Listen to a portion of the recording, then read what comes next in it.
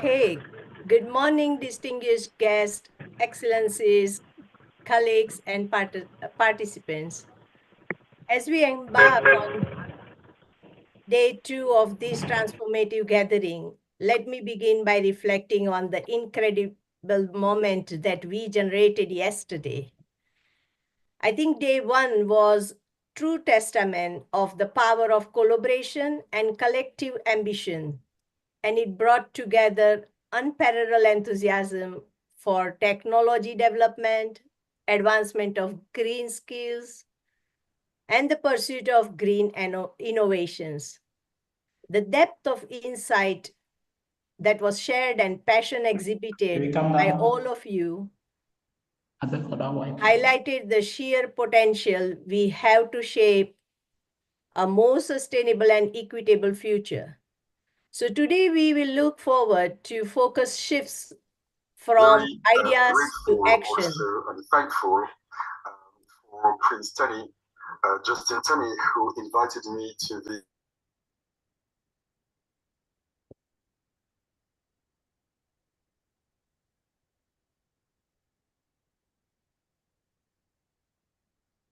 So today we need to move from ideas to action, from envisaging what is possible to implement projects that will make a tangible difference on the ground.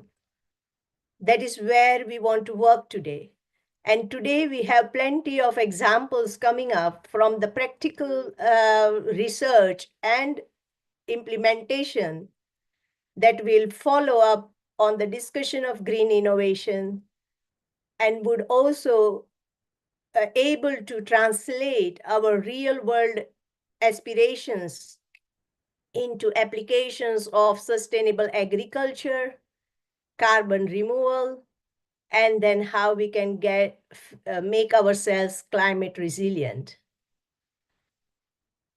We know that we are vulnerable to climate change, but we need to benefit from the breakthrough of such technologies and the knowledge and the past experience, but also forecasting the future for us.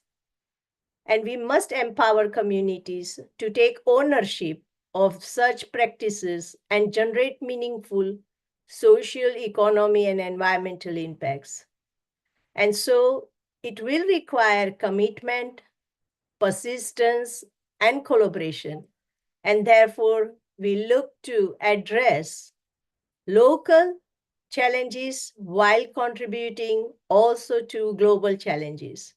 And the channel and the enthusiasm that we create today for concrete outcomes should remain altogether from the groundwork to the end of that journey, which would maybe never end but continue with our generations. So I will stop here and I look forward to the productive and action-oriented day 2. I will hand over to welcome Justin, Prince Justin, as our GSFN, UFA-GSFN partner to give 2 words for welcome. Thank you. And I also see Queen here now, so followed by Justin, we will hand over to Queen. So Naya, you can invite her. Okay, thank you. Okay, thank you very much, Dr. Renuka, the CEO of Global Sustainable Futures Network based in UK. We are going to hand over the floor in a moment to Queen Aji, Marie-Ange Bilot. She is the Minister of Culture and Historical Legacy of the State of the African Diaspora and the co-chair of the Royal Chamber of the State of African Diaspora. So we are going to hand over the floor to Marie-Ange Bilot, the Minister of Culture and Historical Legacy of the State of African Diaspora. Welcome, Her Excellency.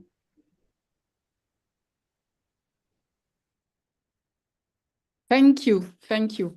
Greetings to Dr. Louis George Tin. He will address a message to us this morning.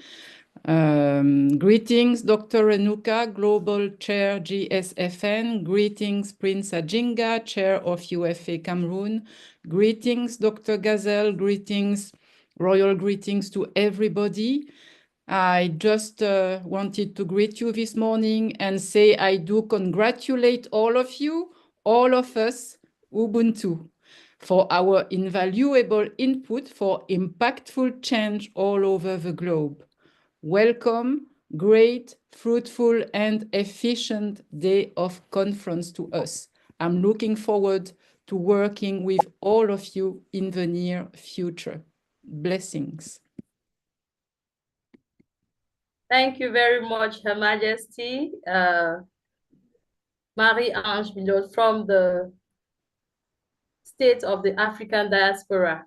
So we are going to be handing over to Prince Ajinga, the CEO of Union Farms of Africa and the chairperson of this Global South Summit. So over to you, Prince Ajinga Josta. Thank you, merci beaucoup. Royal greetings and blessings to everybody.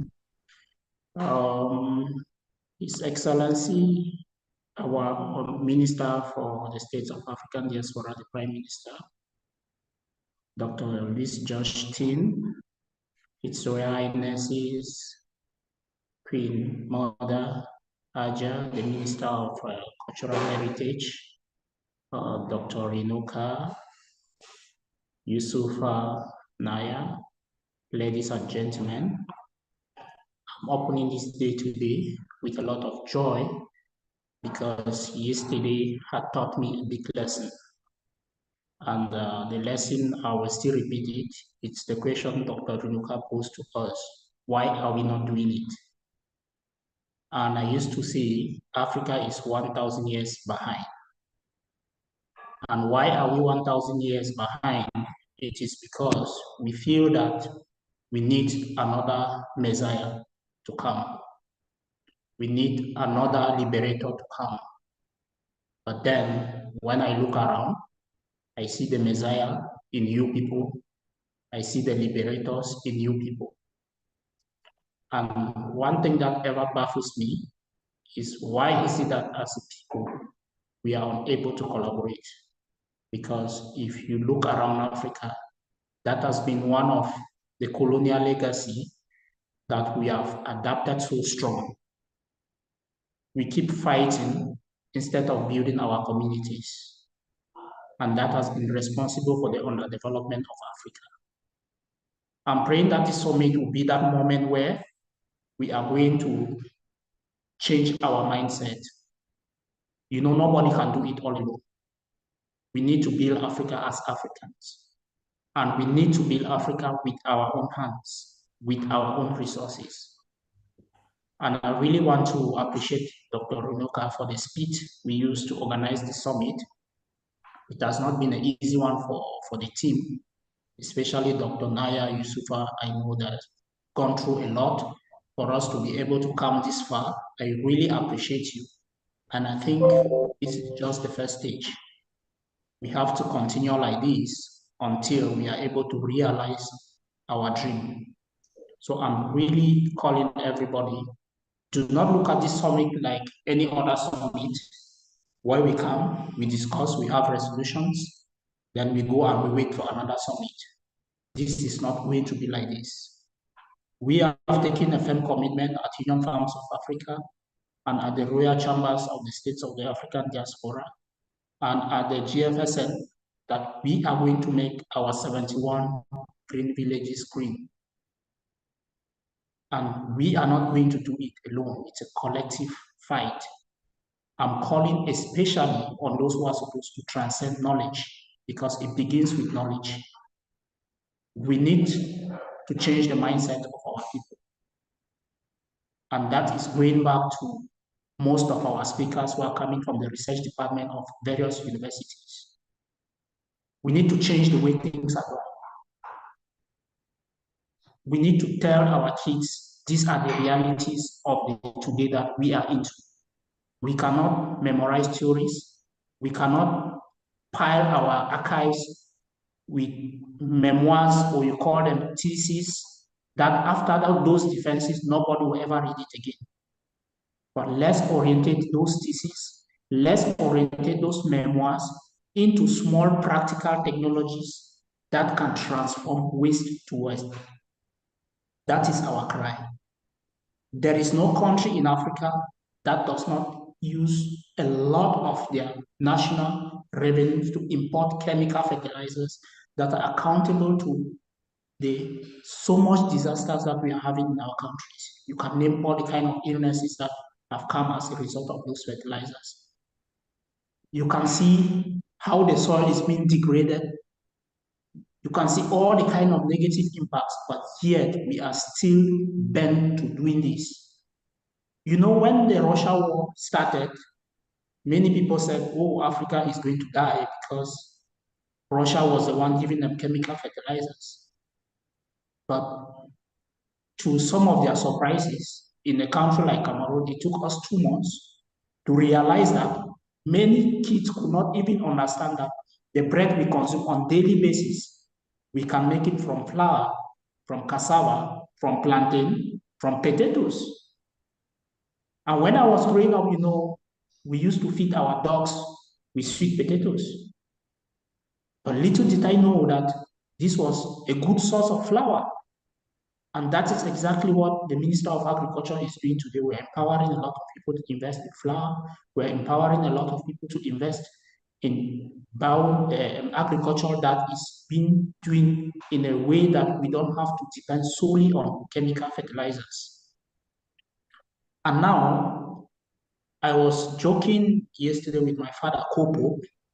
More than 5 years ago, or 7, 8 years ago, he came to Cameroon when we were doing Union Farms of Africa, and we proposed to a locality that we are ready to buy all the waste that the company that is collecting waste, I don't want to mention their name, was collecting and dumping in the cities. And the guys asked us, why do you want to buy the waste? We said, we want to do the waste, we want to recycle the waste, sort them out, and we are able to produce fertilizers to give to the farmers in that region. And after intense consultations for 15 days, the mayor was bold enough to tell me that, Justin, I can't do this with you because you are an African. So I am putting this to all of us as a challenge. We are brothers, we are sisters. I overheard Dr. Yusuf saying that I need to learn Swahili. We all need to speak Swahili. That is our mother language. We all can speak French, we all can speak English, we all can speak Chinese, we all can speak. I was in Marwa, that students are already learning how to speak Chinese, sorry. They are taking a degree in Chinese language. But there's no university in Africa that gives a degree in our own languages. So the language of this summit is waste to wealth. We have to do something very small to get this initiative started. And I'm pleading with the newly recruited ambassadors for the State of African Diaspora. You are not ambassadors because you are expecting money to come from space. You are ambassadors because communities to your countries. And once those people are empowered, tomorrow all of us are empowered. So that is the message I have for us this morning. Let's enjoy the summit with calm mind and let's take it home that as we go, we are ambassadors to transform waste to wealth. Just look around, there is a lot of waste. Somebody was telling me, even mango seeds. Every day we eat mangoes, we eat plums, we eat all terrible kind of seeds. We throw them away. But look at our urban cities, they are growing at a very fast pace. But nobody cares to plant anything. So there are a lot of waste around us. You just need to focus on one and take it so that with this collaboration, we can take it to another level. Thank you very much for your time. I wish everybody the best of your time with us. Make your notes. We are open to you. Queen Aji is there for the young ambassadors. You can always approach them. Dr. Rinuka is here. I'm praying that after this event, she is able to have another office in Africa very soon. We are working on that. Dr. Naya is there. My brother Yusufa is there. So I'm begging and pleading that we all should really put our hands on deck to make sure that what we are acquiring here is not going to rust in our libraries. Thank you so much. Thank you so much, Prince Ajinga Justin of Union Farms of Africa. We are all ambassadors ready to transform waste to wealth in a different country. So before we move on to the first, before we hand over to the chair of the day, we are going to listen to the speech from the Prime Minister of the State of the African Diaspora. And just to remind us all who may not be aware, State of the African Diaspora is the sixth region of the African Union, created in the year 2018 to bring African descent together who may want to have something back to do in their respective countries. So I'm going to hand over the floor to Dr. Renuka, who will in turn make us listen to the speech, a live video from the Prime Minister of the State of the African Diaspora, His Excellency Dr. Louis Georges Tin. Over to you, Dr. Renuka.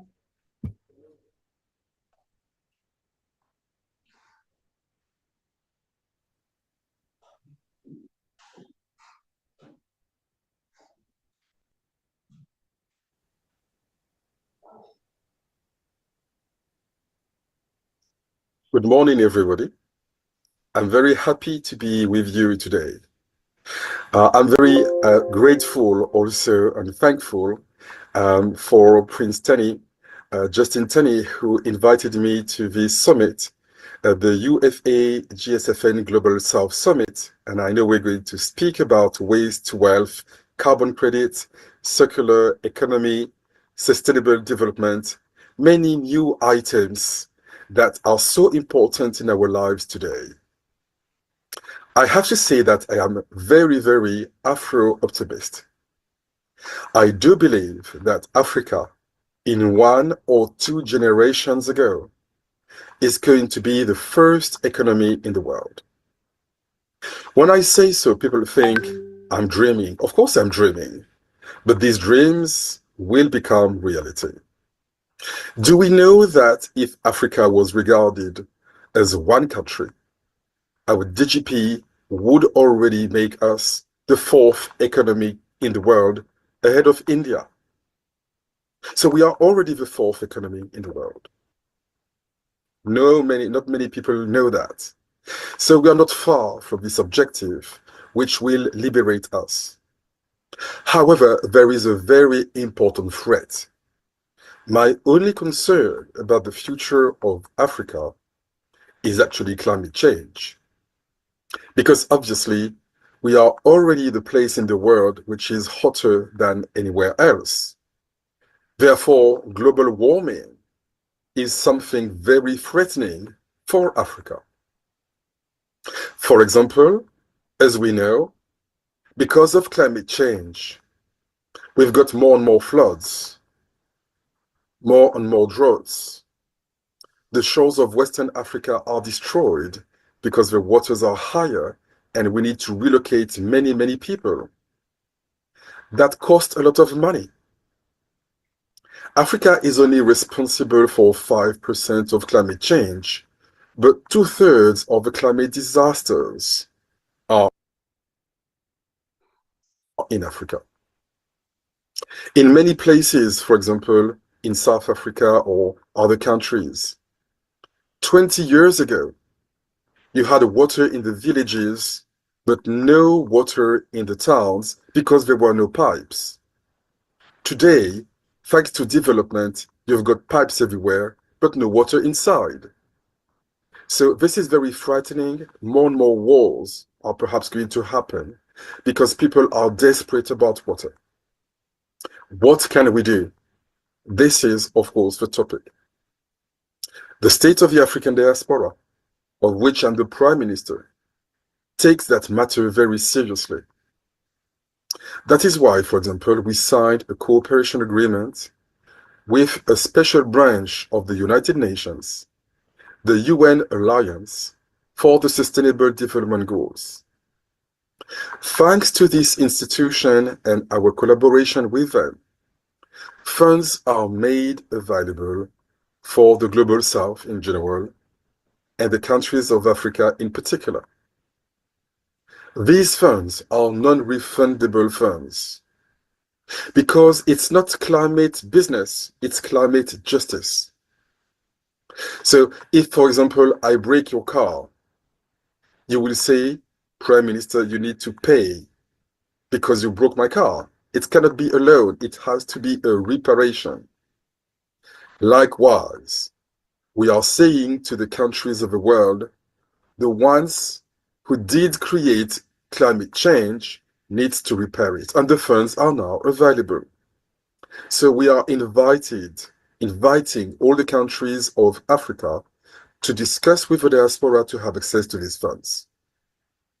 One of the important topics also is carbon credit market. As you may know, people who pollute have a way to repair the damage they are creating. They can, for example, sponsor and fund forests in other countries. So you pollute X amount of carbon, but you compensate by paying forestry in the world in another country. This is what is called the carbon credit market. However, as usual, there are discrepancies, differences which are actually financial discrimination. Because the ton of carbon credit in the north is sometimes 20, 30, or 60 times more expensive than the price in Africa. Which means if, for example, you have this forestry in Africa and you contribute to save the planet, the reward that you will get is smaller than the reward that you would get if you were in the United States or in Europe for the same exact action. How is that possible? Because we are not united and we are not informed. So it's very easy for people who manage the international carbon credits to say, instead of buying carbon credits in the United States or in Asia, let's buy it in Africa, it's cheaper. Africa is always cheaper. And they don't even know they are cheaper. And if this person is not okay, we can buy in another place in Africa, it's going to be cheaper anyway. So you understand how we may be fooled because of the lack of synergy in Africa and collaboration. This is why I'm very happy to announce today that I have given a mandate to Prince Justin Tani to work with SOAD on the establishment of the African carbon credit market. We are working now with private entities, and I'm glad to say that Prince Tani has signed a MOU with the Royal Chamber of SOAD to make available 1 million hectares of land. So all this land is now available to contribute to this carbon credit market. And we are also in discussions with several countries so that they join the market. And at the end of the day, hopefully, it will be impossible for the countries outside of Africa to organize this climate dumping. The cost will be the cost. It will be the same cost in the United States, in Africa, and elsewhere, and people will have to pay the right price. That is also another way to actually create financial opportunities for Africa while trying to solve or at least mitigate the climate issues. So, as you understand, I have mentioned this collaboration with the UN Alliance. I have mentioned this carbon credit market. And now we would like to invite all the countries of Africa to join these initiatives because opportunities are available, financial opportunities are available, climate opportunities. And that is the only danger for Africa. The only danger for Africa. If we manage to overcome these challenges, we shall be in a position to create prosperity on the continent of Africa. Believe me, let's work together. Thank you to all of you.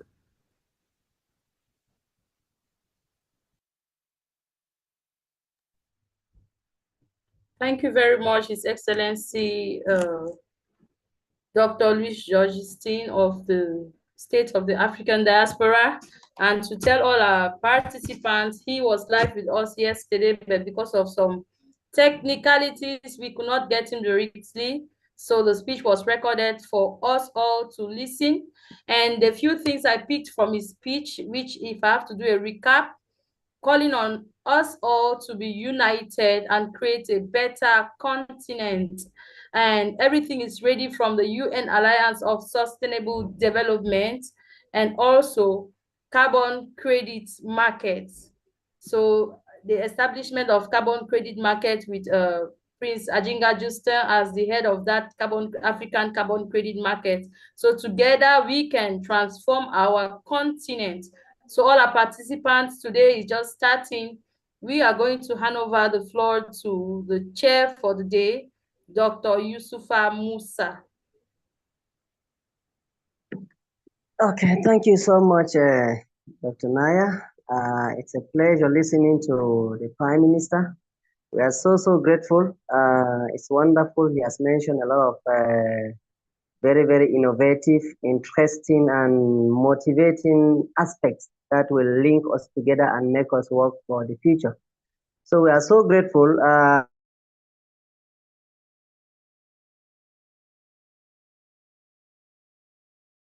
Not to waste a lot of time, we are going to call on Mr. Tanga Marcel to move on with his presentation, and he will introduce himself and we move on straight away. Thank you so much. Do we have Tanga Marcel with us? Yes, I think it's available. Monsieur Tanga Marcel, vous avez la parole. Yes, good morning to all. Good morning. Good morning, Mr. Tanga Marcel. Thank you so much. Thank you, sir. I'm calling Tanga Marcel, as you said. I'm rural engineer, agronomist, environmentalist, hydraulic expert. What can I say? I want to say thank you. Thank you, first of all, for Modibo Abubakar, the president of LEAD Cameroon, who chose me to represent LEAD during this summit. Also thank Dr. Renuka, Dr. Nayad, Prince Ajinga. Thank you, sir. It's my second time to be with you, Prince Ajinga. We were in the CRTV during CRTV News, and it was powerful. And since today, Cameroonians are sending me a message about our presentation during that emission about Cameroon Global South Summit. Today, I have two presentations, but the first one will be about agroecology as a farmer solution to climate change in Africa, Cameroon case. In fact, I will give some definition.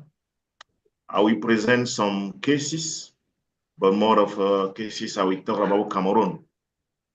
I'm in old school. It means that my presentation I sent to Dr. Nayat. I don't know if she can put on the screen. If not, she will share with us.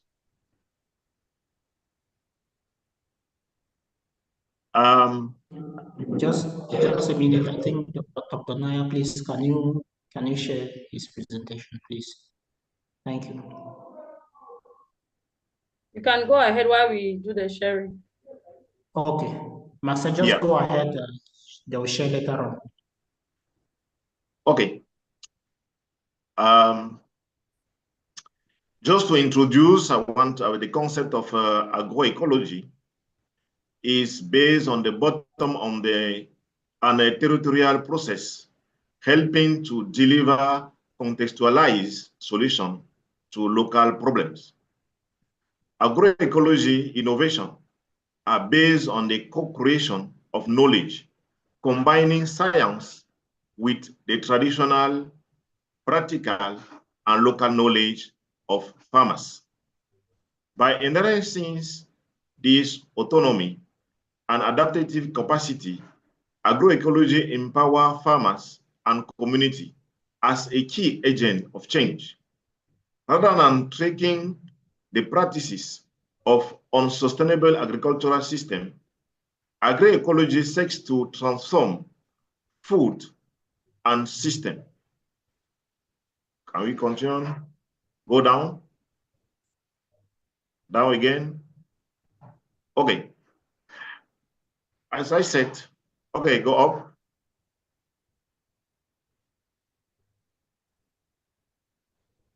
Okay.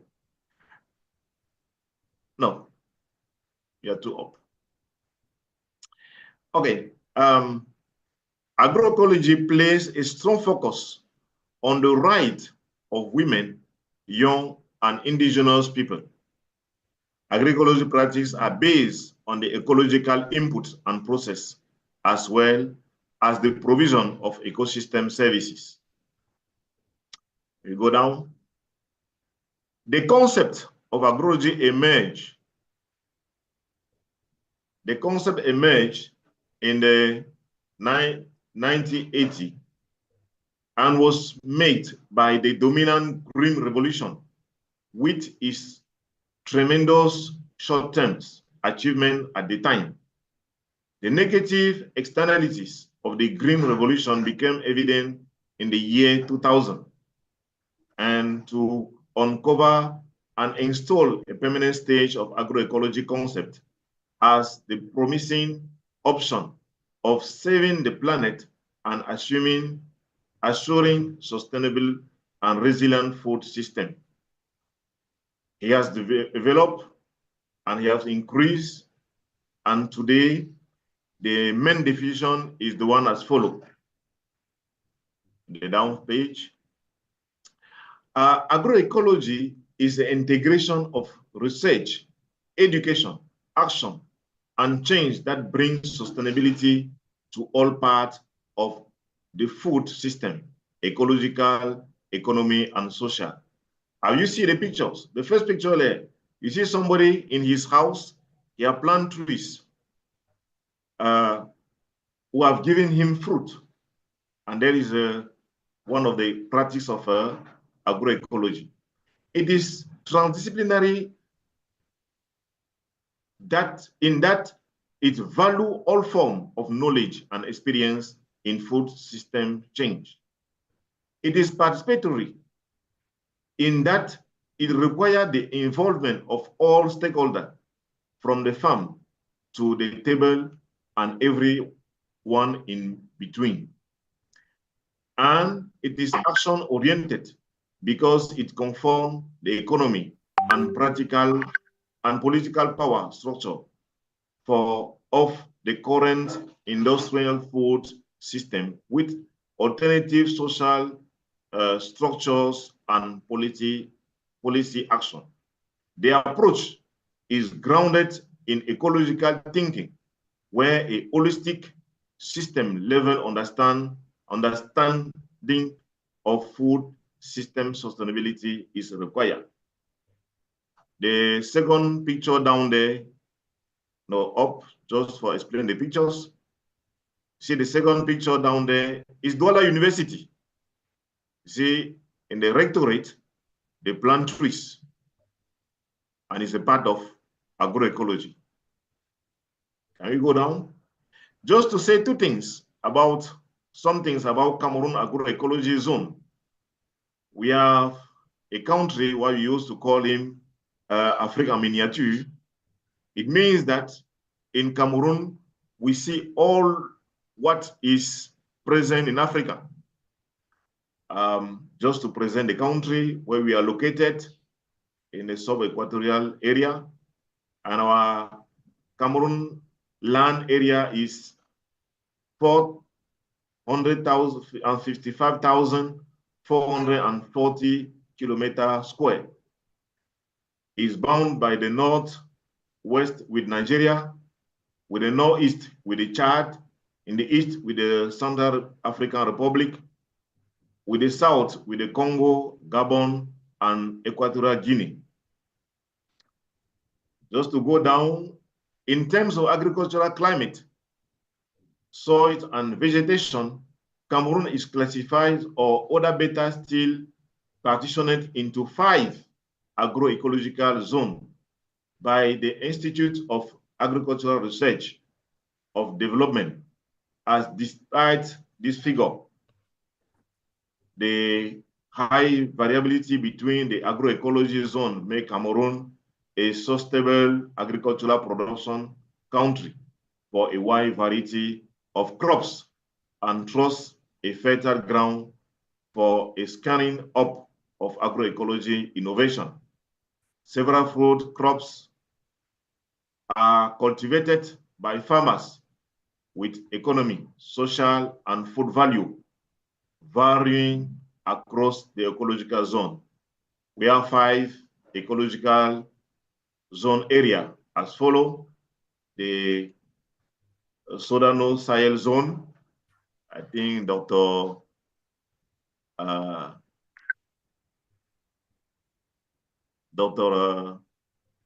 Yusufa will understand me better when we talk about the Sudano Syria zone in Cameroon.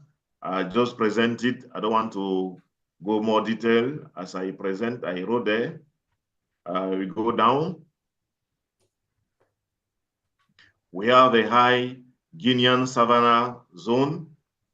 We have a western highland where I came from. We have humid forest.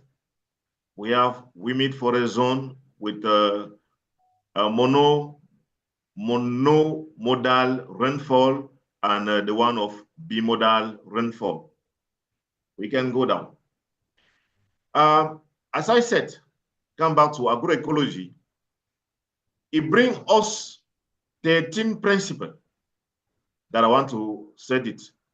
The first principle is recycling, including closing nutrient and biomass resources cycle. The second principle is input reduction. The third principle is enhancing soil health. The fourth principle is ensuring animal health and welfare. The fifth principle is enhance biodiversity at field, farm, and land scale. The sixth principle, if you go down, is about enhancing synergy across agronomy or environmental outcome by strengthening ecological interaction and process. The seventh principle is economic diversification to provide greater financial security to farmers. The eighth principle is co-creation of knowledge.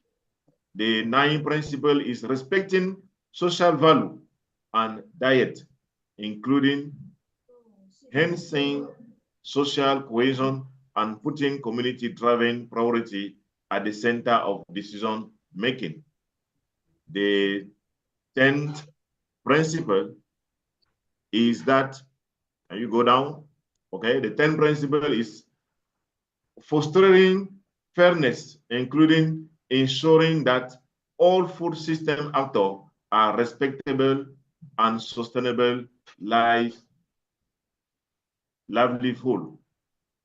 The 11th principle that is increasing connectivity between producer and consumer by promoting a local market and short distribution network. The 12th principle is that is strengthening local land and natural resources governance. The 13th principle is that is encourage and facilitate participation of food producer and consumer in decision making. Okay, that is a principle of agroecology. Let's take some of, let's say, 3 agroecological practices in Cameroon. Baucha. Wow, yesterday, one of the speakers really present the matter of Baucha. I just sent a picture how some farmers produce Baucha in their farms and how they apply it in farms. And it's a wonderful.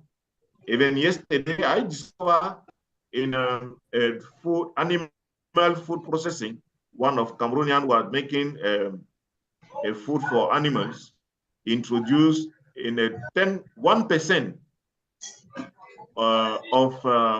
voucher in the food of animal.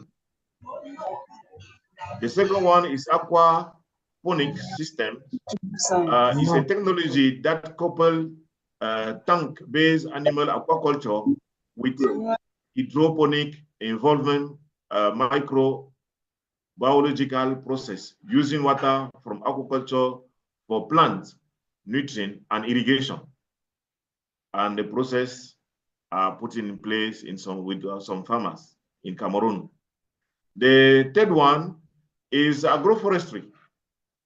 Some research have proved that in the raw forest, when they plant cocoa, coffee with the forestry system, he absorbs more carbon than a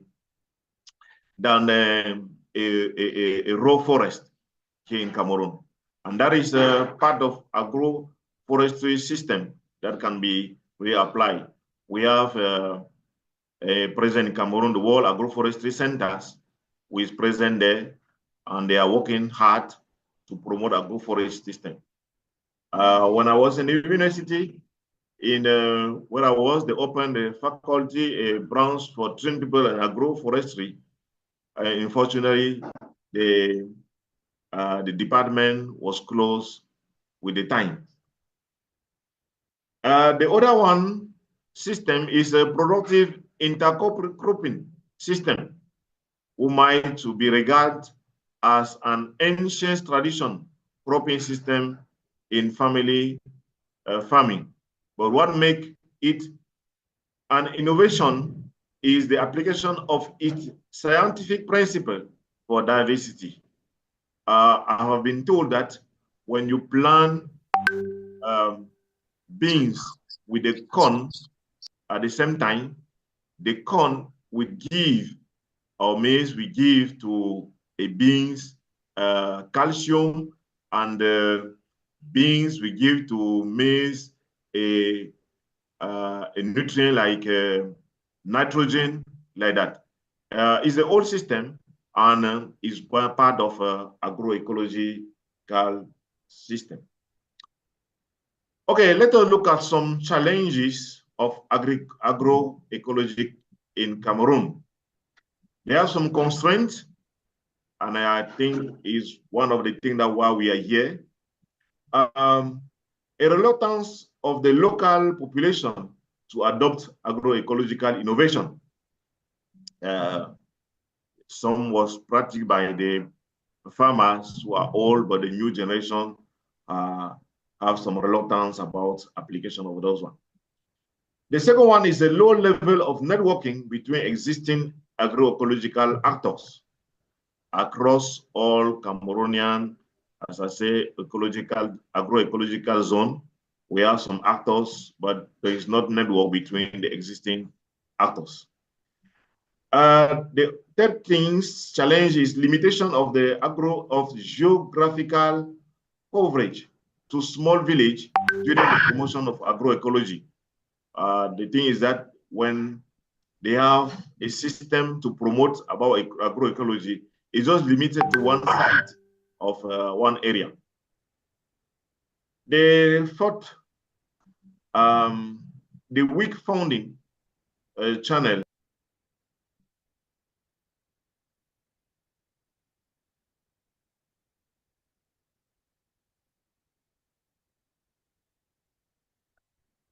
Monsieur Marcel, on mute, please. Okay. Okay. Sorry, it was my mistake. So please continue now.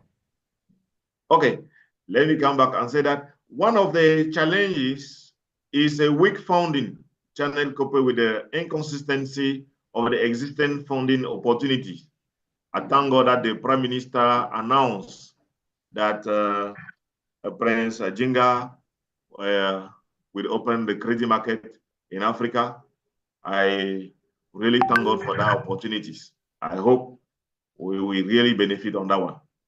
The last one that I can mention is that is the low advocacy in favor of agroforestry through education, proper teaching program, and communication channel, including the radio, television, and media. As I first of all mentioned, last Tuesday, we were in the national television with Prince Ajinga, and we cover about 45 minutes. Emission was while hearing by Cameroonian. Okay, by doing so is a call to action. A call to action is that how can stakeholders support and invest in agroecology in Cameroon and in Africa? Emphasize on synergy, collaborative effort to ensure that food security, environmental sustainability in Africa. I heard Prince Ajinga says that we want to be a synergy and cooperative. I think that was, if we implement that one, it will be very good for us. The telethon is inclusive, equitable, sustainable strategy, ensuring that all society members benefit from agroforestry. In conclusion, I paste the picture down. Yes. Yes, in conclusion, you see participants of this summit and Cameroonian are expecting from all the partners their input to promote agroecology. It is a tools in the hand of farmer to react on climate change. Can we do something? You see farmers are waiting on us, and as there, we can do something. Thank you for listening.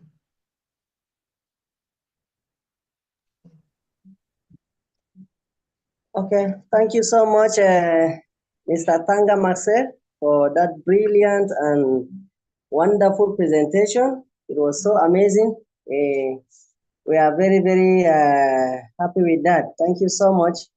And we call on the next presenter to get ready. I don't know, before the next presenter comes, if there are some questions, we may go in for the questions. No, we don't have much time. We have just 2 hours to go for this first session, but we have a lot of presenters who are on the line waiting.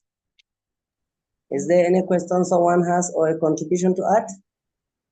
I would like to just add a few things here. And we have one hand raised. However, I would like to congratulate Marcel Tanga for presenting it in English, because yesterday he mentioned he won't be comfortable, but I feel he is quite prominent in English. So thank you very much for presenting this. But also I would like to reflect on the comments that all has made here, that I think there are plenty of things going on, but they are segregated. So let us come together and make a group of leaders who can then take the voices to the ground level, wherever they have these networks, and increase the enthusiasm and interest in people to increase more effective and productive outcomes of all these. Things are happening. It is only making it more impactful. So, and that is what I think here all the leaders are mentioning, and I think that can be done very easily. And with the technologies such as Zoom or any like WhatsApp also, we can have a WhatsApp group for leaders, and then that can follow up. So I would definitely encourage someone to take this initiative and move that forward. Thank you.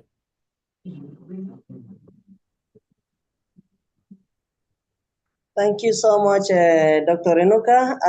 If there is no other question, we may move to the next speaker. No, I think Dr. Joy has a question. Yes, thank Okay. you. Thank you, Dr. Yusuf. I was very intrigued by this presentation, and congratulations to you for making it. And in the zones, I was interested whether those ecological zones are under the leadership of traditional leaders or chiefs, kings, and whether within that leadership, that governance by traditional leaders, there are ceremonies that interlink with communities because of your low participation with communities. I was interested in finding out if it is a community-based zone that you're talking about. But thank you for sharing this experience with us.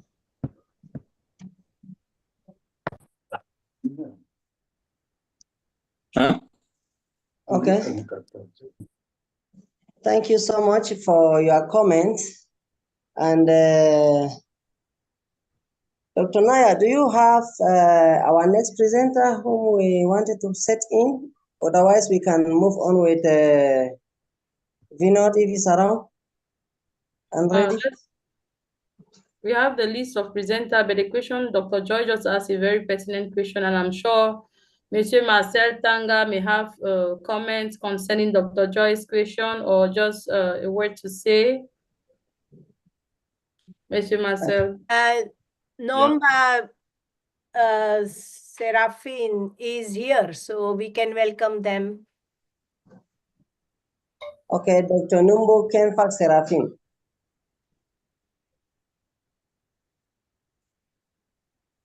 Is Dr. Serafin around? Maybe she's muted. Can she unmute? While she comes, can you allow Access to respond to the question that Joy just asked, please? I think they are muted. They might unmute themselves.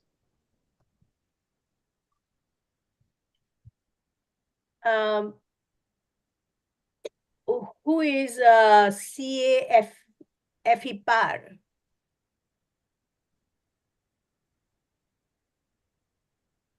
I've written Dr. the names Yusuf, of... I think the Queen Mother's hand is up. Okay. Okay. Yes. Okay. We may allow the Queen Mother to have a word. Maybe she unmutes. Yeah. Yes. I just wanted to give an answer to Dr. Joy Ndwandwe. She is our Dean for the Royal Faculty of Historical Legacy. She is part of my minister, and we work together for the villages, and she is part of the Royal Chamber. I wanted to say that we work together with Prince Ajinga, we work with Dr. Renuka, and for sure today and yesterday, lots of people from Cameroon talked, but our community is international, and for education and everything that are needed for us in the Royal Chamber, for the kingdoms, chiefdoms, we will work together with them, and we will apply everything for all our villages because we are in partnership with them, and that's why we are here. Thank you. Thank you so much, Queen Mother. We are so grateful with that clarification. Thank you so much.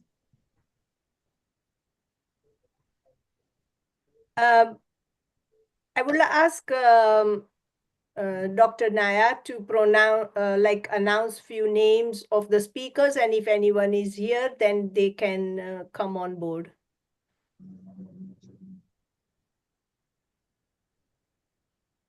Are we missing? So for the speakers, Dr. Numbo will come later. She just mentioned that she may not be able to present now, which is not a problem. But we have other speakers who are available to speak. We have the director of COP CA-AFIPAD. I don't know if she is around. If you are around and you are a speaker now, could you just please unmute? Or Mr. Kenzon Bertrand, Peke Kuku Leon, Carlos Richard, Nzimbwe Collins, Shekina Roda. If any of the speakers are available, could they kindly unmute and take the floor? Hold on. I see Carlos here. Who Carlo is here? Like one of the Carlos name. Carlos Richard. Is Carlos Richard here? Carlos Richard Sanko. Is Patrick here? There was also Dr. Ibrahim Ashil. Yeah. I don't know if he's here. Ibrahim Ashil. I think he's not here now. No. Okay. And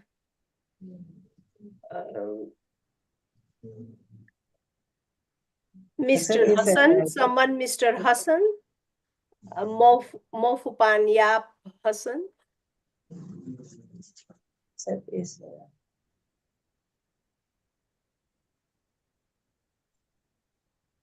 So I'm sure most of them are trying to log on.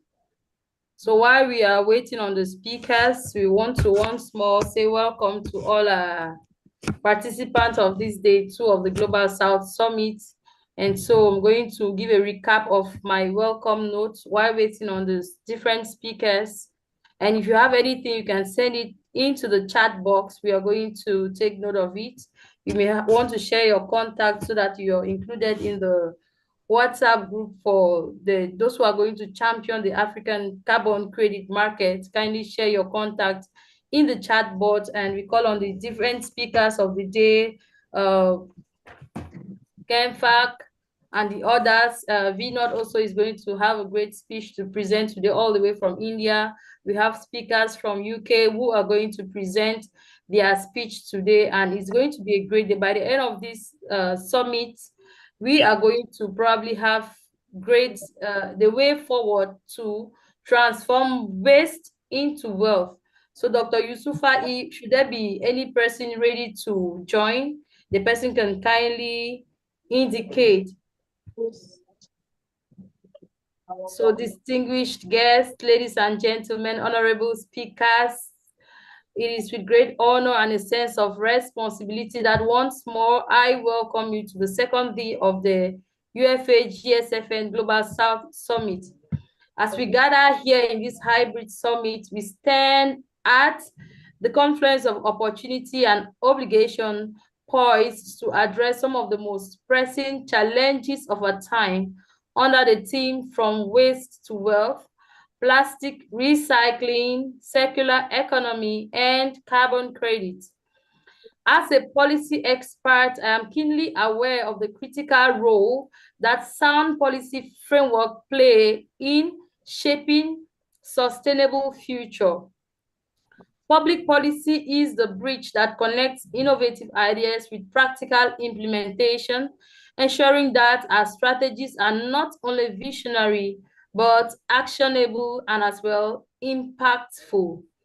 We find ourselves at a pivotal moment in history where the decisions we make and actions we take will shape environmental legacy we leave behind. The present challenges of plastic pollution, waste management, carbon emissions transcend borders, impacting communities globally. And it is through summits like ours that we harness collective expertise, like the Prime Minister mentioned, innovative solutions and collaborative efforts to drive, of course, impactful change. This last day of the summit represents a unique platform where policymakers, industry leaders, academics, and civil society can converge to share insights, explore best practices, and forge collaborative pathways toward a circular economy. The transition from a linear economy to a circular one is not merely an option, ladies and gentlemen, it is an imperative.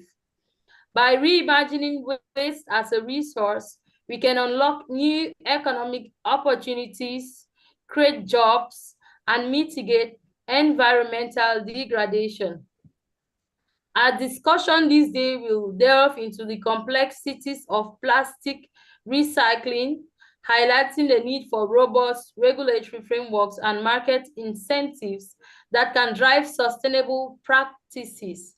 We will as well, ladies and gentlemen, examine the principles of circular economy, emphasizing the importance of designing products and systems that minimize waste and maximize resource for efficiency. Additionally, we will explore the potential of carbon credits as a powerful tool to combat climate change, fostering a low carbon future through market-based solutions.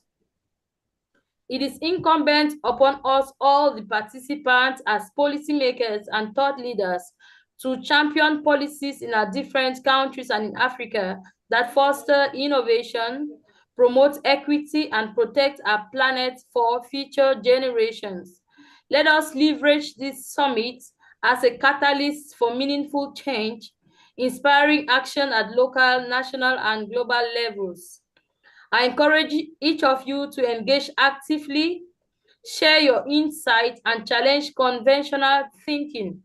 Let this summit be a beacon of hope and a testament to our commitment to environmental stewardship and sustainable development. I want to extend my heartfelt gratitude to the state of the African diaspora and to all the organizations here present, Ministry of Environment, UFA, and the Global Sustainable Futures Network for their unwavering support and commitment to this cause. Together, I assure you all that we can create a sustainable legacy and turn waste into wealth that will benefit not only our communities, but the entire world. Thank you once more for marking yourself present in this second and final day of the Cameroon Global South Summit. And once more, you are welcome. Thank you.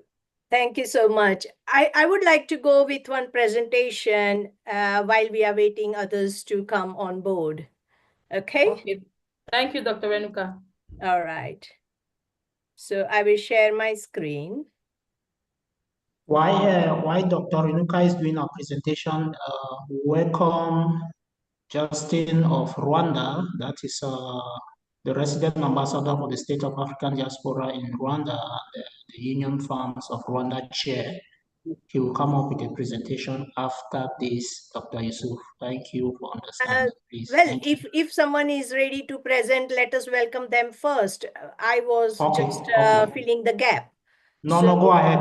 Go ahead so that he prepares himself, then he comes. All right. Okay. Okay. And you can tell me, I can stop whenever you want. All right.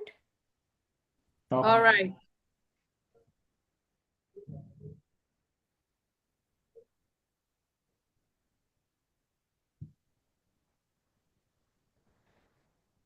So I want to talk about why effective engagement is necessary in delivering these energy efficiency initiatives around the world.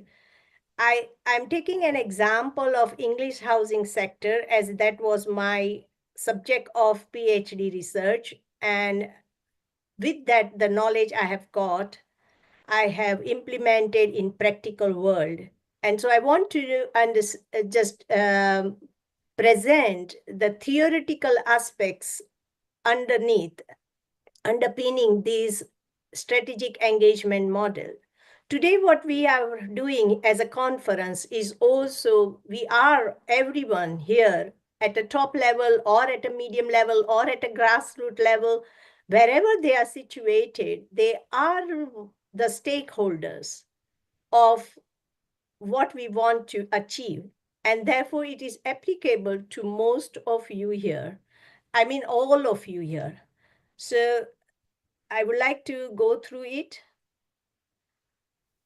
So climate change, what has happened that, today many countries have prosperous, like they have prosperous through technology and so on. And individual prosperity has also grown.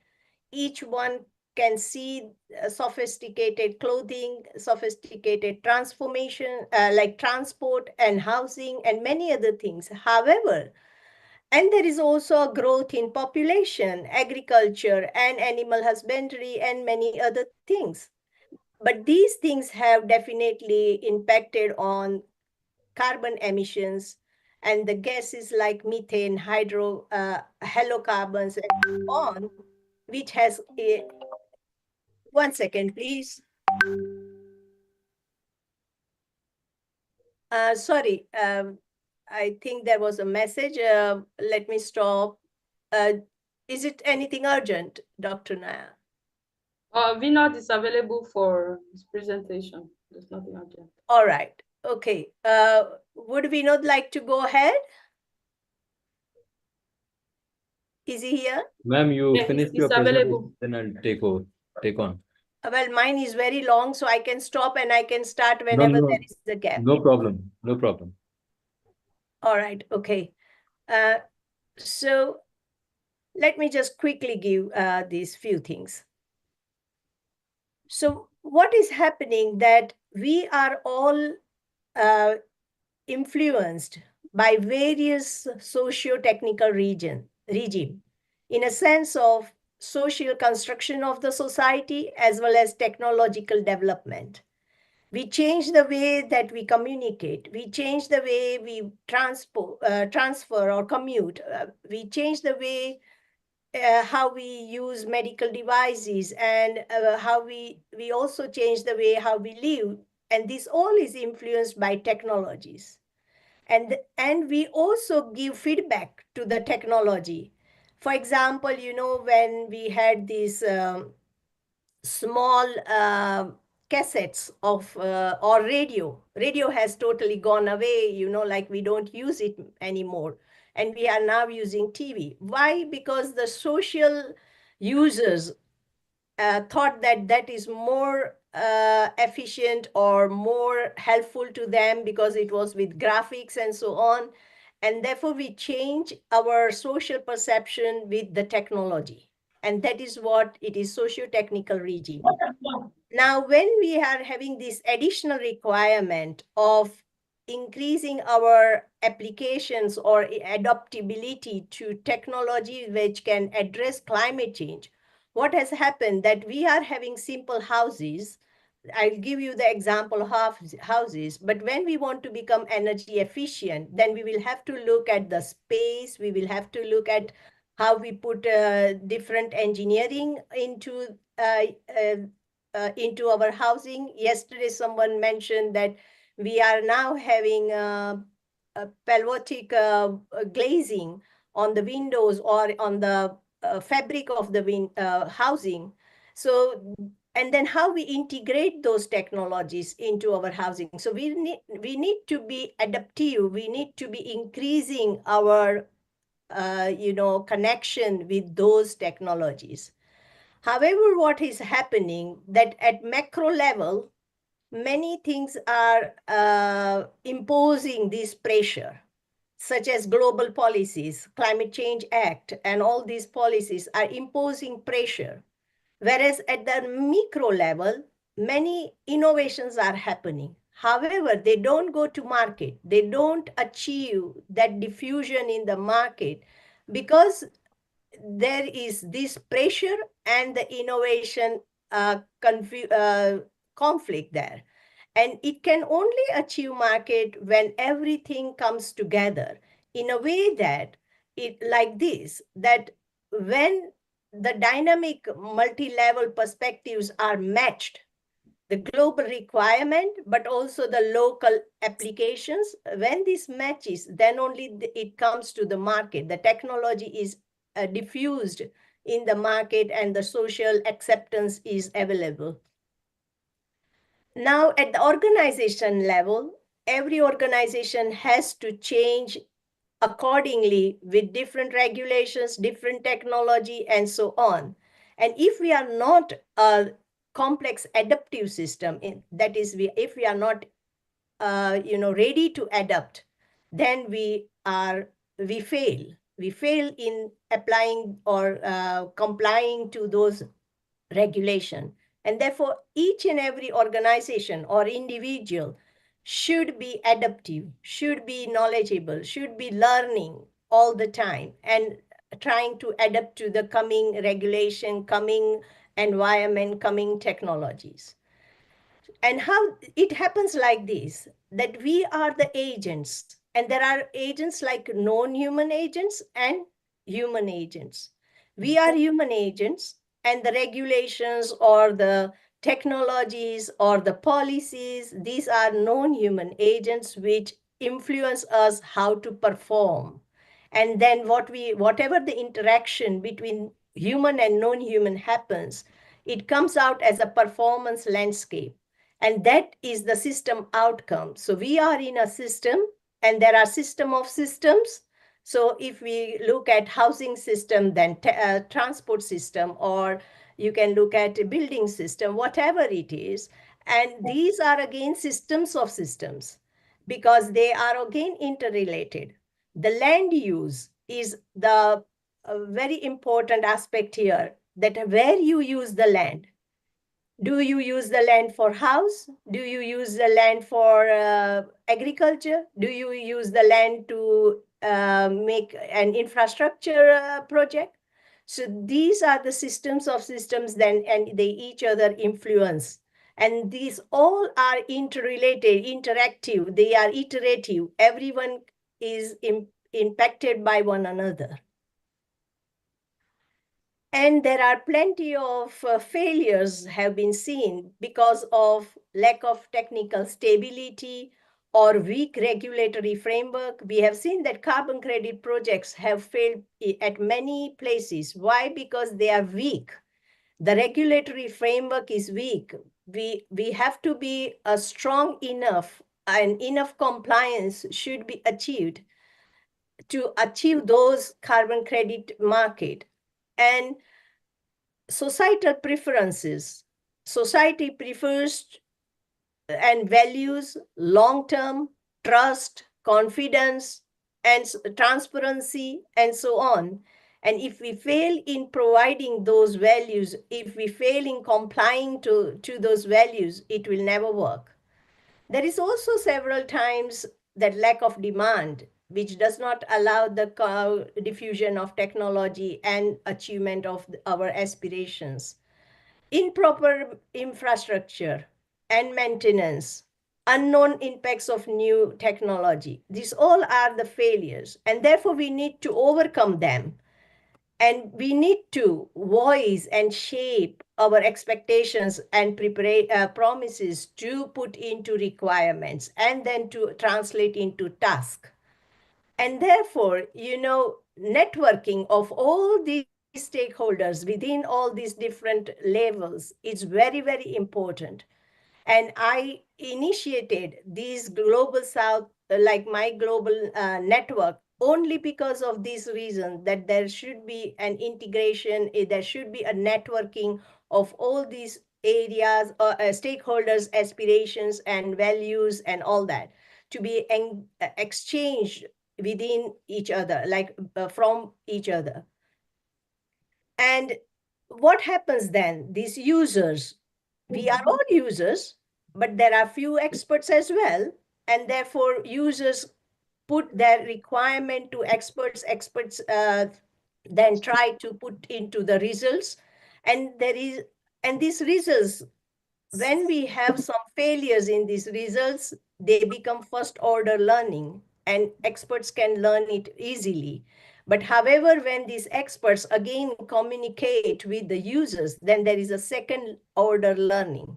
So we all are, the ambassadors, or when we are here, we become at least expert in one or two areas, and we know that knowledge, and then we take it back to our community to translate that to them. And that is why I call all my GSFN members not members, but coordinators. You are the coordinators, you are the ambassadors, you are the chairs of your own expertise to take it back to the, users. Now, this is something that I am very fond of. Any project, any organization can be successful only if they have 5 Ins. And these 5 Ins are investment, information, initiative, innovation, and incentive. If we have these 5 things present in any project, any program, then it can be successful. And it has to be delivered to the end user. But however, these 5 Ins are influenced by many other factors, such as research and development, energy, or whatever. This is an example of housing. So I have put some specific areas of housing. However, many other, even in environmental advocacy, say, for example, you are doing a campaign, you need to understand what the investment is required, what information you are going to give, what innovation is there in there to attract people, what initiative is it, and what is the incentive for the users, and so on. So these 5 Ins are very important for any project. And then this is again a list of things, so that is not so important. Again, there are plenty of different factors influencing any system. So here, this is an example of English housing, so I won't dwell into this. However, I would like to say that, whenever we want a change, there are 2 things, objectivism and subjectivism. We need to have clear objectives, but at the same time, we need to have people's subjectivism in it, that will they accept these objectives? And if that is possible, then only we can move toward interpretivism. And I believe in that we can interpret, we have to put an intervention in a way that it is acceptable by others. And that is just a theoretical argument. However, I would like to say, what is happening at the moment. Generally, we are experts in one discipline, and that is called disciplinarity. But when we come together on such plane, we are all experts in different areas, and therefore it is a multidisciplinary network. But we need to integrate all these. We need to understand one or two aspects of others to integrate, and therefore it is called pluridisciplinarity. However, when we integrate these theoretical and expert subjects, they need to be put into practical and applicable for the real world. And that is called transdisciplinarity, which is here. And then only we will be able to bring the industry theories or that academics research and the community's aspiration together. So for example, here at the bottom, you can see each one is having a different subject area, which is expertise of each one of everyone, and then that is applied into forestry or agriculture or engineering, that brings several disciplines together.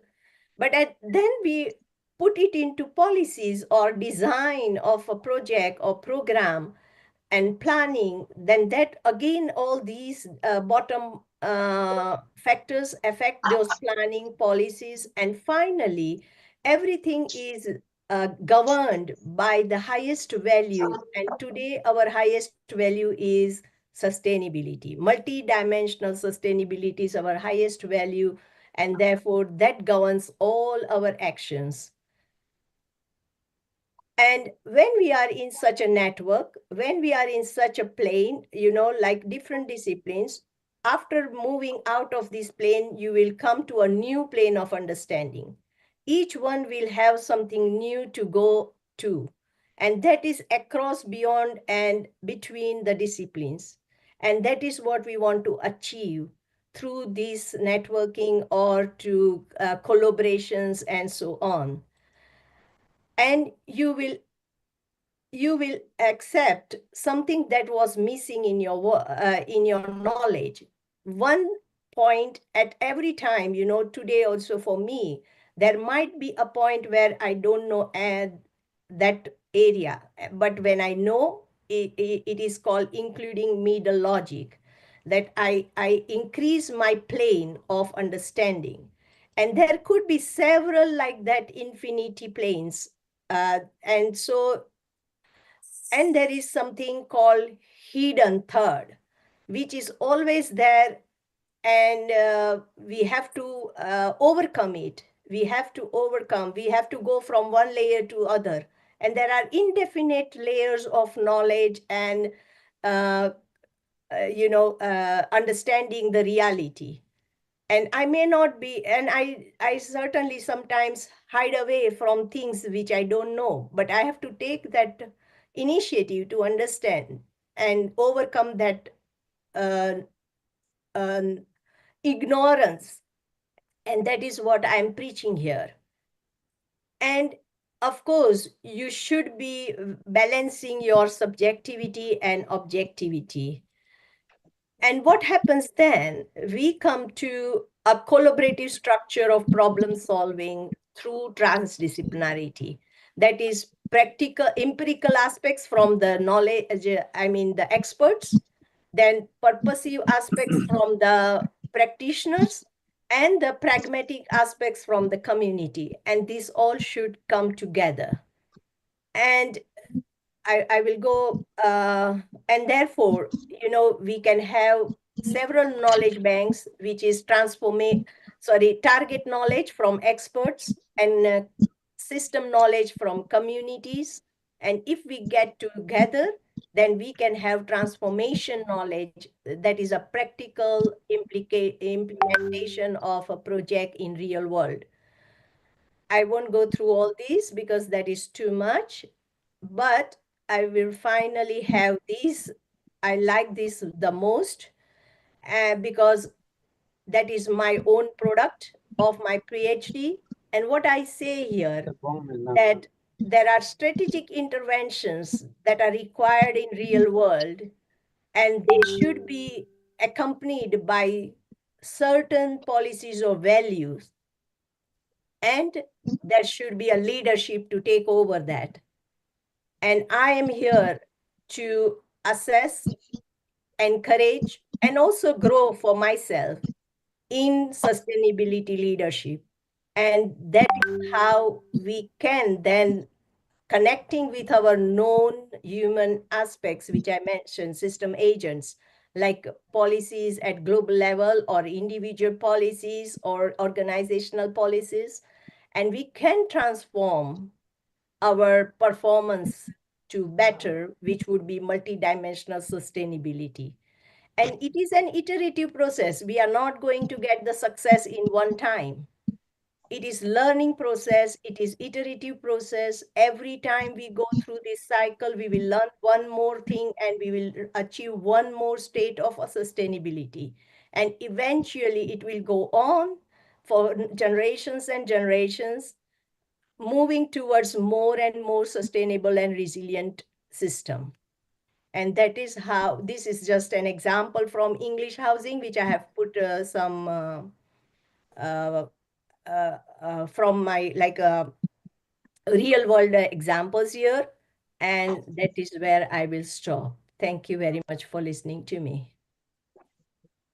Thank you very much, Dr. Renuka. That was a great presentation as a sustainable advocate for sustainable development, and the director or the CEO of Global Sustainable Futures Network. That was very good. That was very rich.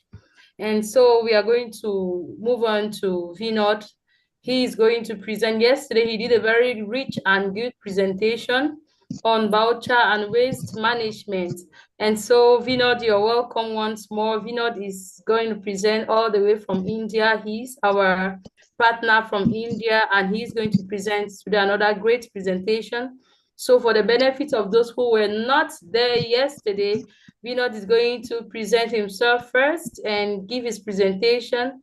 And at the end of the presentation, you don't miss this opportunity. If you may have any question that you want to ask concerning his presentation today, or probably on what he presented tomorrow, you are going to be given the opportunity to ask any question you may want from Vinod, and he's going to give you a very satisfactory response. Thank you very much. And over to you, Sir Vinod from India. Thank you so much for that wonderful introduction. Thank you, all of you, for being present today. I've been patiently listening to all the previous speakers. Excellent discussions going on. To be honest with you, I'm always a little nervous before I start speaking. So please bear with me for the initial few moments, and then once we, get into the flow, I think you should see some improvement in the way I speak and what I'm going to cover. So we are going to be talking about the sustainability opportunities that are there. I'll just share my screen.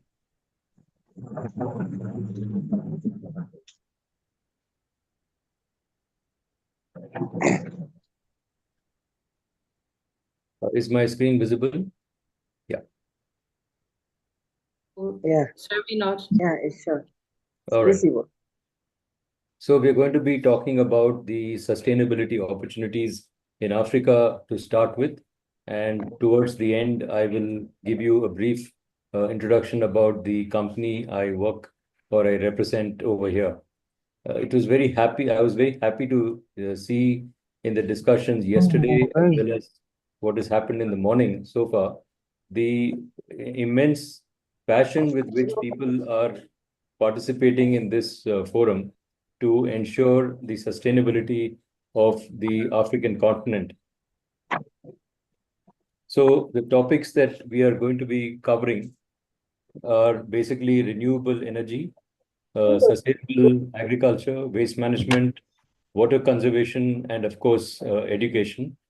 All these things go hand in hand, and each is important for ensuring that the global warming that is already in process is not just stopped, but is also reversed. So let's talk about renewable energy first. Now, Africa as a whole, and Cameroon specifically, has a lot of opportunities for renewable energy. There's plenty of sunlight, which means there's a lot of opportunities for solar farms to come in, solar projects to take off and generate power. The government may need to be more involved in this.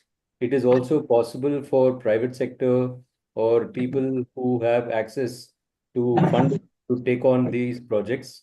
And over a period of time, the kind of carbon credits that get generated will offset whatever is the investment that has been done, apart from the fact that the energy gets sold to a consumer. Now, Africa, what we understand in Cameroon is energy deprived, in the sense there is a shortage of energy in most places. So one of the ways to address this problem, instead of going for what the rest of the world has done by going in for fossil-based or thermal-based energy, is the use of solar, which is a natural process. There is a lot of technology available today globally at a low cost. And if the farms are large enough, they should be able to power the country as a whole. Yesterday, I was given to understand that there are already large solar plants across Cameroon, which means if we look at the implementation of these solar projects, it should be possible to ensure uninterrupted electricity to the villages and the citizens of Cameroon. The next possible area would be wind energy. Wind energy is also a natural source, a renewable source of energy. You can claim carbon credits here also. And wind energy is again a very, very clean form of energy. Initial investments may be a little on the higher side. You need a lot of land, which is available. You need a mountain top so that you get uninterrupted wind supply, which also is available in Cameroon. Another interesting source is the hydroelectric power. There are a large number of rivers which are there in Africa. Countries like Nepal and Bhutan, which are very small in size, generate a large amount of power. Bhutan, for example, generates close to 1,000 megawatts of power, which it exports into India.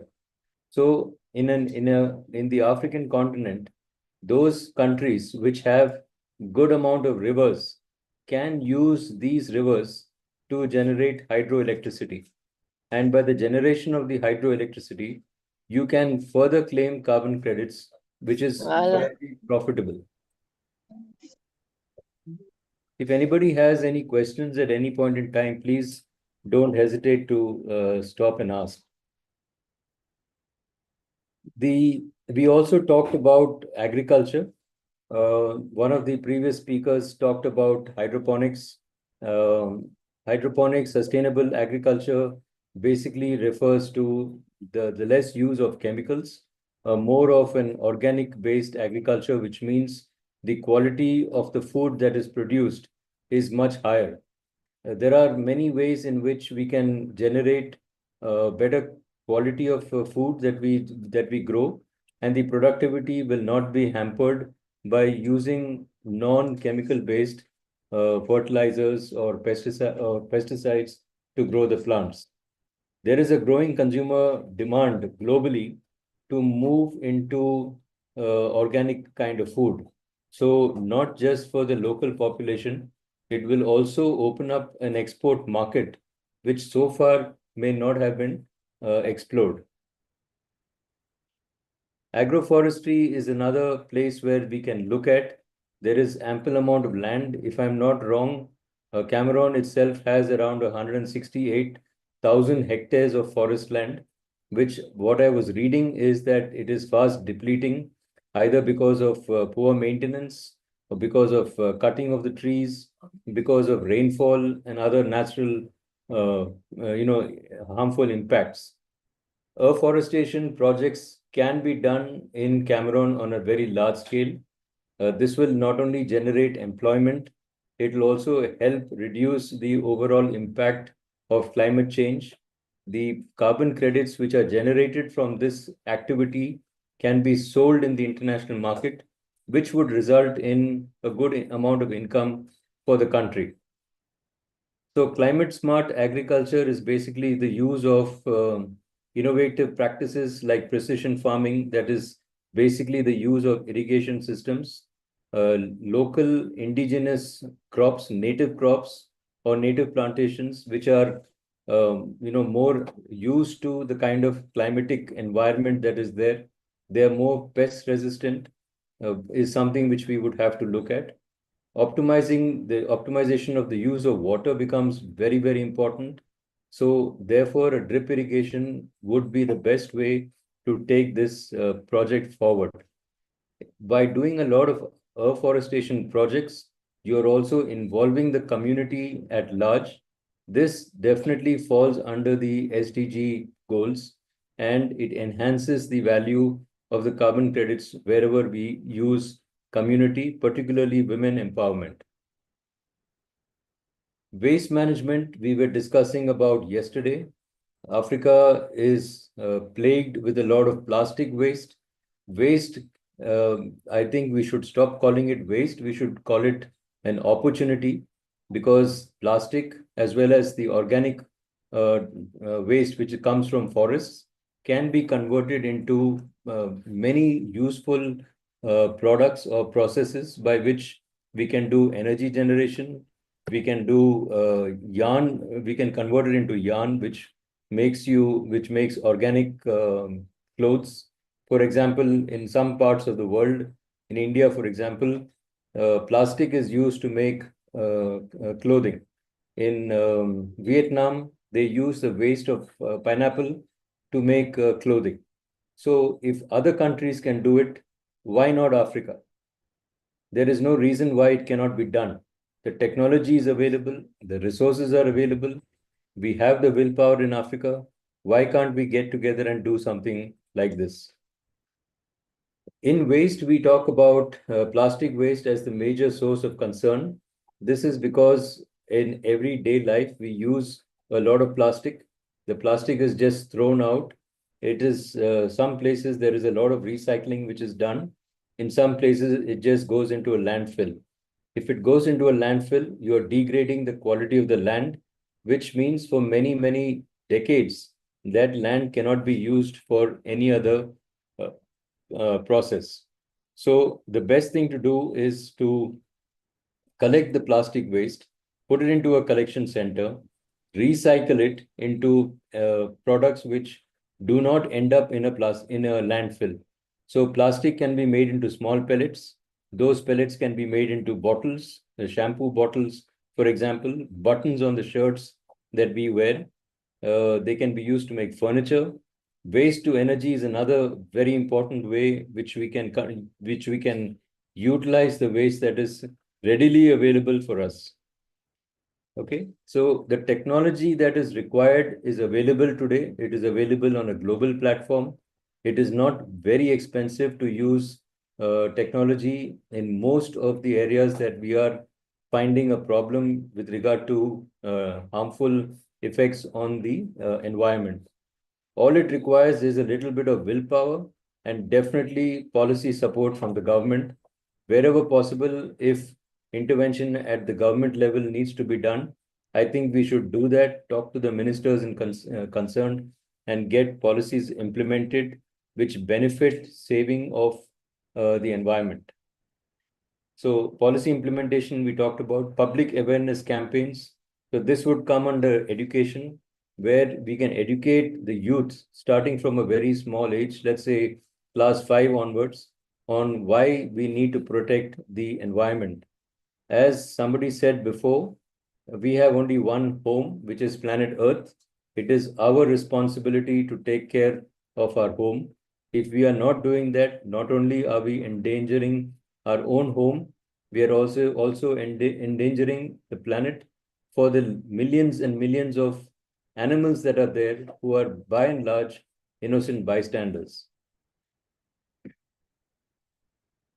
Water conservation. This again is very, very important. Africa has a large number of lakes. It has a large number of rivers. It's also a very hot place in most places. And if there is a deficit of rainfall, all of us suffer. We don't get drinking water at home. We don't get water to bathe. We don't get water to cook. So many side effects are there which are harmful to our daily life.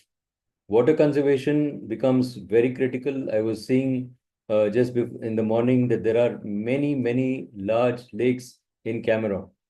Why can't we get together to ensure that these lakes are conserved, that these lakes are used to generate what is known as water credits? Water credits can be monetized in the international market, which will earn revenue for the government or for the community. And that money can be utilized for enhancing the quality of life, quality of education. Many, many ways the money can be used. So one of the ways is, rainwater harvesting by putting in water collection pipes in homes, in offices, and so on. And the better way or the more important way is to conserve the lakes which are already there, to make sure that they are not becoming polluting grounds. That is, we don't dump our garbage there. We don't dump industrial waste there. We don't dump plastic there. By ensuring that we follow certain measures, we will preserve the lakes that are there or the rivers that are there.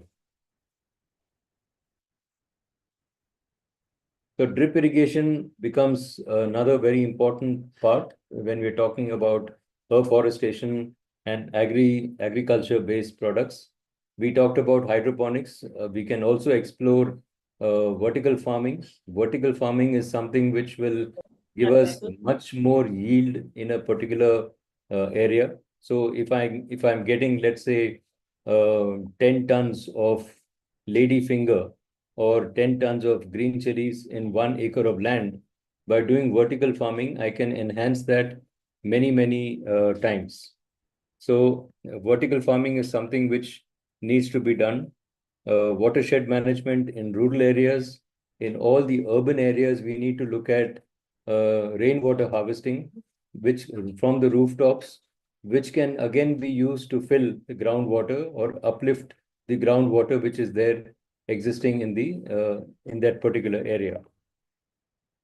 So having said this and having talked a little bit on sustainability, are there any questions from any of you? Yes, Vinod, can you hear me? Yes. Yeah, I'm just curious, because you talk a lot about this carbon credit, but then again, of late, carbon credit doesn't benefit the south. Apparently, these are Western creatures, and a lot of scheme in Kenya, you name it, the local don't benefit. So how do you make sure that this carbon credit, even as close as in Indonesia, there's big scam coming out to identify the local don't benefit? If the carbon credit verifiers, all that, then how you make sure before even promoting this carbon credit that local benefit? Every $1, if only 10 cents goes to the local, 90% goes to those verifiers or that guy. What is in for the African?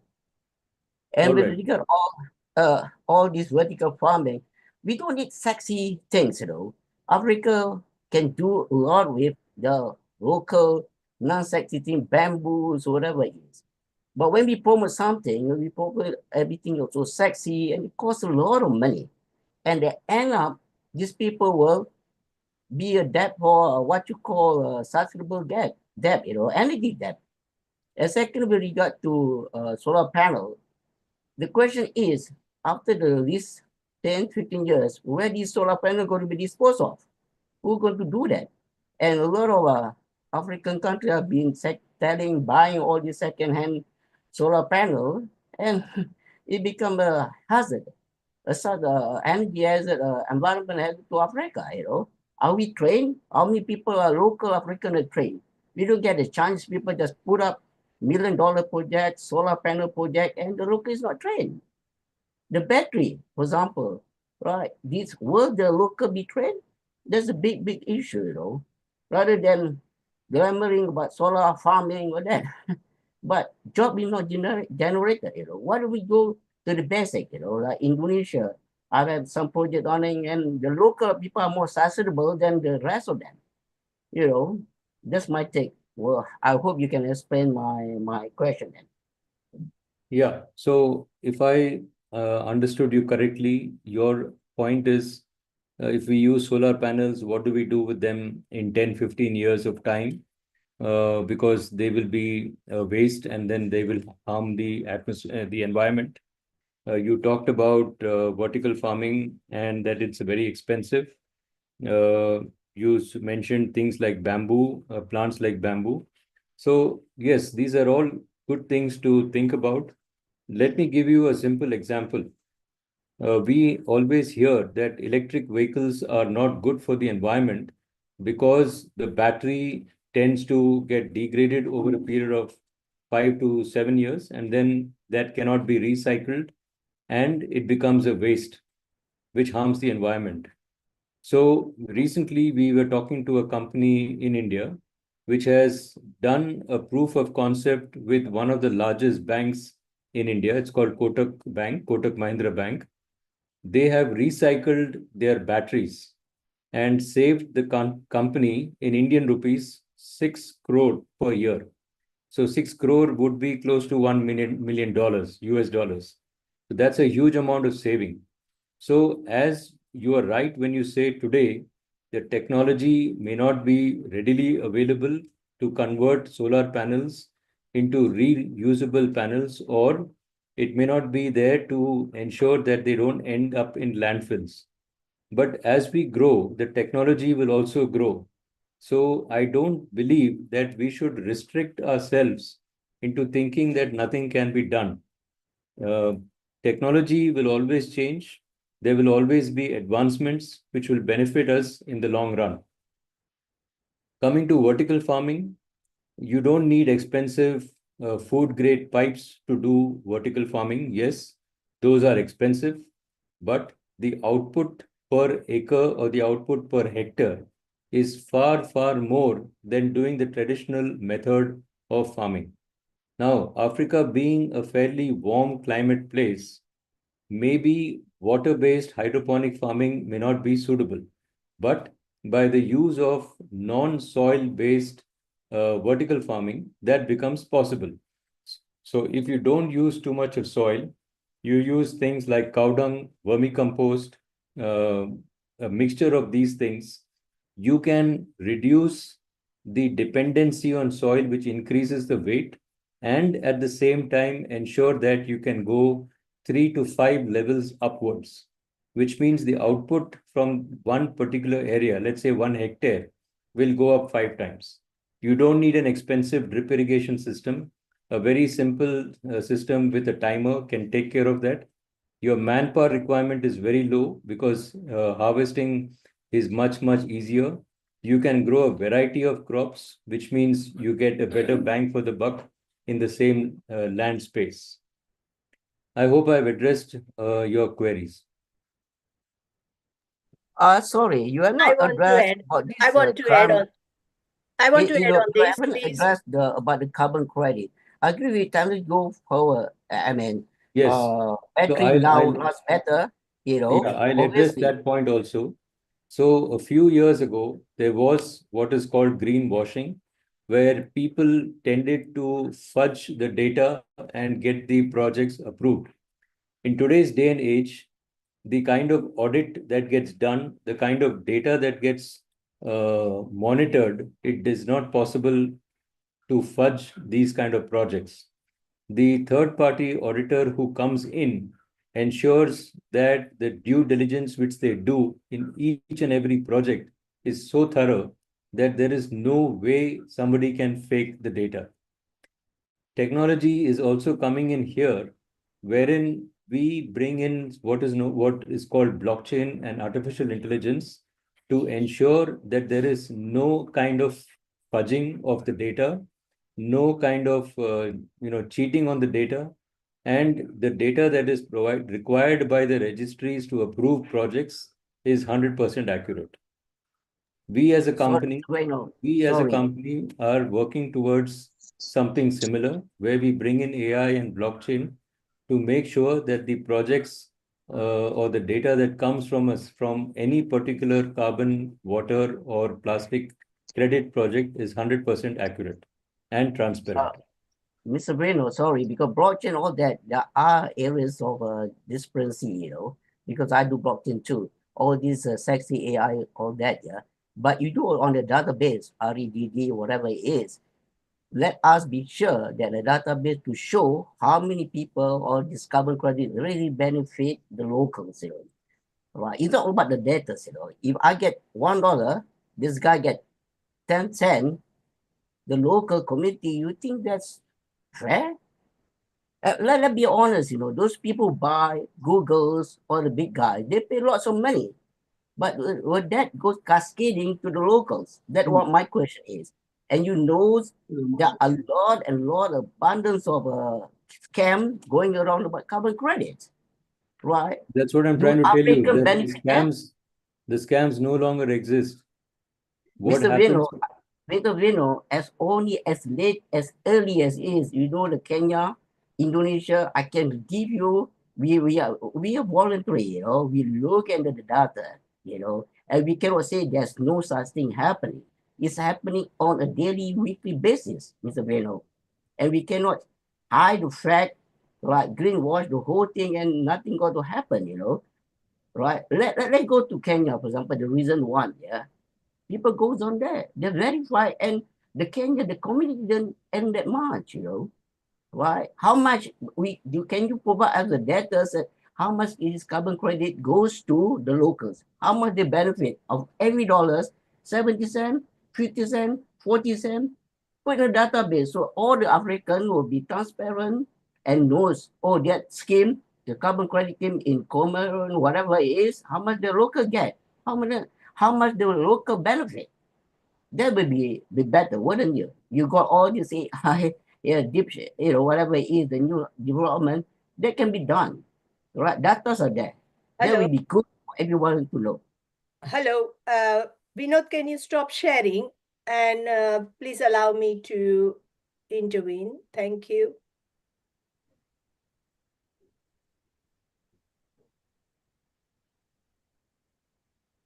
How do I stop?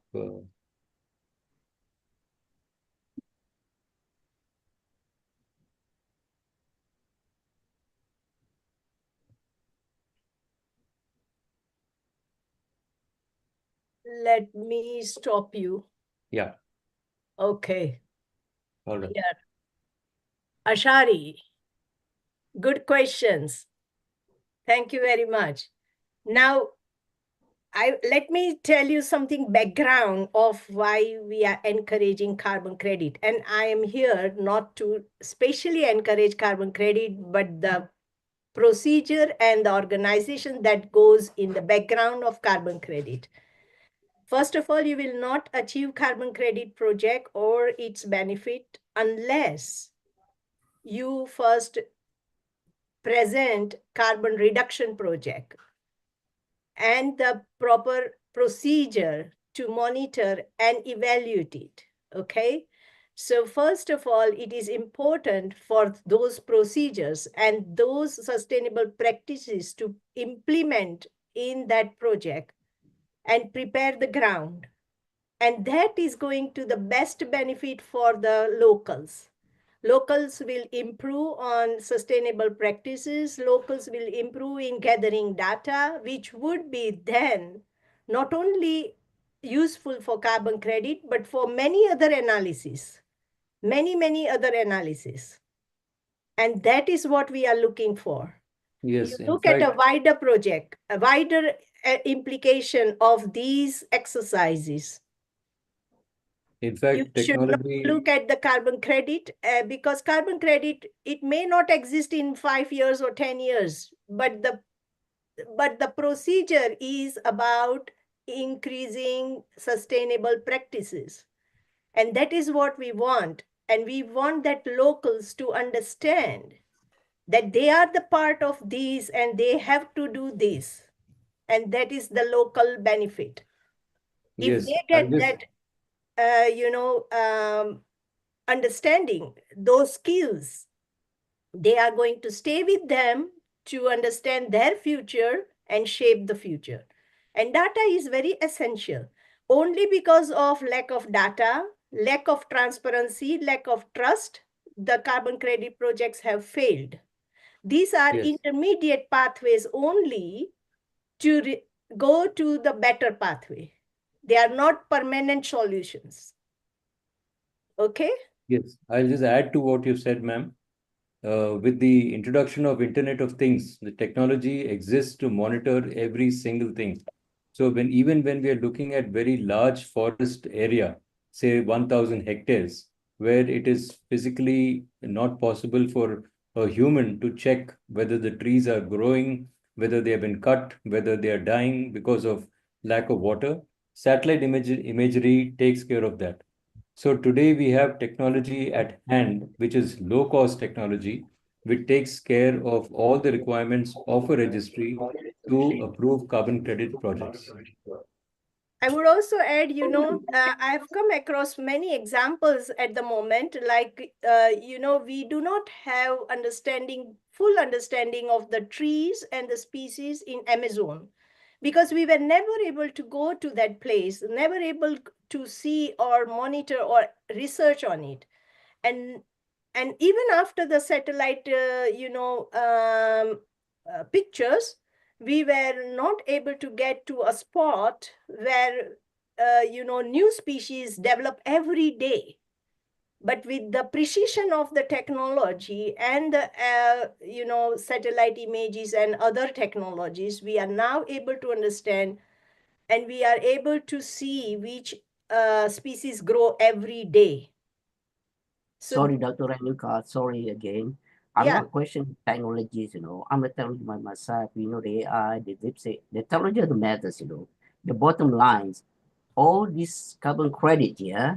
I'm based in Singapore. I think you used to be in Singapore. There's mushrooming of these carbon credit people, The end of the day, there must be data to say, first thing, does that local African, the community benefit from whatever carbon credit you've been dish out.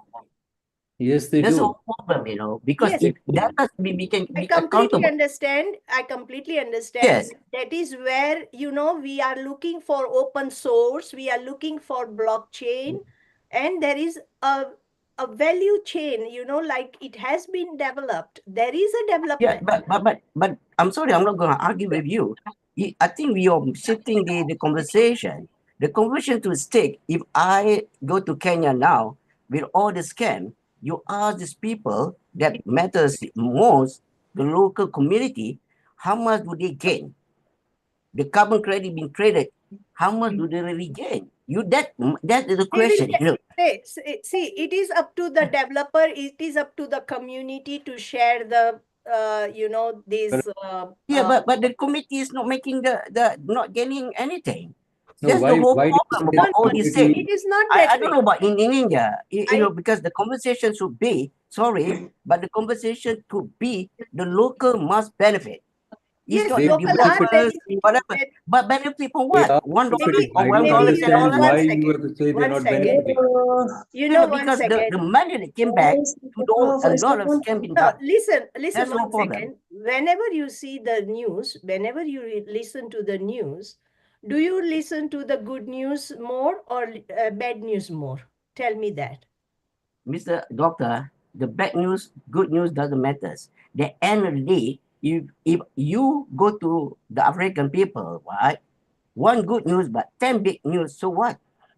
We must be transparent. That's why REDD, VERA, whatever the most important thing, there must be a change, a technology, whatever database Yes, to the change go will not come immediately. We all have to work on a transparent system. We have to. Yes, that's what I'm saying. Transparency, not only that, not only the developer, but how much is people getting? That's the whole problem. Can I answer And that, I can list you a number of schemes that the who benefit is not the locals. Sorry to say I that. can also show you better, number of schemes there where locals have benefited. So I don't think that is a yeah. Can I answer that? Can we not do better Answer then? that, ma'am. Certainly we So can do in better India, with we technology, have right? in India we have a sugarcane plantation, a factory where there are 20,000 farmers contributing towards the growing of the sugarcane to the factory. Every single of that 20,000 farmers gets his due share of the carbon credit based on his input of sugarcane in tons to the sugarcane factory. It goes directly into their account. All right. So please, the technology exists. We are doing it already, not just in India, in many parts of the world where there is a large community involved. We ensure that the committee gets their due share. May I please say Those days of green thank you no very longer much. exist. And we learn to learn from India. Thank you, thank you, thank you. Thank you very Call much. to order. Call to order, please. Call Ali to order, Ashir. please. Dr. Yusuf, 1 minute. Dr. Okay. Yusuf, 1 minute, please. Okay. Call to order, gentlemen, please. Thank you so much. We are in a professional conversation. Mr. Ashiri, I really, really appreciate your inputs, I know, but because we I so should caring not about use the the locals. situation of There Kenya was some time to we generate. had to really force out. We don't Excuse hide. me, Mr. Ashiri. Excuse me. No worry. Thank you. Excuse Thank you. me. We're in a professional space. You should not talk like that, please. I am trying to say that we should not use what is happening in Kenya to generalize in what is happening in the global south. Kenya is just one country amongst many countries. There are 8 countries currently trading with carbon credit in Africa. You need to analyze them before you can make your analysis. Africa has 54 countries. I will love you if you give me So let's proceed. Gmail You address can come to us inbox. Yes. You At can least come the to us data. inbox. You can ever talk. Thank you. You can always contact any of us inbox so that we can proceed with that. There are many speakers waiting to come on board. Thank you so much for your understanding. Dr. Yusuf, I think you. May I please have the word? Thank you so much for bringing that order. We are so grateful to the contributions done by Vinod, Ali, and Dr. Renuka. I think a lot have been clarified. And when we are moving into a project, we are optimistic. We look at the positive aspects of that project. We are still to implement most of these projects of carbon credit. We are not looking only at the economic benefit of this aspect of the carbon market. We are also looking at the environmental impact it is going to do for us, and also the educational and professional impact it will give to young Africans, women, young people, and the community at large. Because if we implement a carbon credit project in a community, especially let's take an example of a project like planting of trees, regeneration of an ecosystem or an area that was degraded, maybe through mining, by the desert and other aspects, that project is going to be helpful to the community through regeneration of that community, through the environmental importance or environmental benefits or to that community and to the general public, or even to the entire continent and the world at large. So we are going to look at that aspect. We are also going to look at the educational aspect it will give to the people, and then the financial aspect will come later. Or it will come at last, because we are first of all environmental warriors. We are first of all environmental warriors and people who are very, very, very keen to the environment and are looking at positive aspects. So thank you so much for all that. Later on, the money will come in and the community will benefit. So we are very happy that this concept is coming. It's a new concept to Africa. And Africa will surely benefit with that.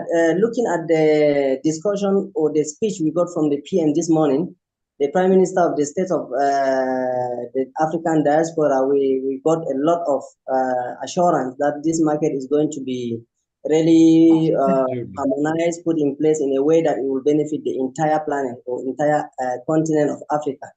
So thank you so much. I don't know if Vinod, your presentation was over. Did you finish the presentation or you were still to round up? No, he has finished. Waiting. Hello. There is one comment from Alexander and Antwi, and then we have one speaker waiting to come on board. So I we just need wanted to to hurry up with this. I just wanted to add to what Alexander has said. Bamboo is one of the best plantations to look for in carbon credits or in an afforestation project. One, every 5 years, you can trim the bamboo.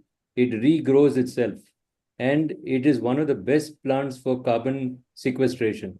So the amount of credits you get for bamboo are very high. The end use of the bamboo is many. It can go into briquettes, which can be used in factories for running their boilers and furnace. You can use it in terms of furniture and so on and so forth. So bamboo is one of the best projects to look at. So that's it from my side. Thank you. Thank you so much, Vinod. Dr. Renuka, you wanted to introduce a speaker? No, I just thought, Alexander and do you want to speak, or it is okay now? I think it's okay now. Thank you, Dr. Renuka. And my good people, I have shared my thoughts through the chat, which it's very imperative. So please, without further ado, let us continue with the next speaker. Thank you. Thank you very much. Who mentioned? Thank you very much. Yes. Vinod, thank you, Ashari, for the wonderful contributions. Thank you, Dr. Yusufa. Thank you, Prince Ajinga. So we are going to move on to the next speaker, Mr. Mba Charles. He is going to be talking on waste management. Remember, for us to be able to transform our waste into wealth, we must understand detailing the concept of waste management. I think during Vinod's presentation, he says we shouldn't call it waste, we should rather call it opportunities. So we want to see how we can turn this waste into wealth, turn the waste into opportunities. So over to you, Mr. Mba Charles. You present yourself and then your presentation. Thank you very much.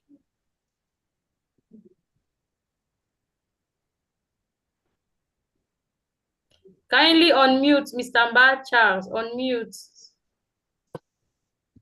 Thank you very much. I am so grateful to be part of this wonderful summit. I am called Mr. Mba Charles from Cameroon, precisely from Atibo. And I'm grateful to represent Clean Future Initiative. And I will be talking on the aspect of waste management and how we can recycle our waste and we put them into great use again in the society. And this will actually reduce the rate at which our community is been experiencing the global warming, and also is going to reduce the expenses that we acquire in running an economy. All right, before I begin, I will be very grateful for this opportunity that you guys have given me today, because actually I wanted to present yesterday, but it was unfortunately that my phone was down, and all my information could not get involved on time. So, all right, I am privileged and profound. I am privileged, and I'm also seeing it as an opportunity to present to you and representing a waste management organization that is Clean Future Initiative to represent this organization in this global summit for global summit, and with all the predecessors and all the important aspects being raised, especially on other aspects like carbon market. I'm so grateful. I am addressing you today with the most confront and pressing challenge that affects every one of us here, that is waste management across our beautiful country, Cameroon, and the world at large.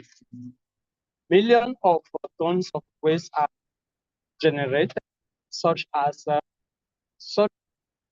which most of them are unmanaged, and this brings us a significant risk to our environment, our health, and our economy. This reality is not merely an environmental dilemma, also a matter of social justice and economic stability. The demand for urgent attention is needed here. The Clean Future Initiative family believes that the solution to these challenges lies in empowering local community and cooperative society, as well as some other synergy with with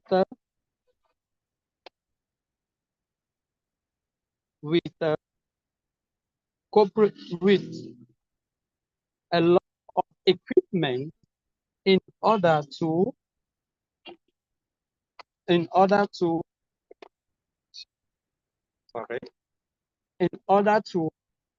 enhance ownership of their waste management system.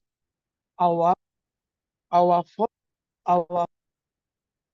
main objective here is to empower local leadership and increase innovation in our society.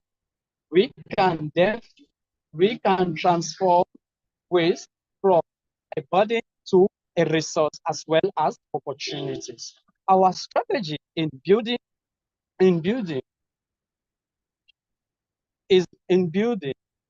a sustainable and reliable future for the next generation to come is profound on the principle of reducing, reuse, and recycle of waste in our community, as well as our city, as well as our country and the African continent as a whole.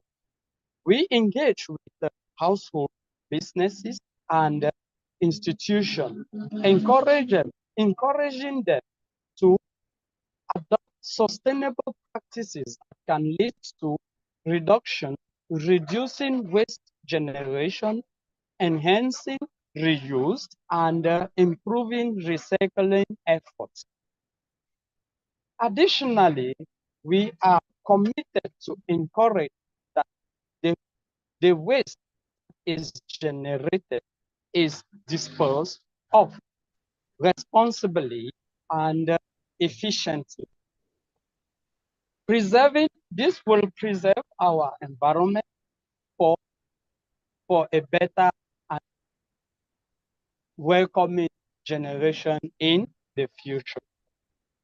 Importantly, we recognize the sustainable waste management is not a one-way street. It requires collaboration across all sectors of our society. That is the government, the businesses, civil society, organization, and individual. We must all come together to shape our efficient and effective sustainable waste management system. When we align our efforts, we are unlocking the potential for transformative change. As we all look to the future, it is clear that the challenges we face are not unavoidable or are not without solution, but we can also as well say that these challenges are opportunities which will enhance growth in the nearest future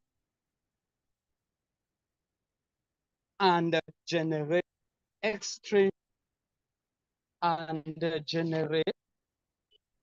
a cleaner future for all of us in our planet.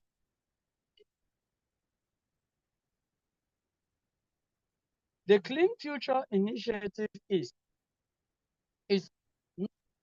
going to rely its effort in the commitment to play an integral role in this transformation. We invite each of you, leaders, innovators, activists, and citizens to join us in the essential mission. By working together, we can build a brighter, cleaner, and more prosperous future for all Cameroonians and for all Africans, as well as the world at large. Thank you for your attention and for your dedication to make a difference. Together, let us pave the way for sustainable development. Thank you. That's great.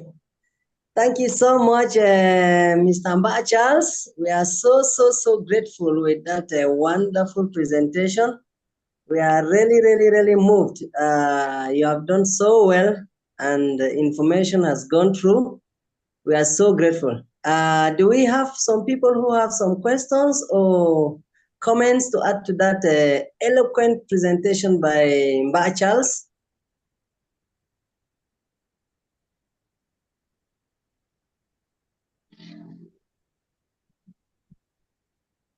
Okay, Dr. Renuka, there's something you want to add? William has raised his hand, so William, please take the floor. Thank you so much, Dr. Renuka, and thank you so much, Dr. Isifu. Thank you so much for our speaker, Dr. Chasimba, for this fantastic presentation. This is a wonderful eye-opener in addition to all the speakers, and I want to commend the organizers right from Dr. Renuka, right from our moderator, through to all speakers, and then the last one as well. Fantastic. Kudos. Bye-bye.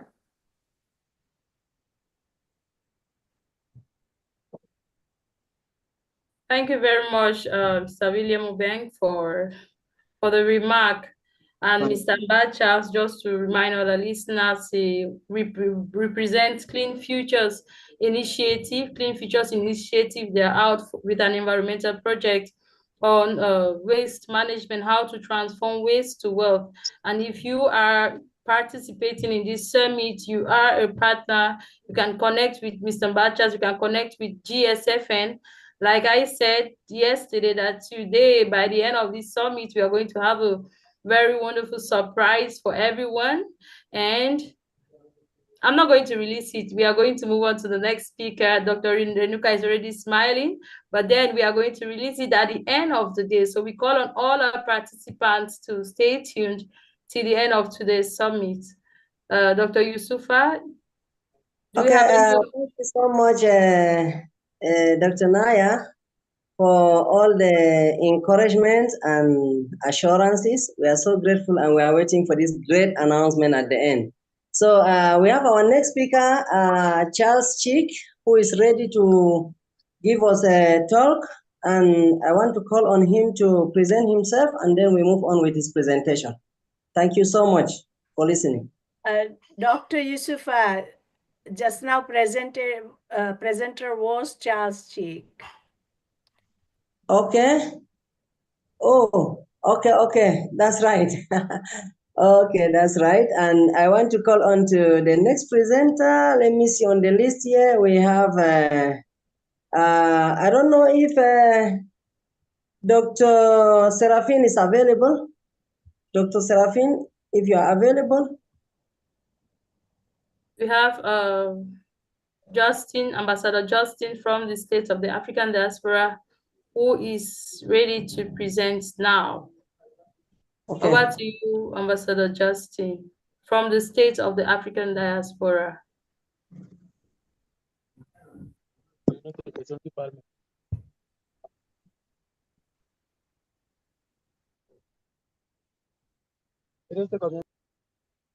Let's hope he's still trying to...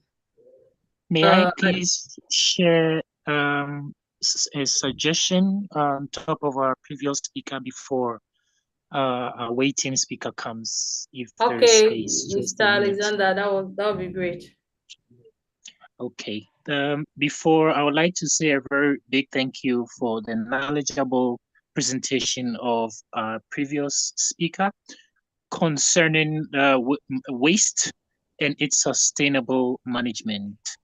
What I want to put across, good people of the world, sustainable waste management is crucial for Africa's environmental and economic well-being. Why am I saying this? The reason is one of the key benefits is enhancing operational efficiency and financial savings. This is just by implementing effective waste management plans, businesses can reduce costs associated with waste handling and also foster efficiency, and even create new revenue streams by converting waste into resources. Here, another significant advantage is safety and compliance, which can be achieved by partnering with waste management experts who ensure adherence to regulations and safety standards. This not only safeguards the environment in Africa, but also protects employees and the community. In terms of recommendations, I may want to speak about one. Customized waste management solutions can cater to actually specific industry needs, such as distribution centers. I must talk of manufacturing and engineering. And these solutions can divert waste from landfills, as well promote recycling, and as a matter of fact, ensure that recyclable materials are processed according to industry best practices. Additionally, green manufacturing and sustainable innovations can play a vital role in minimizing pollution. We all know it's killing us. Water contamination, and I must speak of e-waste, Why? Because by embracing these practices, businesses can reduce their environmental footprint, generate new and renewable sources of energy, and create a healthier environment for future generations. So to address the issue of e-waste, policies and techno-scientific innovations are very empirical. They are necessary to create optimal health benefits. And this can be achieved by engineering conditions for doing more with less resources, eliminating waste and recycling, so to speak. To end, it also essentially to consider the historical and political foundations of waste management and the impact of market violence on the environment and population health. Overall, I must say sustainable waste management strategies can have a significant positive impact on Africa's environment, typically in the Central Africa and the Western Africa and what have you. By adapting these strategies, businesses and governments can work together to create a more sustainable for the continent. Thank you, and this is what I have to say. Thank you so much for this opportunity.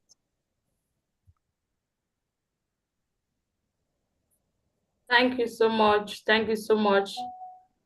Michael Wanjuzi has a question. So welcome you on board, Ms. Michael.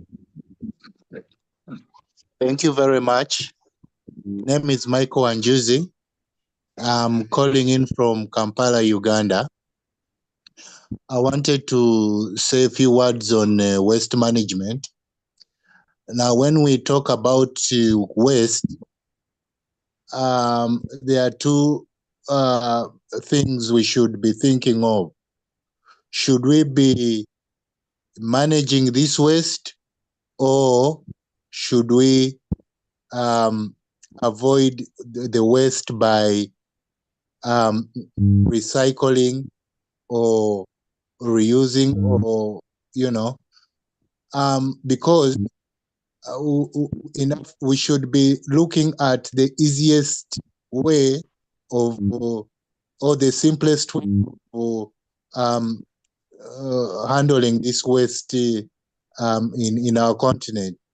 I think managing it is quite tedious and expensive, and we should be looking towards avoiding this waste. I don't know if someone can enlighten us more on those two, on how to handle this waste. Thank you very much. Thank you very much, Mr. Michael Wachuzi, for the thoughtful questions and your contributions. And then I'm just going to give some quotes, and then we're going to continue some quotes about waste management, how to transform waste to wealth, because that's the theme of the summit. And so as we go through the summit, we should have it at the back of our mind that waste generally should also be termed as opportunities. There is an English proverb that says, one man's trash is another man's treasure.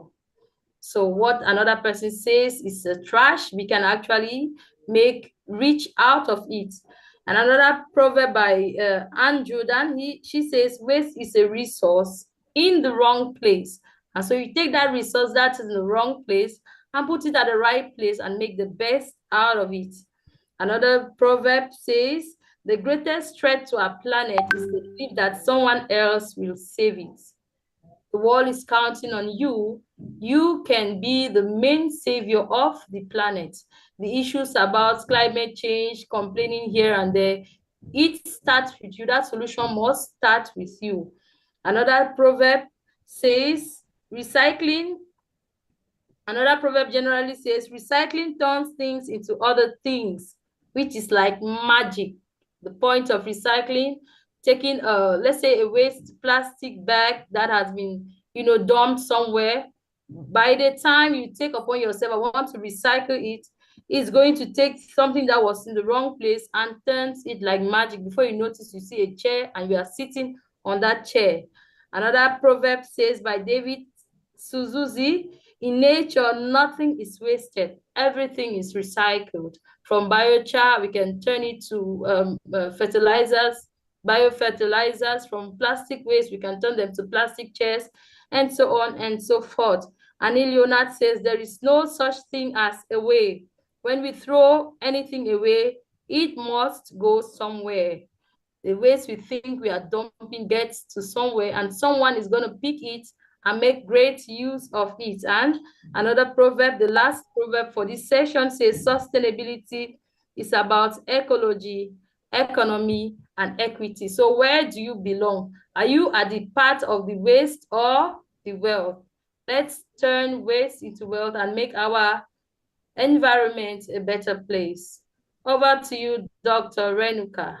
Thank you. Thank you so much. Very, very enlightening proverbs and real practical, suggestions. Thank you very much. I just wanted to give a very simple example here. Of course, this is from Tech Recycle. I'm not advocating anyone. I just wanted to share this figure where it says more preferred is prevention and least preferred is disposal. And I would like to just say that this applies to each and every lifestyle, each and every activities of our lifestyle. And if everyone adopts these principles, then we would be great to go for net zero.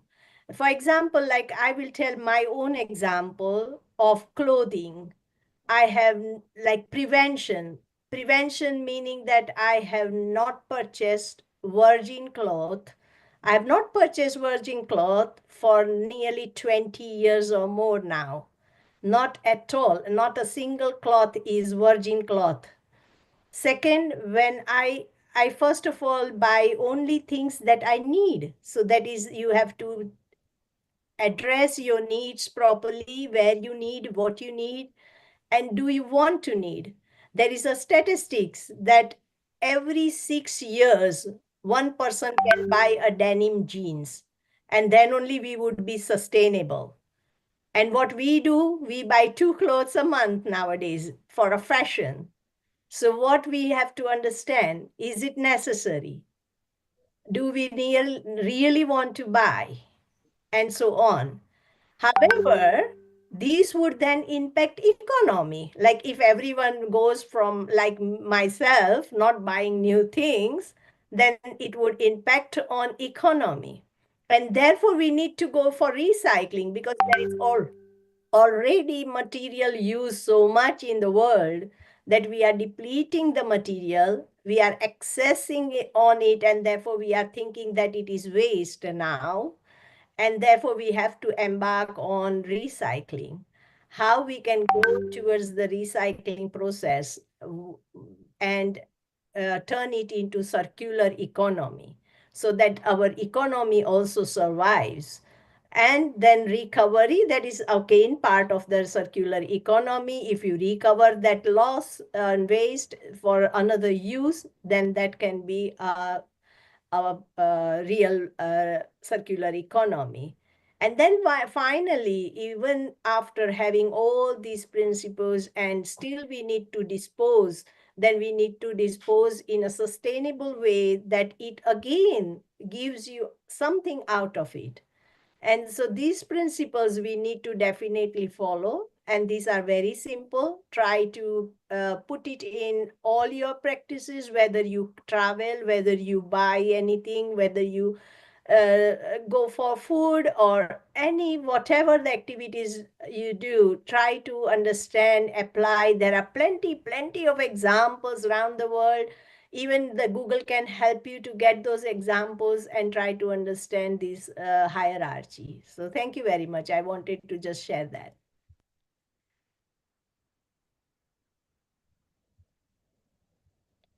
And I also want to just add one or two things here, like Michael and Alexander, and these all people are from the nearly from the first day of GSFN. They have joined us. They have grown so much through GSFN. They have been establishing several sustainable practices and the principles and the advocacy around the world. And I'm so proud that these all people are here today still to support GSFN. Thank you very much. Thank you, Dr. Renuka, and everyone. Thank you so much. You're welcome. Thank you, Dr. Renuka, for that those thoughtful words that you just shared. We are going to proceed slowly but surely. We are getting there, and then as time goes on, the summit becomes more interesting. Okay, I see here Miss Ruth has come on board and she would like to share something. All right, Ms. Ruth, you are welcome on board.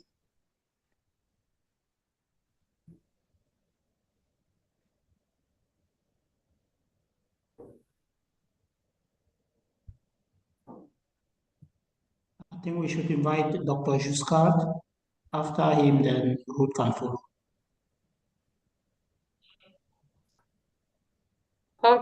Okay, while waiting on Ms. Ruth, we are going to call on Dr. Juscard. He is going to be talking about carbon credit. He's into the business of carbon credit. So those who think carbon credit is still a myth, let's follow on with Dr. Juscard's presentation to see the reality of carbon credit. So Dr. Juscard, you have the floor. Okay, thank you, Naya. I don't know. I've been in another meeting. I've not have a presentation yet. But I can talk about what as AGESH organization, civil society organization in Cameroon, as a part of the staff working in the landscape restoration management. I can say something about the carbon credit because we are leading some international communication on carbon credit discussion with also partners. So we want to engage in carbon credit in Cameroon. So this discussion is about for 5 years today. But if we can stay at the start, AGESH, which is a civil society organization in Cameroon, is based in Southwest region. And we, when they talk about carbon credit, they also think about the benefit of the local communities that are based in the area that carbon credit that need to be evaluated. But we will take the carbon credit from forests only. We can see now most of the communities in Cameroon living in the forest area face this problem of forest land use plan. When there's no proper land use plan, we cannot talk about carbon credit without beneficiary to the ownership, to the people that own the area that the carbon credit need to be evaluated. So AGESH first contribution is to train community on how they can participate in the sustainable land management and also influence the law on the management of land in Cameroon, the law, the management of natural resources. Because if we take, for example, the about 3 partners, international partner that has come on, we have been discussing, on how to make a carbon credit project in Cameroon. We always face problem of land tenure security. First, we took a community forest, how community can benefit from carbon credit from community forests, which is as in Cameroon law, something that is already a space that is already for community use. But they say 30 years, if you look at the changes in the forestry law. But after now, when we're discussing with partner, we see the level of the degradation, we see community participation in the level. But at the end, we see that maybe after the 30 years, what next? Because the law say 30 years renewable. That means the land is not forever for the community. That means if we engage in the carbon credit, community may lose the area after the 30 years because government is not, the land, the law is not really giving the space for the community for forever. So that's the first thing. But now we see at the national level how for logging concessions and ticket area. So when we're engaging that now, we see the Cameroon is not like the most of the Congo Basin country. They are not really ready credit of the law. The law, the country laws is not too strong. It's not ready for carbon credit. That came across the carbon credit evaluation so that if the country, if the space is not guaranteed for any change, please that just of disturbance. If the space is not guaranteed for any changes without for a long time, so before the carbon credit should be calculated. That means we are not guaranteed. So we face this problem because the countries, they say they need to do an evaluation of the level of deforestation of the country. They need all these documents, they need other documents, and some of the documents are too heavy and need all the stakeholders from the state to do several meetings to validate all that.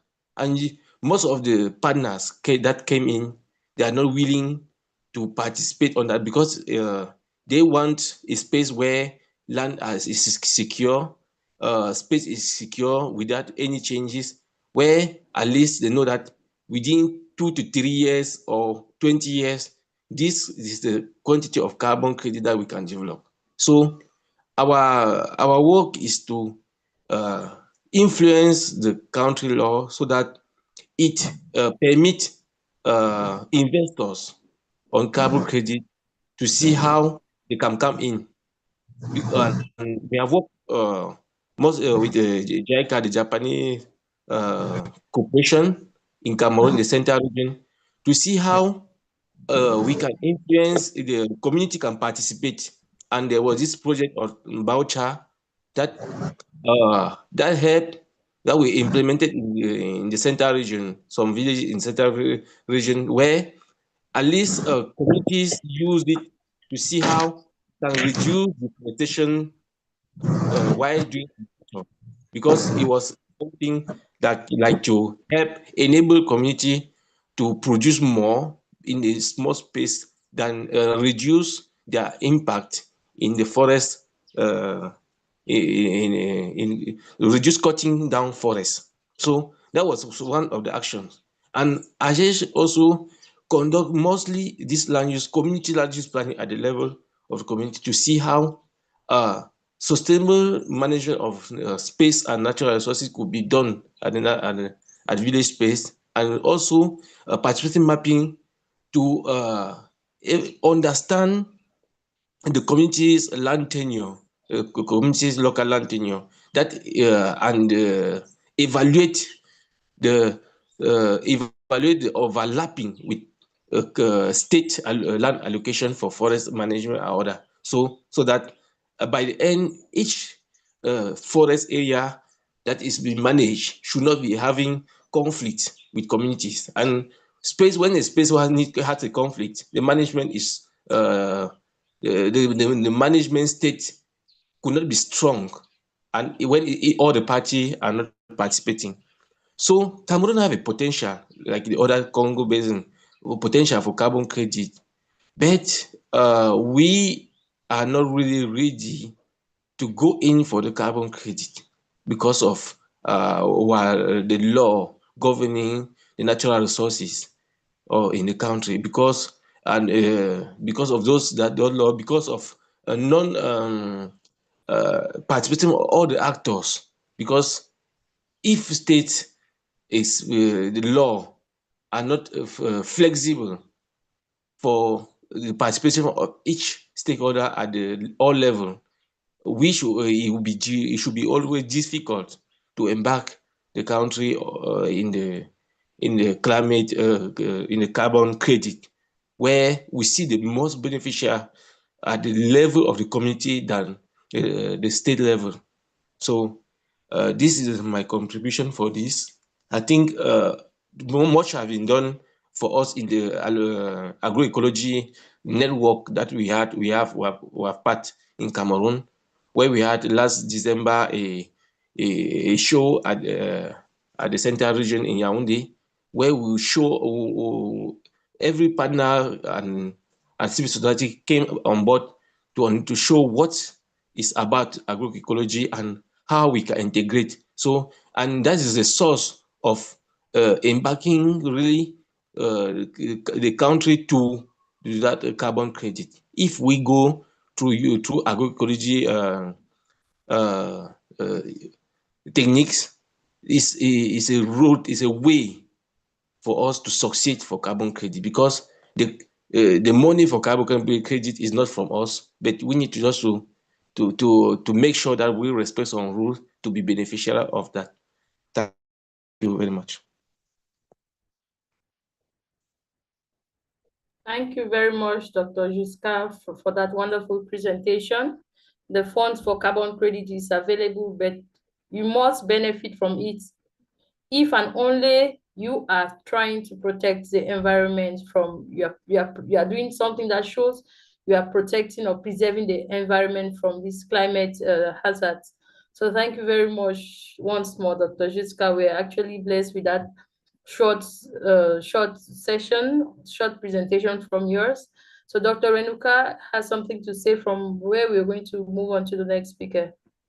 Yes, we have Dr. Mallet here, Professor Mallet from South Africa, and she was not present yesterday, so I would like to invite her to present.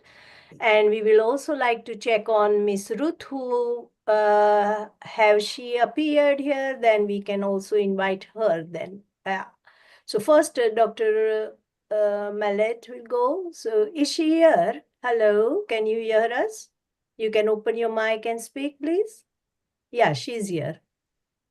Yes. Good afternoon.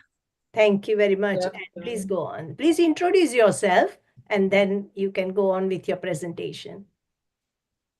Good afternoon, everyone. Thank you so much for this opportunity, Dr. Renuka, of sharing the space and platform with all of you leaders. I think it's really a privilege and an honor for me to be here. And I'm going to share something that is very rare. I'm a human resources specialist. So I've noticed that in most cases, when we address this kind of issues, we do not include or touch the human element or the human aspect of it. I'm an author as well. I've written a couple of books, books for women empowerment in business, because I've realized that the issues that women face in business are a little bit different. So they help women to navigate all the issues that they face in business. I'm an international speaker as well. I am also a global women empowerment advocate. So that's the long and short of it.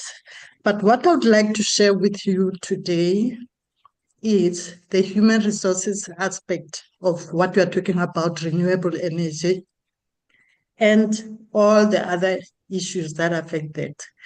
Well, as far as human resources is concerned, because that's my area of specialty. Because we are in an era where we need to have that shift of how we do things, and where we need to collaborate as people as well and move cohesively as people. So the one or some few aspects, or one of the few aspects that I would like to share with you as far as this is concerned, is just to strengthen and to make it more effective, is the human capital. The first one is training, which I believe is very, very important to make sure that everyone understands what this is all about, because I believe that there are a lot of institutions that can contribute directly or indirectly. But it is the human resources aspect that is very important, just to make sure that everyone within organizations or within our communities is in alignment with this global mission and understands how this can be translated operationally. So I believe that training and making people understand what this is all about and what kind of outcomes are we trying to achieve, because in most cases we have these missions and visions, but we do not have the capacity or the ability to measure what we want to achieve, as people, so that everybody understands that it's a global mission. There's collaboration, not only in one country, but there's collaboration in all other countries as well, as far as how people are empowered. And this is where human resources comes in, the part of training and making sure that that training is also aligned to the bigger mission of what we want to achieve, and is it aligned to the sustainable development goals. The other issue is the culture, that we have to make sure that our culture within organizations is also, it integrates all these aspects that we are trying to address, so that everybody is aware of that, whether it's a community organization, whether it's just a group of people who advocate for this type of causes, which are so crucial at this point in time, where we are as the world.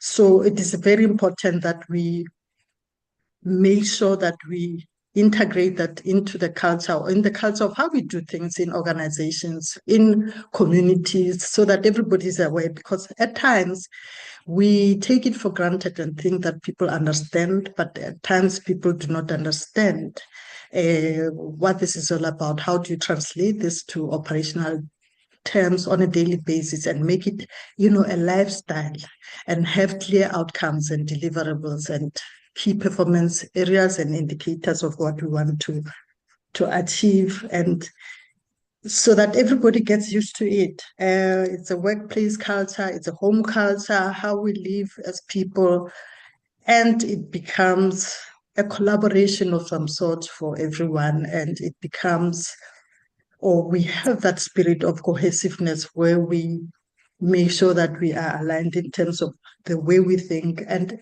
obviously it has to do with learning and unlearning. And I believe that we are in this era where we need to learn a lot of things and unlearn a lot of things, because of the consequences that we have seen, or the potential consequences that we have seen of not doing what we are supposed to do. The other thing is the policies within organizations, or the policies or governance that is aligned to all these great, things that were mentioned by speakers here, that it's human resources that can help in terms of policies, and just to make sure that everything is aligned and, people are or act according to all these great, things that we have been mentioning, just to make sure that we restore, or I'll say restore, because most of these things were not very important in the past, or were not taken seriously. Now that there is awareness, and we need to create more awareness, I believe that through HR that can be done and implemented. It's just, a reminder that we need to also touch that human element and not assume that all people understand what we are discussing here. And I'm also a learner here. It has a lot of terminology and, concepts that sometimes are a bit difficult to understand. I'm in the HR space, but I know how to change, the culture, or to shift the culture, or train people and create policies that align with all the things that we are discussing. Because if we do not have policies, we do not have corporate governance that supports this in terms of how we behave and how we do things as people, as a community, and even people who are not directly involved, then it may sort of affect or it may not affect, but it becomes more effective when we do that, so that it's more sustainable. And what we are doing is also transferred. We also escalate or transfer it to the next generations, and it's here to stay. I was hoping to speak yesterday, so I planned something today later. My talk is just brief. I just wanted to just to remind everybody about that I'm in human resources. If you need something or guidance that has to do with the human capital, the capacity, the training, and the culture, or creating a culture of being cognizant of what is happening in our world as far as the environment, renewable energy is concerned, this is where I come in, and I'm willing to assist. I'm Komodo from South Africa, and I've benefited so much from all the speakers, and thank you so much for this platform and this opportunity. Thank you, Dr. Renuka, for organizing this platform. I've been listening even yesterday. It's such an eye-opener for me, and I've learned such a lot. Thank you so much for this opportunity. Thank you so much, Professor Komotso from South Africa. We are indeed blessed to have a human resource specialist amongst us, and we should understand that no matter the domain of work, no matter your area of specialty, you need a human resource manager. So it is very important at some point in time in business to take your personnel for human resource development. So once more, Professor Komotso, Ambassador, we are so grateful for having you on board. And a general notice to all our speakers, those will be coming on to speak. We have limited time. Today is the last day of the summit, and we have many people who are yet to speak. So Dr. Seraphine is going to come on board. You have limited time to present your work. So we invite Dr. Seraphine to present her work, her presentation. Dr. Seraphine, vous avez la parole.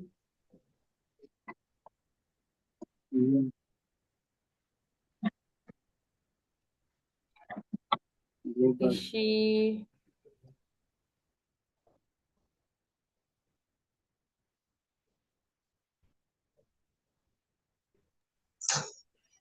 Dr. Seraphine looks like she's not on board, but she confirmed to me that she's available. It's okay. She's trying to log in.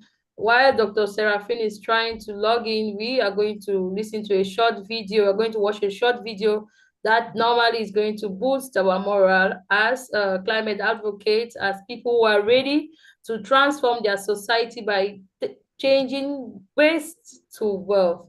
Dr. Renuka, could you please share the video so that a very short video. Thank you very much, Dr. Renuka.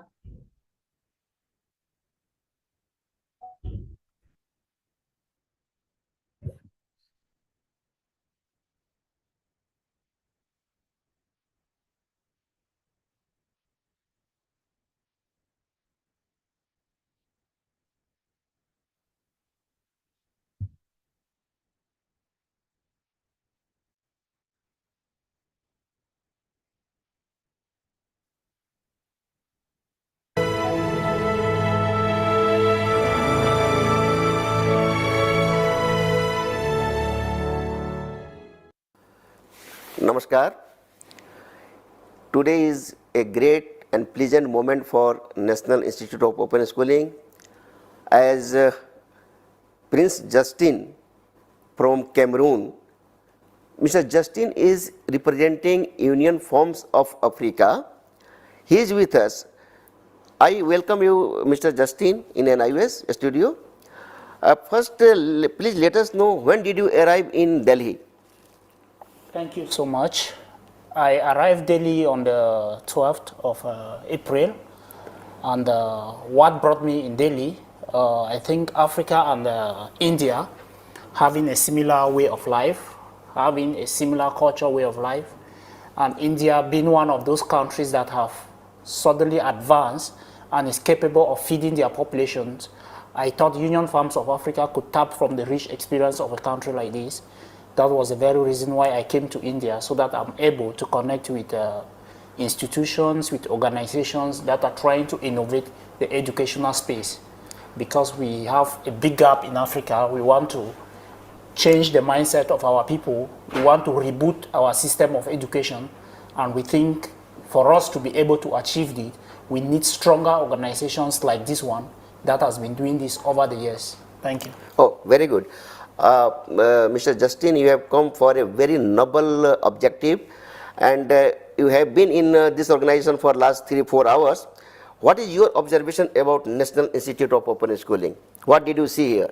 I think my few hours here has been like years here, because it just met the objectives of my visit to India, because I've been looking at this kind of innovations, and I think this National School of Open Learning has been doing a lot, and I'm hoping that together we can build such a structure with my partners in Africa.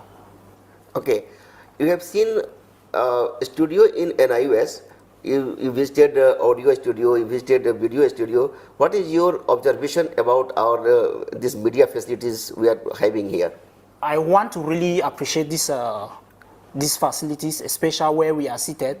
I think it's so impressive, because when I walked around the facility and look at the job you guys have been doing here, I think it's really something that we should commend. I really want to appreciate this institution for the good work you guys have been doing, especially when it comes to meeting up with the challenges of what the threats that COVID has placed on the entire globe. Very nice. And you have interacted with our very dynamic chairperson of this organization, Professor Saroj Sharma ma'am, and one of my dynamic director of NIUS, Sri Vijay Kumarji. What kind of message you will take from here and you will convey in your country after visiting this organization? Yes, the take-home message I am taking to my country, to Africa at large, is that we need to be aware that the system of education that we are currently using needs to be rebooted, it needs to be innovated. And I think the model of this institution where we are seated is one of the models that I will really recommend, especially to the Pan-Africa Globalists, where I am an ambassador, especially to the African Union, where I serve as a youth champion. These are some of the innovations that I pray that we are able to replicate in Africa as soon as possible. And I'm looking forward for a win-win partnership so that we can get this working as soon as we can. Okay. Thank you, Prince Justin.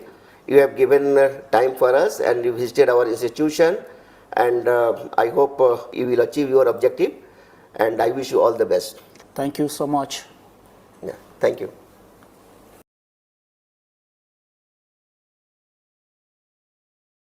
Thank you so much. That was a great one from the founder of Union Farms of Africa, Prince Justin Ajinga Tanyi, in a press interview in India during one of his visits. So we are going to call on Numbo Seraphine, Dr. Numbo Seraphine, to present.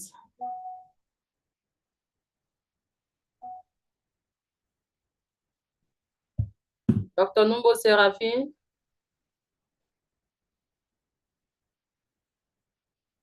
Is she? I think she has joined.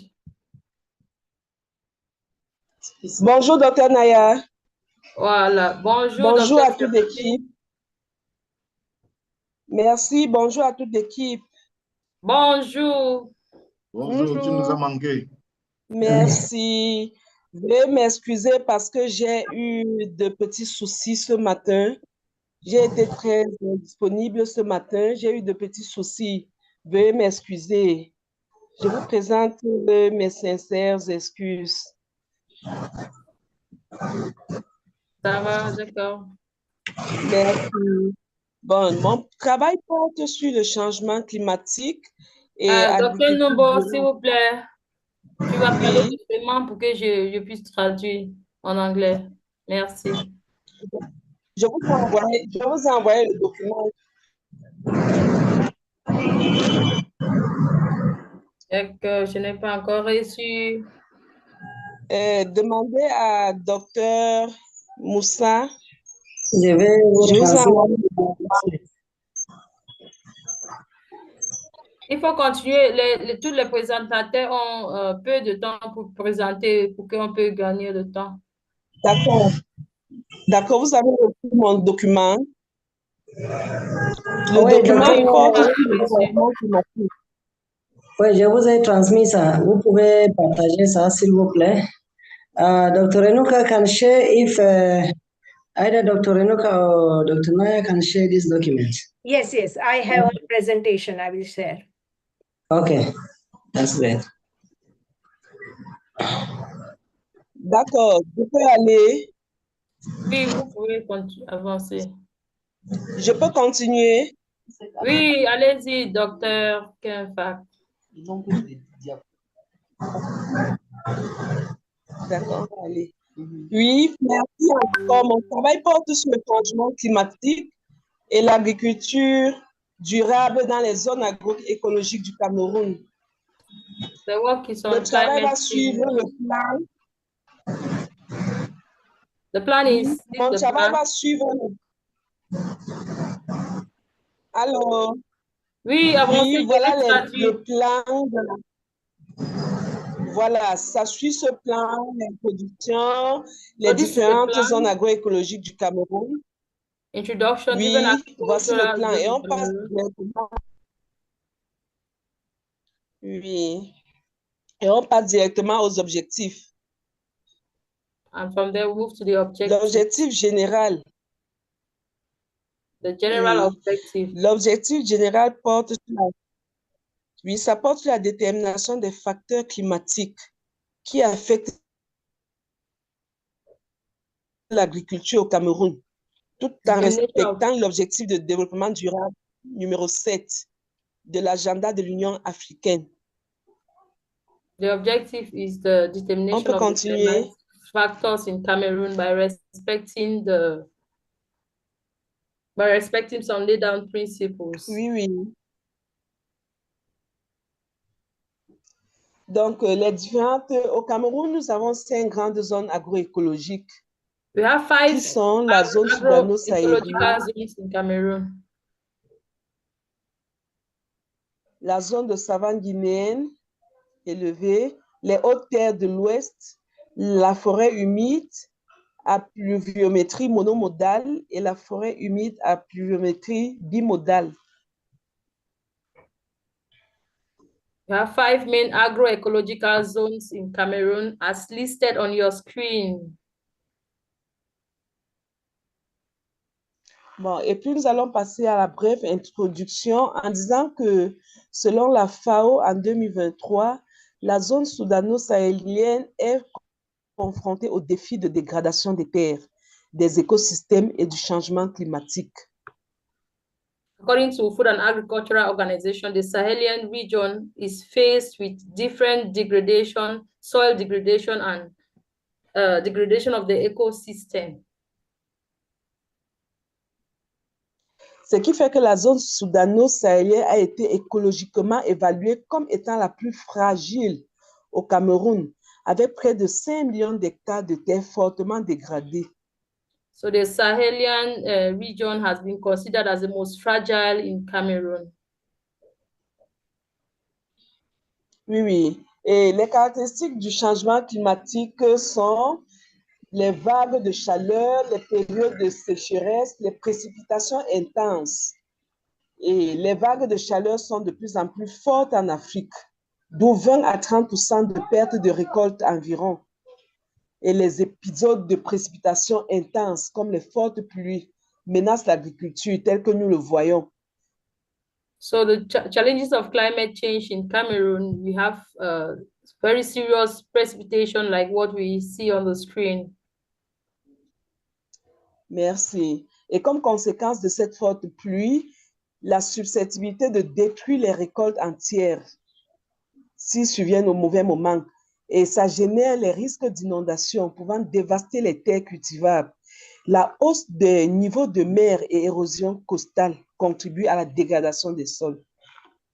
So the consequences of these very heavy rains is it destroys harvest generally, and there is risk of flood, or float during heavy rains and also soil erosion. Oui, et là, faire face aux nouvelles conditions climatiques, le changement climatique amène de nouvelles conditions qui rendent certaines zones actuellement inexploitables pour l'agriculture. Et d'après le GIEC, 8% des terres agricoles actuelles deviendront climatiquement inadaptées d'ici 2100 et jusqu'à 30%. À cause de la chaleur et sécheresse, 50% de récoltes sont perdues. So because of climate change, it brings new conditions in some zones. It makes some zones inexploitable via agriculture. And if we have 8% of agricultural space, it becomes very inadaptable. Oui, nous avons un tiers des terres dans le monde entier qui sont dégradées. 1/3 of the world's lands are degraded. Et en 2100, d'après les prédictions, en 2100, les températures auront augmenté de 2 à 4%. Les eaux, d'une moyenne environ 2/3 des espèces végétales et animales auront disparu en 2100, d'après le GIEC. So according to statistics, by 2100, world's temperature will increase from 2 to 4%. And also there's going to be 2/3 of vegetable species and animals will disappear, according to these statistics. Donc, la planète est à bout de souffle à cause de réchauffement, épuisement des ressources, déforestation, la perte de la biodiversité, la dégradation des écosystèmes est parfois irréversible. So you see that the climate is actually suffering from all these climate challenges. Et tout ceci dû aussi à toutes les terres qui sont coupées, et les bois, nous voyons comment la déforestation. So all this is because of we have deforestation, the cutting down of trees. Oui, et comme vous le savez, l'agriculture constitue le pilier de l'économie africaine et compte pour approximativement 60% de sa main-d'œuvre, 20% de la totalité de ses exportations. Agriculture is actually the main source in most of our countries. Dans l'impact direct du changement climatique sur l'agriculture, comment 10 milliards d'êtres humains vivront sans détruire la planète? C'est ça le défi, le challenge. Comment 29 millions de Camerounais vivront sans détruire l'environnement? Il est nécessaire d'adopter les pratiques de gestion durable des sols, telles que soulignées dans la Charte mondiale des sols révisée en vue de la préservation de l'environnement. So the main challenge in agriculture is that how do we live in a zone like this without destroying the environment? So we see that it is very important to do a soil test. Et pour cela, nous voyons les phénomènes d'adaptation. Il faut créer les phénomènes d'adaptation. So we need to create adaptation policies. Oui, nous devons adapter les pratiques. Nous devons adopter les pratiques adaptées pour protéger nos sols, les écosystèmes, la biodiversité et contribuer au stockage de carbone pour améliorer la santé des sols. We need practical adaptation policies to protect the environment and also how to manage carbon management. Et dans son rapport, le GIEC souligne que l'adoption des mesures d'atténuation durable dans les secteurs de l'agriculture, de la foresterie et de l'utilisation des terres peut favoriser la réduction des émissions à grande échelle de carbone et l'élimination du CO2. So this GIEC, their finding shows that if we can go into this soil testing, take it seriously, it's going to prevent environmental degradation and carbon emissions. Donc, ces solutions sont vraiment rentables et ça pourra être mis en œuvre à grande échelle et même jusqu'à couvrir toute la planète entière. So these solutions, if implemented, is going to be helpful for Africa and the world at large. Donc, nous voyons ici cette image. Merci pour votre aimable attention. So we see all these findings and we want to say thank you for your kind attention. So that was a good one from Dr. Numbo Seraphine from the University of Chang.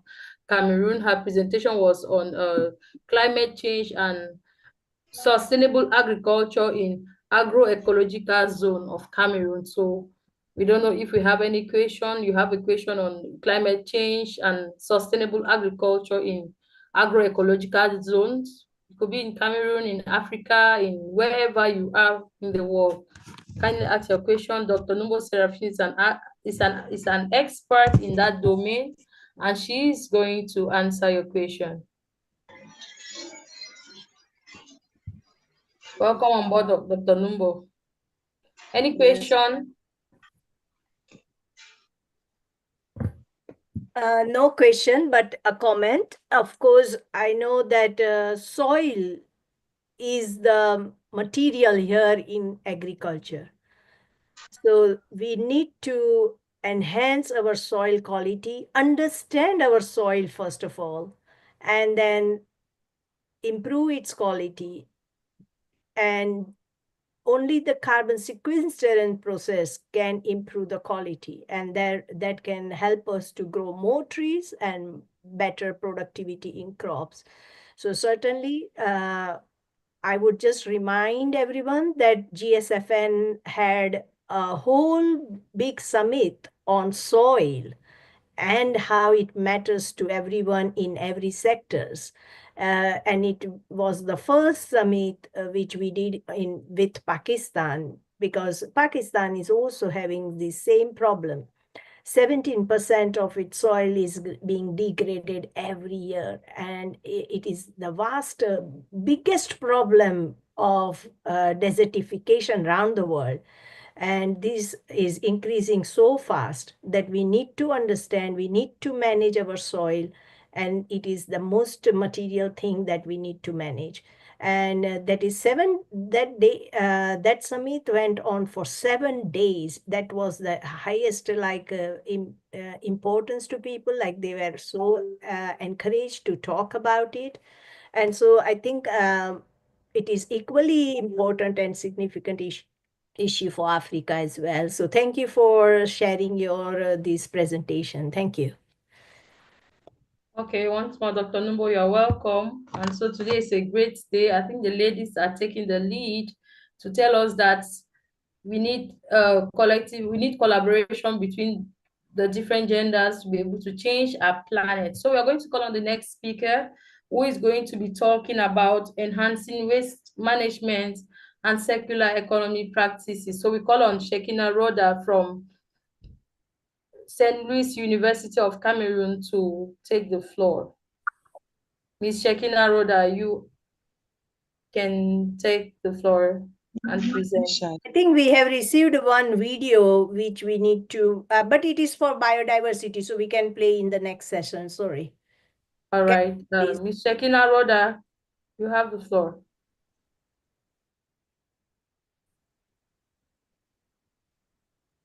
Thank you so much, Dr. Gazel. Thank you so much, Ma. Greetings to everyone. I'll be sharing my screen, please. Present yourself and then your presentation. Thank you. Okay.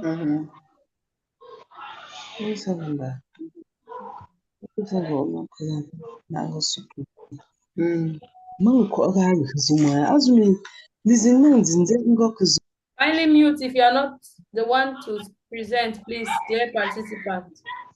Okay. Please, Dr. Gazel, can you help share the screen from your end? Forward it to me, please. If that's possible. Okay. It's okay. It's good.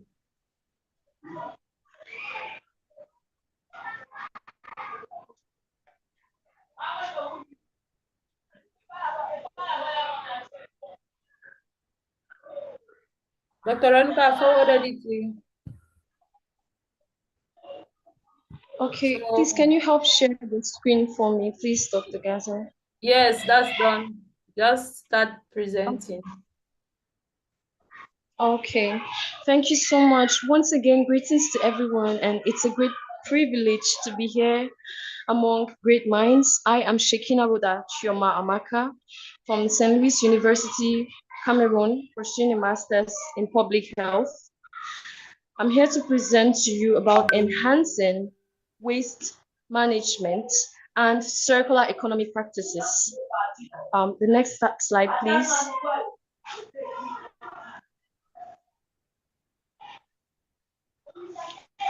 The next slide, please.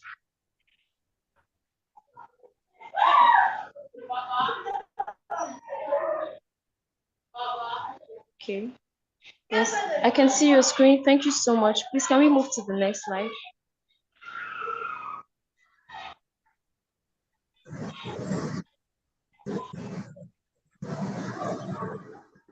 Just go ahead.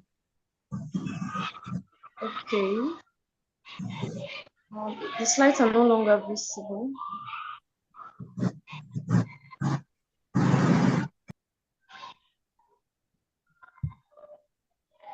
Thank you so much. So my presentation outline on this subject is going to run from the introduction through to waste, what is waste all about, the sources, the types, the effects on the environment, waste management, the circular economy, that is, what is the concept of circular economy, principles and cycles of that system, and we're going to have a conclusion.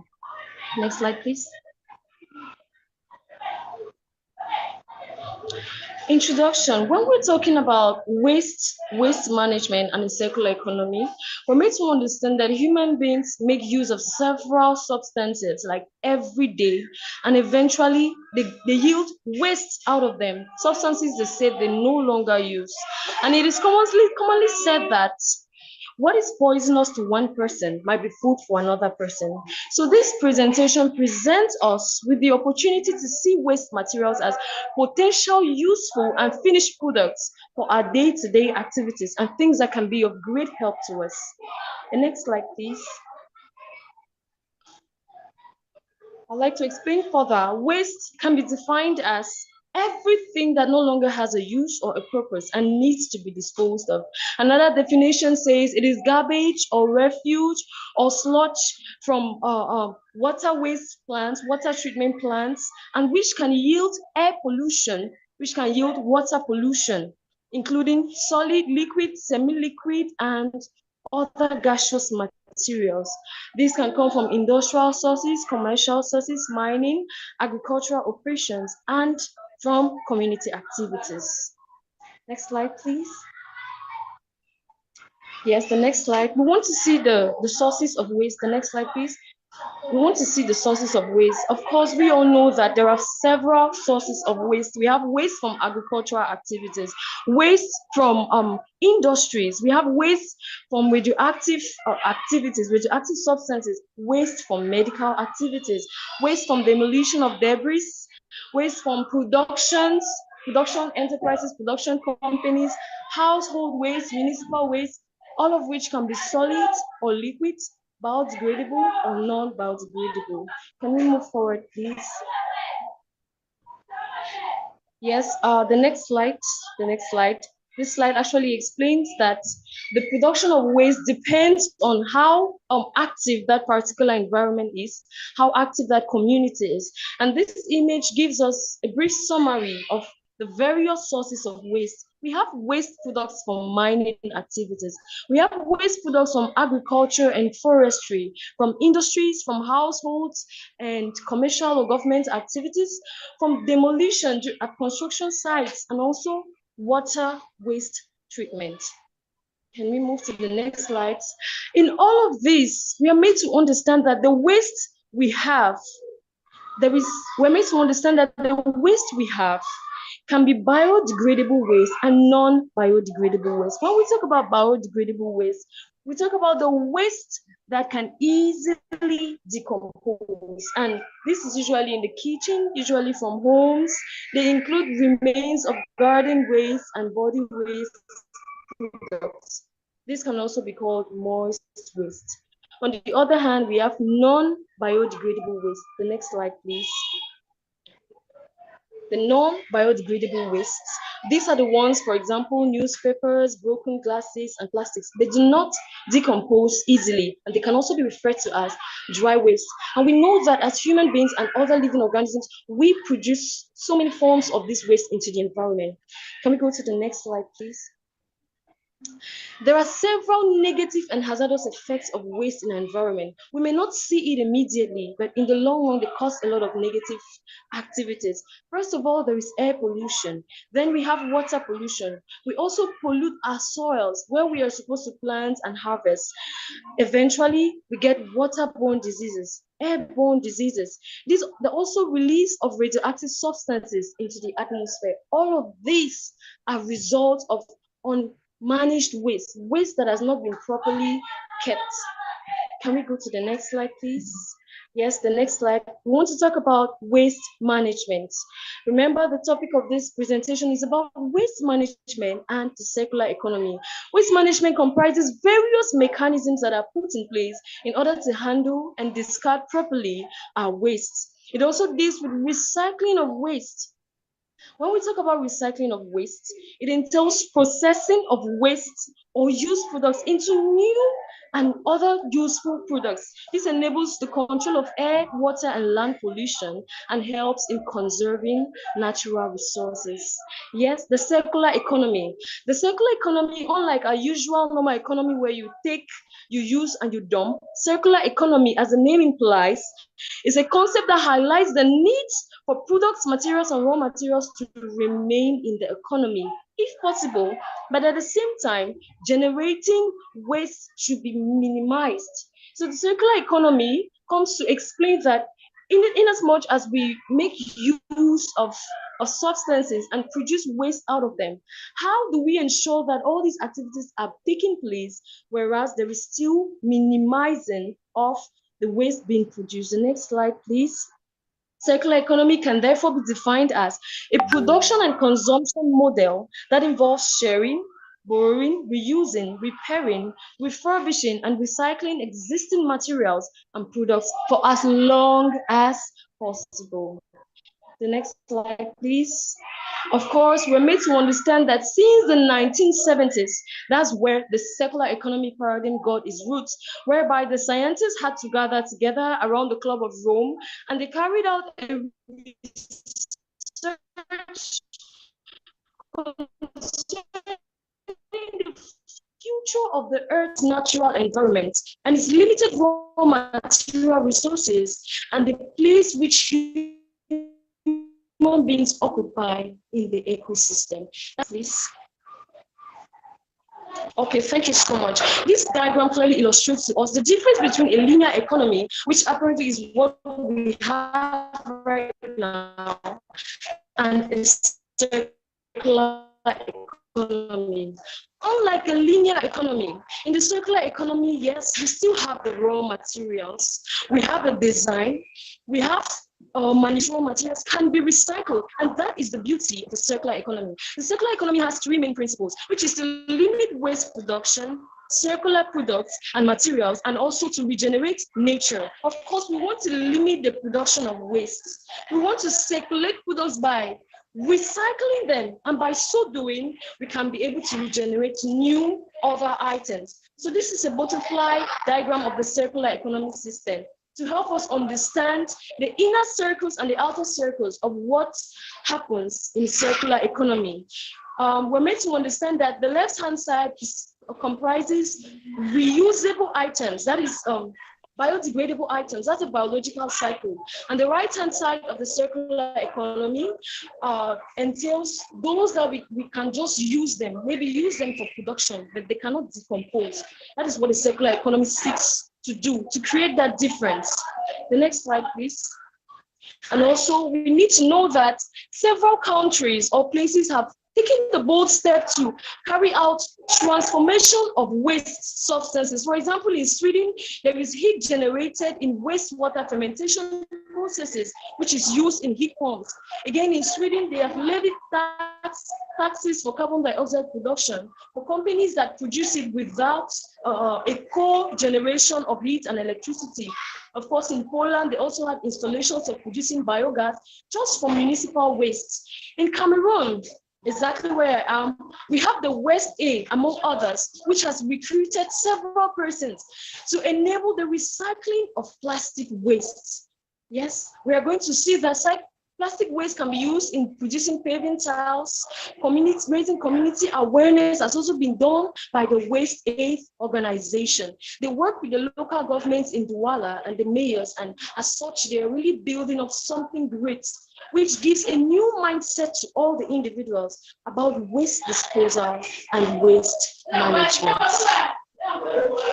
The next slide, please.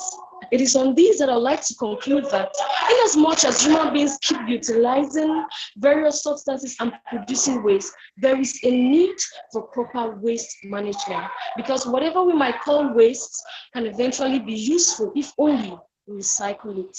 It's on this note that I would like to say thank you for listening. I'm very grateful for your keen attention.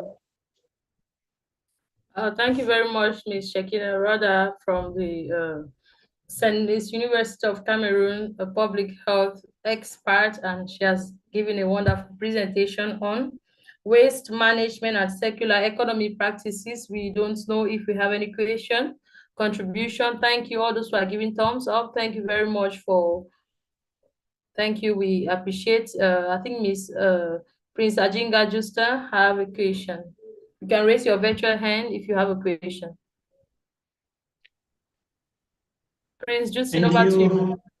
Thank you for that eloquent presentation.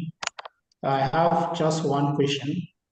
I want to ask you, coming from the health sector, when you look around Cameroon, you find a lot of private health facilities. They are growing every day, and I've never seen an incinerator facility in any of those private health facilities. Even in like 80% of the new government facilities, it's difficult to find those incinerators. So now I'm asking you, how do we use the waste that these hospitals are generating on day-to-day basis to turn them into work? Thank you so much. So our presenter, Shekina Roda, that question is addressed to you. How do we use waste from the health sector to transform it into wealth? Okay, thank you so much for the question, and thanks for your keen attention this far. Well, the waste products from health sectors vary, as in we have the metals, we have the plastics, and we have the biodegradable waste. I know, as you said, you've not seen any incinerator or so. Well, at least I have seen that. So to begin with, we use incinerators to do away with the ones that we can no longer make use of. For example, the metals, the syringes, those needles found in them. And then plastics can be recycled. Before these wastes are being disposed, they have to be treated.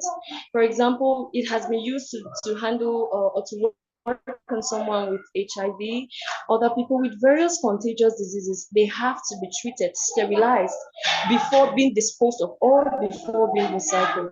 So plastics can be recycled, and then the ones that are biodegradable, for example, I remember where I volunteered in the southwest region of Cameroon. They have a placenta pit. That is an example of a biodegradable product, a placenta pit. They are being discarded over there. What about the blood? Blood that we get when we're working on patients, we also discard them where they are going to degrade. So those are some measures which we can employ in order to handle waste products from medical environments. Thank you. Thank you so much. I only want to congratulate her by presenting so very good, well-presented presentation and putting the point straight through the audience. So thank you very much. You were very, very clear. Thank you. Thank you so much, ma'am. Okay, thank you very much once more. I don't know if you have any questions, but there seem to be no questions. So it means the lessons were well received, well digested. And as we move on, let's remember waste are opportunities that needs to be transformed into wealth. So before we proceed, Dr. Renuka has a short video to share with us. As we listen to the video, as we follow the video, let's remember that we all are champions of changing waste to wealth in our different areas, in our different communities, in our different nations, Everyone, and the world at large. everyone, I hope.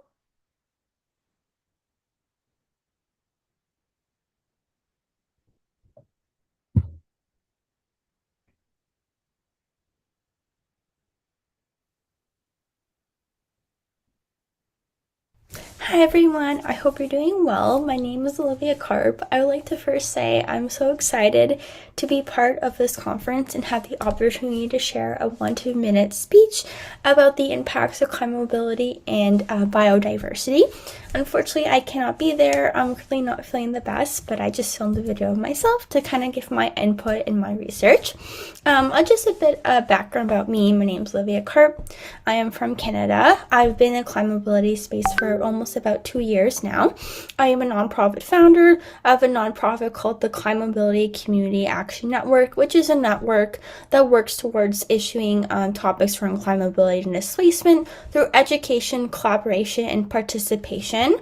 And other work I've done in regards to climate mobility was I got to do a research paper with Global Affairs Canada looking at the impacts of climate mobility and the Great Lakes region and other stuff like that. So when it comes to climate mobility, it refers to the movement to the people forced to relocate due to the impacts of climate mobility, like rising sea levels, extreme weather events, or droughts, and biodiversity. Biodiversity refers to the variety of life on Earth and the connection between the aims of climate change impacts and the mobility of their ecosystems. So when it comes to kind of the climate change, the impacts it can have on biodiversity, specifically, it can impact them by altering the ecosystems and causing species to migrate or decline, or this can be biodiversity in the ocean, on land, etc.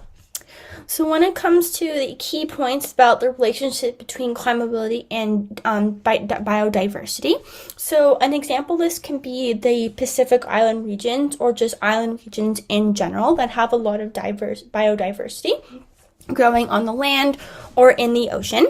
It can impact the ecosystem. So basically this can impact people having to move because of climate change, because of the biodiversity loss. This can also impact the loss of ecosystem services that people rely on when it comes to, the impacts of biodiversity and climate mobility. And also when it comes to species and the movement of species and the decline of species because of the impacts of climate change. All these different factors can impact people not only to migrate, but also to try to find different ways of adapting to the climate. Such things like nature-based solutions is one way to address the effects of climate mobility and biodiversity as a way to build natural habitats and protect the environment of people migrating as a way to adapt to climate change. Once again, thank you so much for this opportunity.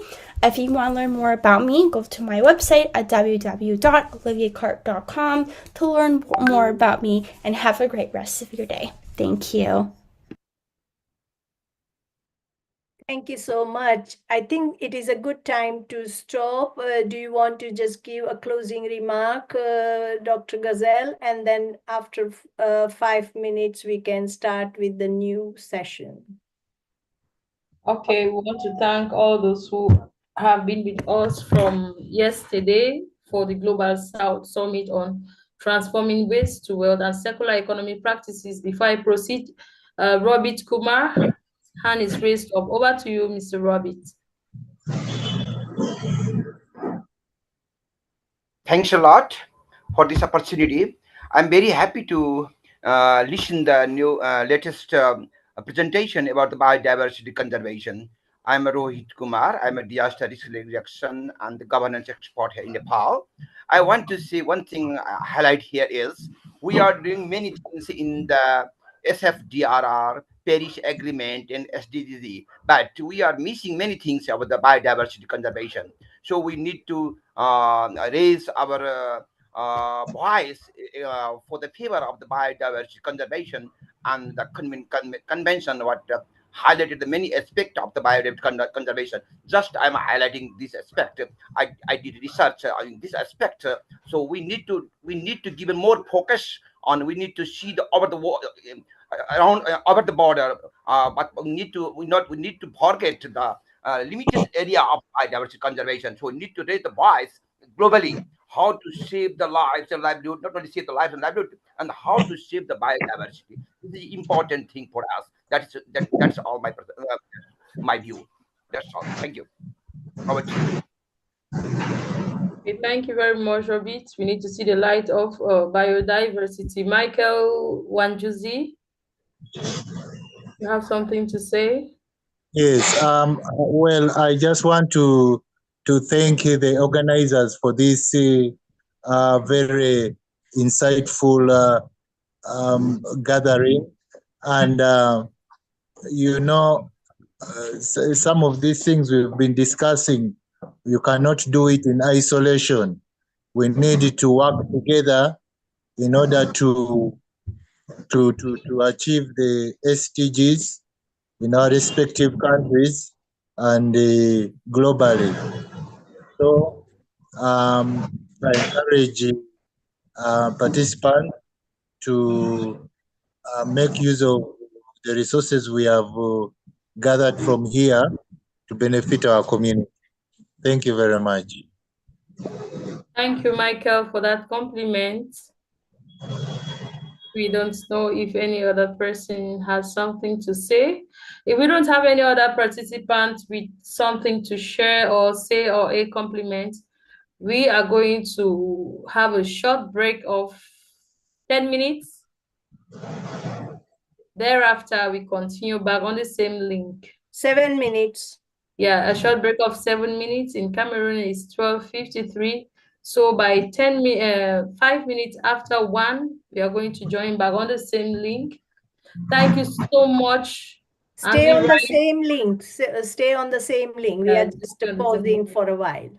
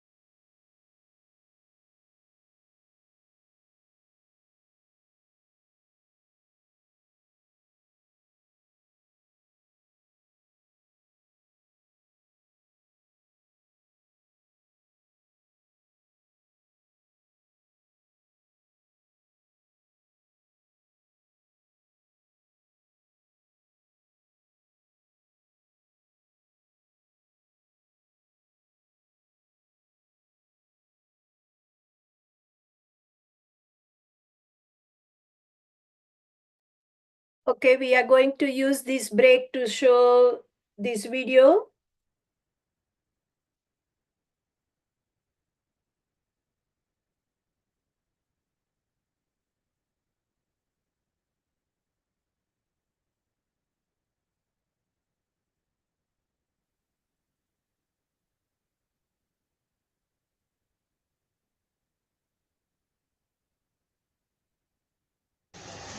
चलो सबरी किया था वो चल हाँ okay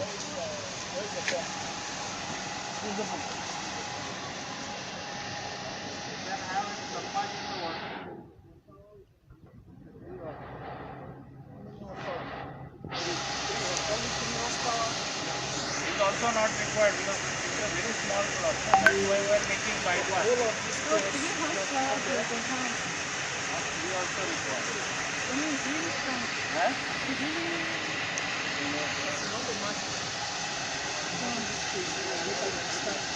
That depends on the head. Height which you have to lift the water. That depends on the power of the wheel, not the horsepower. This is about 32-meter head pump. It can take water up to 32-meter height.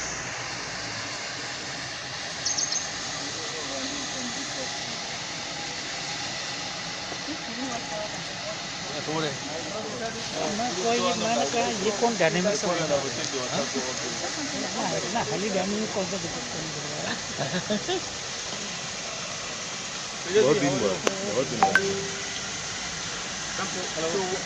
Two years आज mask पहने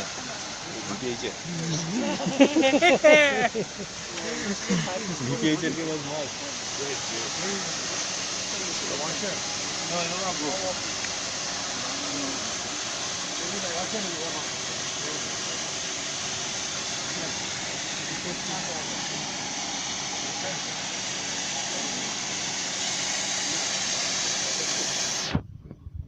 You can feel the pressure. No, what pressure? This is the pressure. See, look at this here. Almost one. 1 kilogram. So that is required for drip. If it would have been sprinkler, then bypass is not.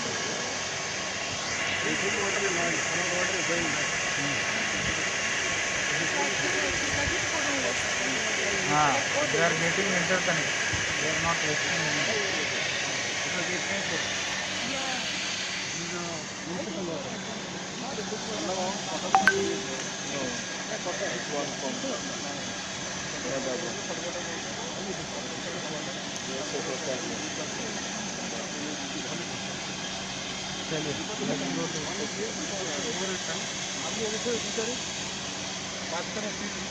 Micro sprinkler चालू है ready हाँ ready Can we wait to one? So we can try this to see what pressure बढ़ा के no, not required. It will come out. Okay, now this is what I want. Yeah. Once the pipeline will be filled up. Okay, disconnected to the ground. Now the pressure is okay. This is the emitter is of 2 liter per hour. It will give 2 liter in a hour. This how You can have 4 liter also. drip more than this. Yeah, so 2 liters. If it is a 4 liter, it will drip little more. Depends on the. If you increase the pressure little more, it will drip a little more, but not too cold. You know, in my country, we put the drip in here. Yeah. But you say no to put Not the tap wood, not the This main entire shallow. this thing, see, entire bed will be visible. regardless to the surface here and here. Inside also. The real case, this is black cotton soil. It is not breaking. If I throw up, it is black cotton. If it is a sandy soil, they will break. We don't have traditional method. We don't have too much of this. Yeah. Our own is Loom. more. This is the one sandy loom. Yeah. This is one traditional test. No need of doing any soil analysis. You can do. How much are we going to do soil analysis? Soil analysis is a scientific process. It will be tested in the lab. But this test I have shown you in the traditional test with the field.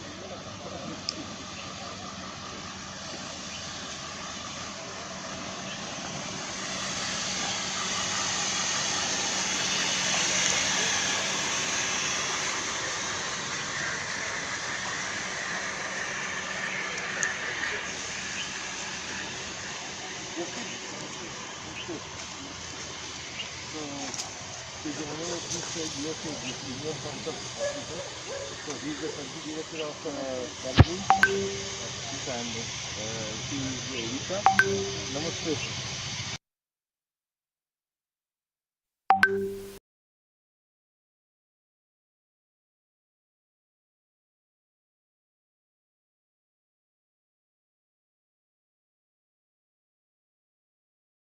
Do you want to explain anything around this, Prince Justin? Thank you very much. Thank you very much. The video we just watched is part of our activities to get clean water for the farmers, because one of the biggest challenge we have in Africa, especially in Cameroon, even where I'm sitting, like it's difficult for you to drink water from the pipe. So drinking water becomes an essential issue in farming, because farmers need to have a lot of water, especially with climate change. So that was part of the activity we were doing with our India partner, to see how we can get water, get it purified, so that the same water that is used for irrigation can be used for households. Thank you. Thank you very much. I think such activities need to be just multituded, like increased in multiply in most farms, and that can help. Thank you very much for this.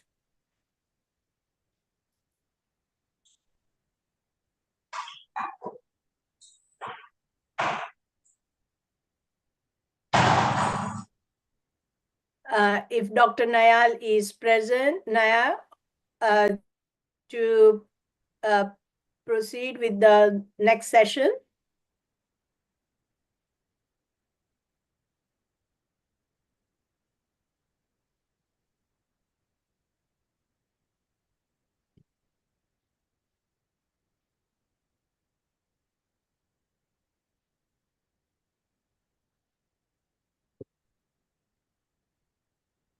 Okay, this session, okay, yeah, please, because it will be announcement in French, so you can do that, please.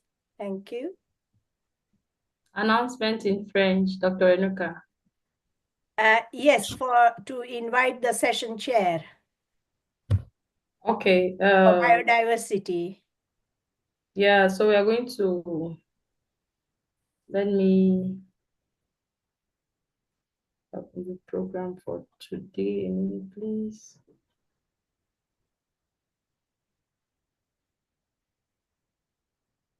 So thank you very much for staying tuned to this great summit on transforming waste to wealth and circular economy practices.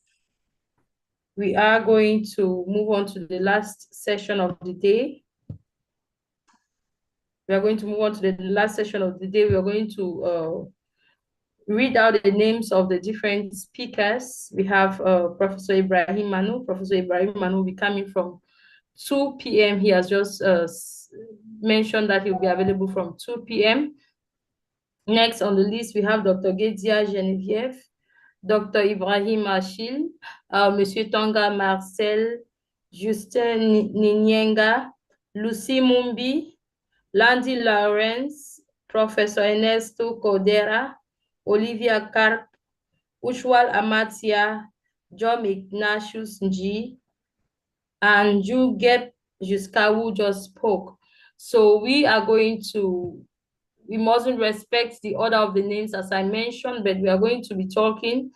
The main theme of this last session of the Cameroon Global South Summit is strengthening climate resilience and biodiversity conservation. Remember, it's the last session of the summit, and it is often said that the last day is always the best because it carries all the surprises, all the networking opportunities, and many other things. So you stay tuned as we as speakers will be coming up. So if you are a speaker of this event, you have something to share, you can just private chat me in the message toolbox, without which we're going to call on. I don't know if Dr. Gedia Geneviève is available to speak. Dr. Gedia Geneviève, on va avancer à la dernière session de cette Global South Summit, qui parle de Transforming Waste to Wealth. Donc, si vous êtes censé les présenter, vous pouvez indiquer dans le chat box.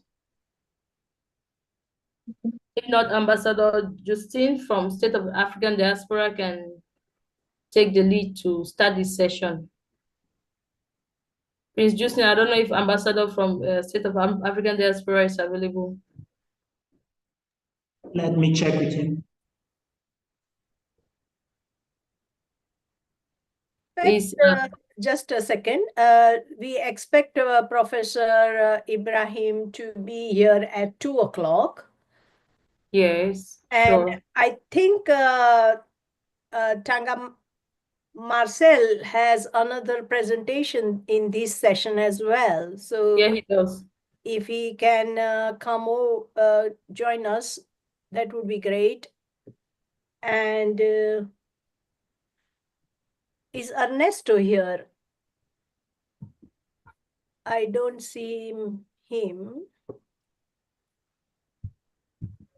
Yeah, I don't see Ernesto. Ujjwal, are you there? Yes, Ujjwal is there. Maybe we invite Ujjwal because he has to leave soon, isn't it? I already finished my meeting and I already finished my meeting. Yeah. I just came back from the meeting. Yeah. Okay, good. So you are available. So I can be here. So let's have other presenter. Then I can present here. No, because we have a gap, so we can go with you. Please. Okay. Thank you. Okay. Okay. Okay. Thank you. So shall I start? Yes, please. So how much time do I have? Like 10 minutes, 15 minutes? Yeah, feel free to have 15 minutes. We can start Okay. you. Okay. Okay. Because we have a list of speakers, so I don't want to take more time. So every get opportunity. Yeah. Yeah. So thank you, Dr. Naya, and thank you, Welcome. Dr. Please start. Thank you. Thank you. Thank you, Dr. Naya, and thank you, Dr. Renuka. So it's been a Record. great. Yeah. Dr. Renuka, Yes. don't forget to record. Okay, no problem, no problem. So it's been a great pleasure, and thank you very much, Dr. Renuka, for starting this platform. So last year we also had several summit from starting from Pakistan to Nepal. So this is starting with Cameroon. So it is a good platform and good opportunity. And thank you for leading, Dr. Renuka, and thank you, Cameroon team, for organizing this very wonderful event. So I have been regularly participating in African events. So I also knew a little bit more about the context of Africa as well. So in regards to my background, so my name is Ujjwal Amate. So I'm from Nepal, Kathmandu, the capital of Nepal. So I'm a forester. I studied forestry and practicing forestry still, and a permaculturist. So right now I'm also involved in this climate crisis movement in Nepal. So in core team as well.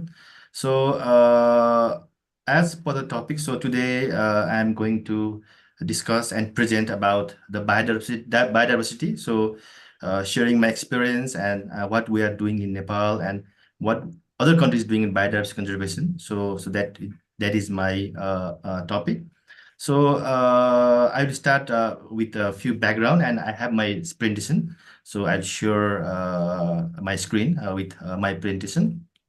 So as you know, like the recent days, there are two very important hot topics. One is about climate change, and one is about the biodiversity loss. So most people talk about the climate change, but still missing about talking about the biodiversity loss. So as you know, like we are having like a big issue of biodiversity loss all over the world because of our interventions and because of climate change and several issues.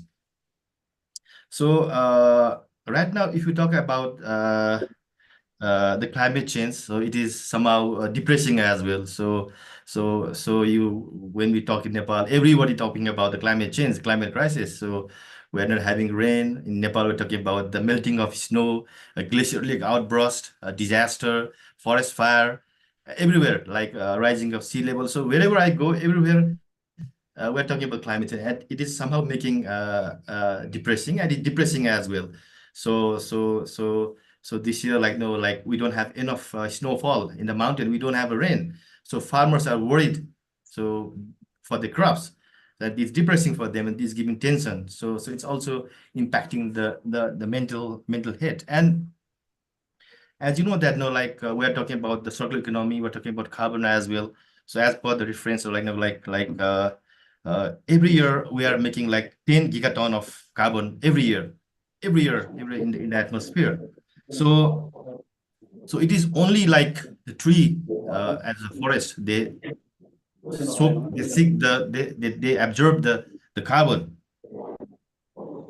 So if we talk about the biodiversity, so this planet is not only of human being, not only for us, it's all of others, animals, other living beings as well. So it doesn't belong to us and us only. So you see, like currently the biodiversity damaging, so it's a time to repair. So we have to repair this biodiversity loss. So if you talk about in Nepal, like Nepal, like we have a range from tropical to higher temperate. So we have a altitude from 100 meter to 8,840 meters. So the Everest. So you see, like we have a huge diversity in geography, and based on that, we have huge diversity in flora and fauna as well, and it is being depleting now. So it is being impacted with different issues. So we have to repair in Africa also. I think Cameroon also it may be issue like same.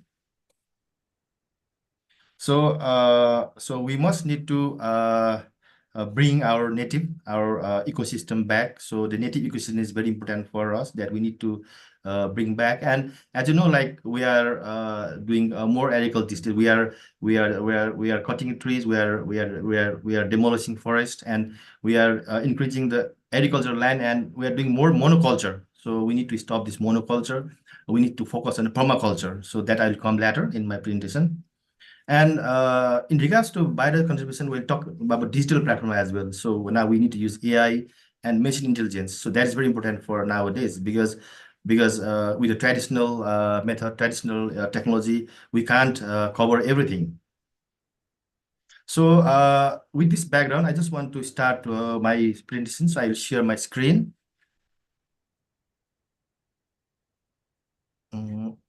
Let me check. Where is it? It's a few minutes.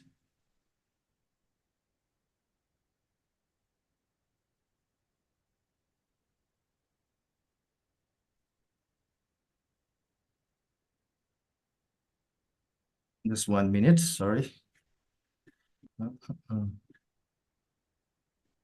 So can you see my screen? Screen. Can you share? Can you see my screen now? Yes, it's well, I can see your screen. Okay, so my title would be like biodiversity, our strong natural defense system. So biodiversity is a strong natural defense system for us. So with the background, before also one of the ladies, she shared about what is biodiversity. So just go very quickly. So biodiversity is a way of life. It includes different things. It includes plants, animal, ecosystems, microorganisms, wildlife, everything. So and the biodiversity is very important to function for the human well-being. So that is a little bit background with the biodiversity. And it provides essential ecosystems like for pollinations, water management, clean air. So these are some of the benefit of the biodiversity, and it also supports for agriculture and livestock. And as I share you, there are three of biodiversity now. So it is more with the human activities. So it is because of us. So it is our biodiversity threatened. So the mostly with the deforestation. You see, like we are cutting trees, and we are making more pollution in water, pollution everywhere in sea. The sea are polluted, air is polluted, and over exploitation of natural resources. So we want to exploit more natural resources. Is happening in Africa as well, and definitely climate change. So it is impacting the threat to biodiversity. And next is like invasion of species as well. So in Nepal, like I give some example, like like in Nepal we used to see a lot of natural like local fish, but now we don't see. So now there is a mutation, and we are seeing different varieties of fishes, insects, plants. So it's like some kind of like it is not native. So it's more invasion. So in forest also we are having different like what you say, like wild plants that is damaging our forest. So we're seeing those things, and habitat destruction. So because of human interference, so we are losing the habitat of especially for wildlife, flora, fauna. And so that's a major threat of the biodiversity. And even with the climate change, it is impacting a lot. And climate change and biodiversity, it has a very good interlink. It's a very important and crucial interlink. So biodiversity plays a very important role to mitigate and to adapt the climate change. So if there is no biodiversity, if we don't have enough biodiversity, it will impact in climate, weather, everything. So that's the one thing. And if we have a very good biodiversity, so that will help to sequester, to absorb the carbon dioxide. So it means like if you have a good forest, if you have good water resources, if you have good diversified, good agriculture, then definitely more with the permaculture, I think I'm talking about permaculture. So it will also absorbs the carbons. And I just want to share some of the efforts that we are doing in Nepal. So, and Africa also definitely we are doing. So we're talking about ecological before the earlier presentation. So in Nepal we are promoting agro-biodiversity. So it's mostly focused on permaculture. So we are doing intercropping. We are trying to increase the soil fertility and pest control with the local species, not using the chemical fertilizers. And we are trying to plant the crop resilient species, and even with the livestock as well. So we are trying to have local livestock, local varieties, not like exported ones. So we use the local varieties of livestock, and even like we are promoting more composting, permaculture practices. So, and we are also decreasing the monoculture and promoting permaculture. So that's we are doing more on agriculture. So I don't want to go with each topic. So we can discuss a lot in different aspects of this agro biodiversity. And next we are doing is more about, we're focusing on forest diversity. The forest is the important aspect. If you see like the forests are not managed well, so there are a lot of techniques that we can manage forests. So here what we are encouraging, like we are encouraging more like native species. It's like more like ethnoforestry. So we are not trying to bring the exotic species. So we have very bad experience of bringing exotic species. So we are trying to focus more on native species. We are planting and promoting native species. That is very important for biodiversity conservation.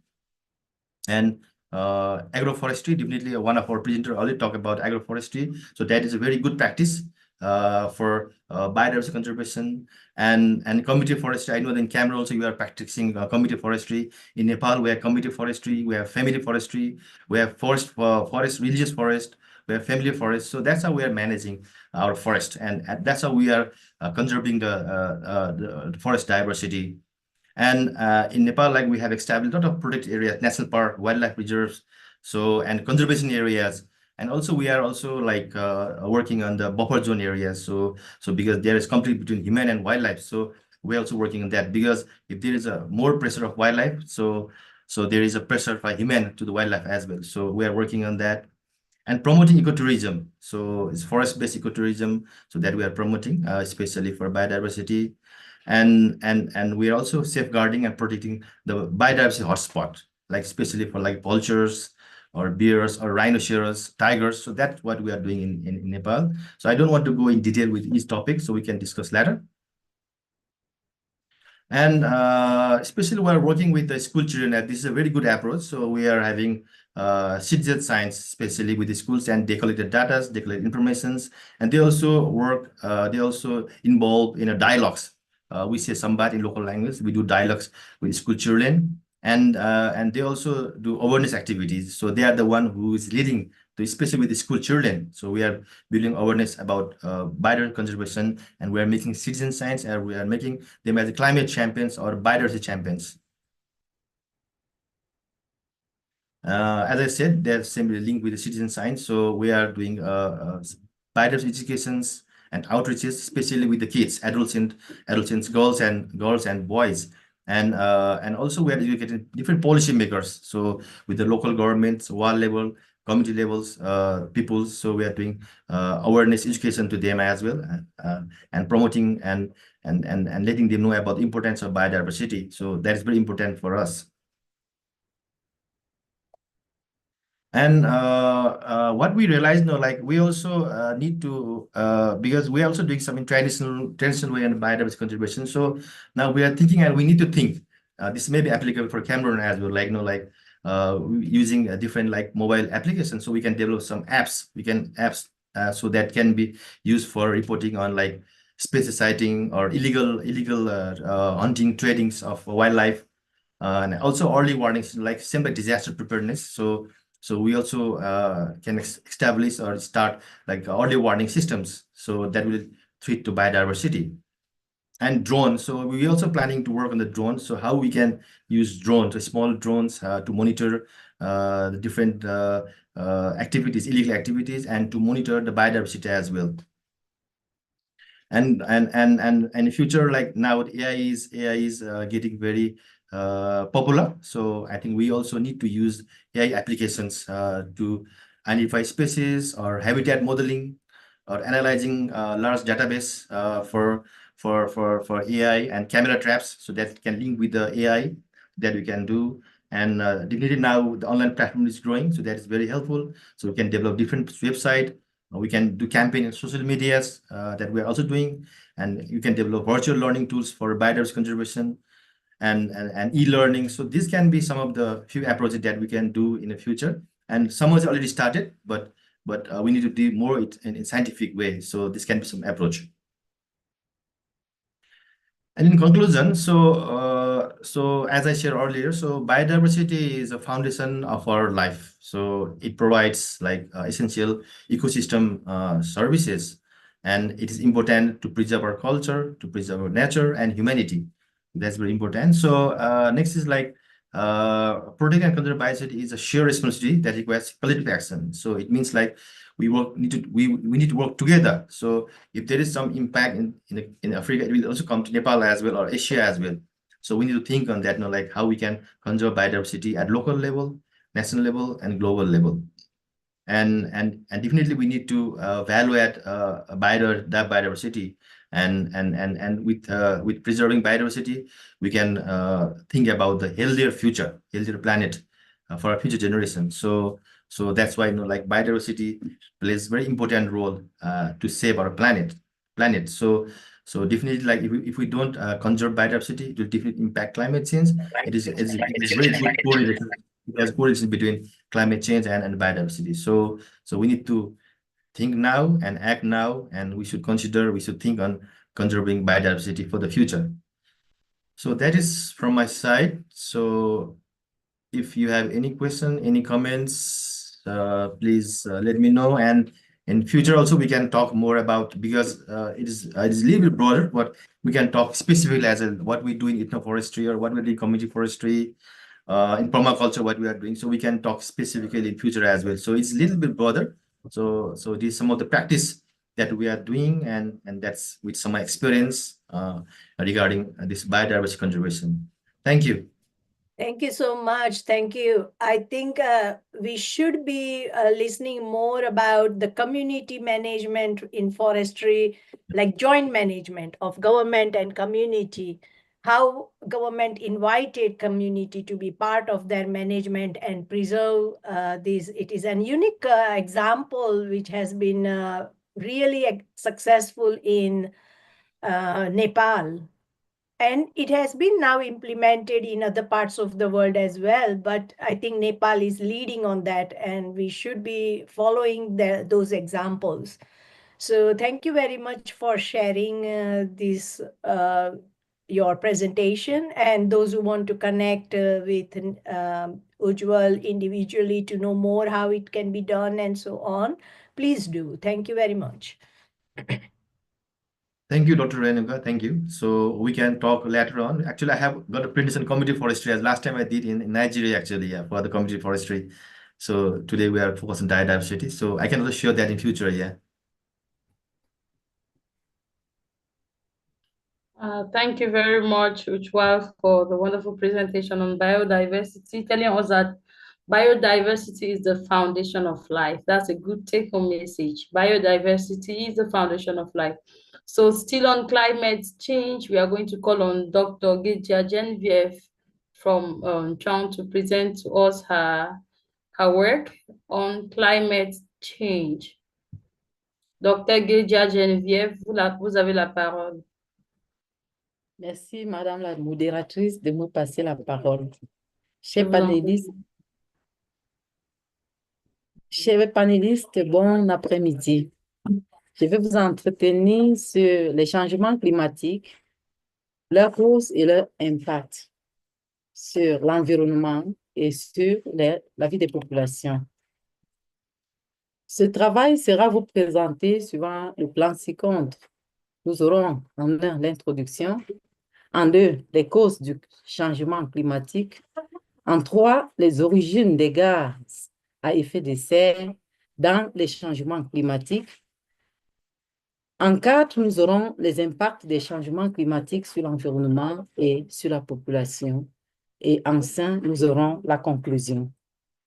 En guise d'introduction, nous disons que depuis de nombreuses décennies, le monde subit des changements climatiques caractérisés par des hautes températures, des fortes précipitations, l'augmentation du niveau des mers, des inondations, la désertification, qui impactent non seulement sur l'environnement, mais également sur la vie des populations et les productions animales et végétales. S'il vous plaît, allez doucement pour que je puisse résumer en anglais. D'accord, je vais reprendre. Merci, madame, de me passer la parole. Bon après-midi à tous les panélistes. Good day to all the participants. Donc, le thème dont j'ai l'honneur de présenter est intitulé « Les changements climatiques, leurs causes et leurs impacts ». I'll be presenting on climate change, their causes and consequences. Et le travail vous sera présenté suivant le plan ci-contre. En 1, nous aurons l'introduction. En 2, nous aurons les causes des changements climatiques. En 3, nous aurons l'origine des gaz à effet de serre et leurs responsabilités dans les changements climatiques. En 4, nous aurons l'impact du changement climatique sur l'environnement et la population. Et en 5, nous aurons la conclusion. So we are going to present, following this plan, introduction, causes of climate change, origin of emissions and responsibilities in climate change, the impact of climate change on the environment and population, and lastly, we are going to conclude. Puis le temps faisant défaut, en guise d'introduction, nous dirons simplement que depuis de nombreuses décennies, le monde entier souffre des changements climatiques caractérisés par la haute des températures, par les hautes températures et des fortes précipitations. Il en est de même pour l'augmentation du niveau des mers, les inondations, la désertification, qui impactent non seulement sur l'environnement, mais également sur la vie humaine et les productions végétales et animales. Dr. Renuka, please kindly share the work. At an introductory level, from time immemorial, the world has been suffering from the daunting effects of climate change characterized by hot temperature, increase in the level of the sea level has increased, floods and desertification, which has affected animal and, vegetable production. Ce travail a pour objectif général d'apporter des connaissances sur les changements climatiques et leur impact sur l'environnement et la vie des populations.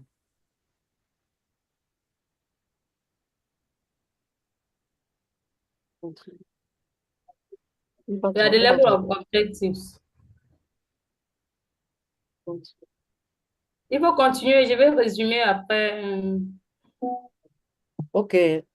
Je disais, comme objectif général de ce travail, nous allons contribuer à apporter des connaissances sur les changements climatiques et leur impact sur l'environnement et la vie des populations. Comme objectif... General objective, we are going to have a general knowledge on climate change and its impact on the environment. Comme objectif spécifique, nous aurons à déterminer les causes des changements climatiques. The slides are changing by itself. Is it the right slide? No, we are at the level of objectives. Okay.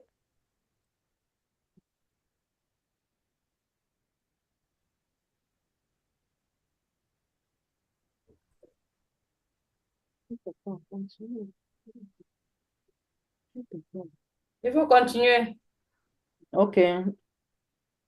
Donc, j'ai déjà énoncé l'objectif général qui était d'apporter les connaissances sur les changements climatiques et leur impact sur l'environnement. Comme objectif spécifique, nous allons déterminer les causes des changements climatiques, déterminer les impacts des changements climatiques,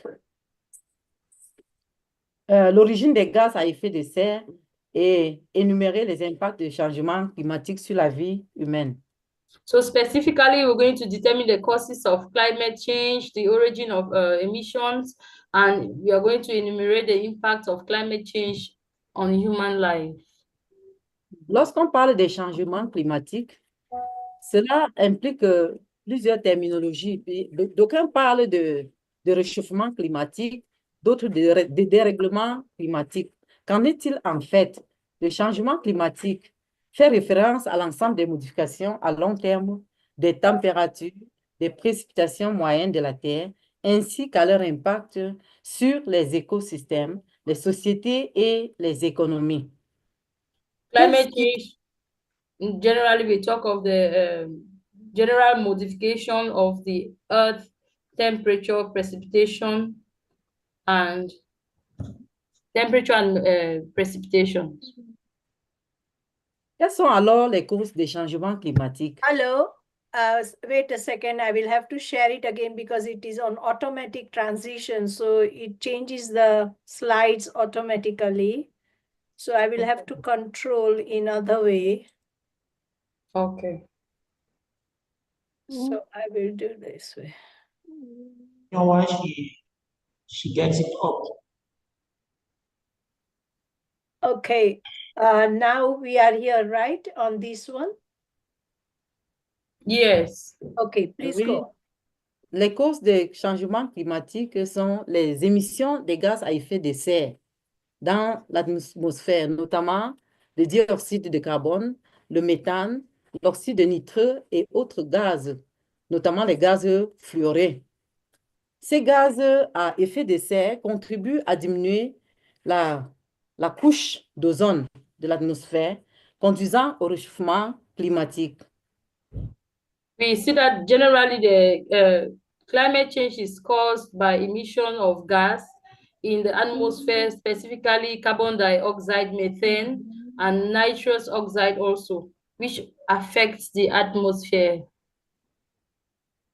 Et ces gaz à effet de serre sont notamment le CO2, le méthane, le dioxyde de carbone, les gaz fluorés. Et d'où proviennent ces gaz à effet de serre? Ces gaz proviennent surtout des activités humaines, telles que le transport. Le CO2 contribue à l'ordre de 76% dans l'atmosphère. Le méthane, quant à lui, contribue à l'ordre de 16%. Et les gaz fluorés à l'ordre de 2%. Et toutes ces émissions de gaz sont dues aux différentes activités humaines. So we see that the different gas that affect the atmosphere, we have carbon dioxide, methane. They all they come as a result of human, some of it come from carbon dioxide from vehicles, and it affects the human nature. Donc, les gaz à effet de serre, suivant ce que nous montre le schéma ci-dessus, proviennent alors majoritairement des activités humaines telles que la combustion des combustibles fossiles et l'agriculture intensive, les pratiques d'élevage et agricole non durables. Bon, ainsi élucider les causes de ces changements climatiques. Quels sont donc les impacts des changements climatiques? So with all these different gaseous exchange that we have seen from, from carbon dioxide, CO2, we ask the question that what actually is the causes of this climate change? Oui, le schéma ci-dessus montre que les changements climatiques sont au centre de nombreux enjeux cruciaux. Lorsqu'il y a désertification, cela entraîne la déforestation, la perte de la biodiversité et il y a un impact direct sur l'approvisionnement en ressources végétales. Il y a pollution de l'air, il y a pollution de l'eau. Ainsi, il y a manque de nourriture sur la table des populations. Il y a le manque d'eau et l'atmosphère se trouve également polluée. Donc, le réchauffement... With all these things, we see that it affects, it affects the food consumption, it affects the water, and the human beings, we find ourselves in a very challenging situation because of the impacts of climate change. Ainsi donc, le changement climatique impacte les températures, donc augmente la température moyenne de la Terre, modifie les régimes de précipitation, modifie les précipitations, entraînant la sécheresse ou les inondations. Ça affecte également les écosystèmes. Il affecte les écosystèmes. Oui, cause des maladies liées aux chaleurs, aux inondations, entraîne la perte de productivité, que ce soit au niveau local ou animal. Agricultural or animal productivity. Ainsi donc, au niveau des productions animales et végétales, la variation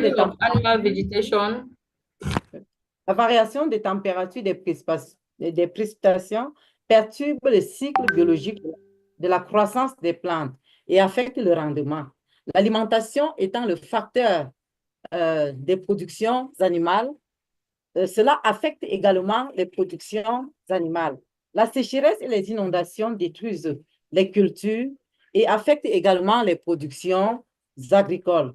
Variation of temperatures and precipitation affect biological cycle and the growth of plants, and also affect, production. The dryness, sécheresse and flood, it destroys culture and affects agricultural production as well.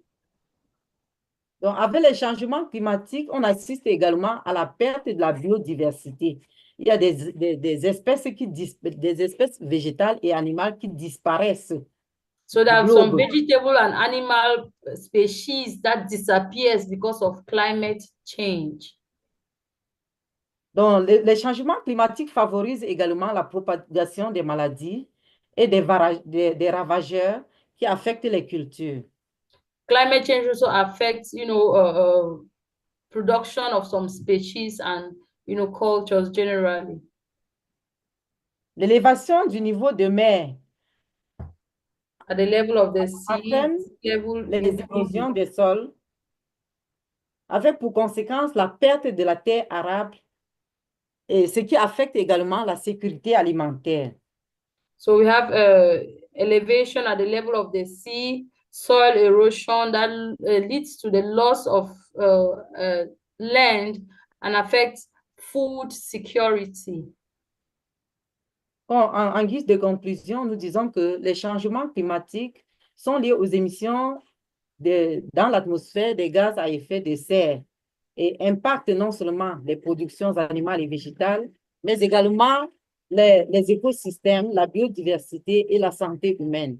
Il devient donc très urgent de mener des actions visant à réduire la production des gaz à effet de serre et atténuer les changements climatiques, notamment à travers le reboisement, l'introduction des espèces animales et végétales résilientes au changement climatique, la pratique agricole durable. Je vous remercie pour votre aimable attention.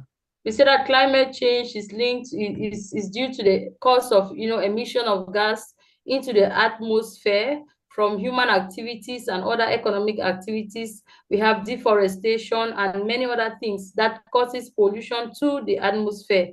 And the impact does not only affect animal production and vegetable production, but it affects the ecosystem and biodiversity and equally human health. So it is therefore very important to, come out with actions that will lead to the reduction of production of gas into the atmosphere and come out with also, encourage production, agricultural production that are climate resilient and also will protect our environment from the effects of climate change. Thank you so much for your keen attention.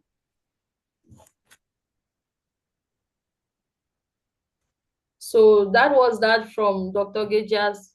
Geneviève from University of Chang. Merci bien, Dr. Geneviève.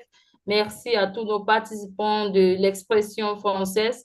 Thanks to all our participants from all over the world. Thanks to our French, those from France, our French speakers, English speakers, those who express themselves in Swahili, those from India, those from China. You are welcome and thank you so much for following. That was a presentation on climate change by Dr. Geneviève. So that was good, Dr. Gedia. Merci beaucoup. We don't know if there are any questions. Je ne sais pas s'il y a les questions. If you followed up with the presentation, you have a question, a contribution, or a remark, you are free. The floor is given to whoever wants. If we don't have a question or a remark, I think Sir Vinod is going to come again with another presentation still on biodiversity and climate change. Vinod, you have the floor. Welcome once more for gracing this our event. Ujwal, you have something to say?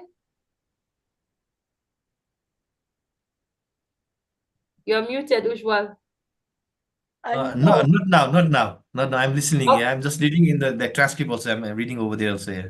Okay, that's fine. Vinod, you have the floor. Yeah, hi. Good evening, everybody. Just one sec, please. Vinod, someone has Christian Matamala. You have something to say? Okay, Vinod, go ahead. Just give me a minute, please. That's okay.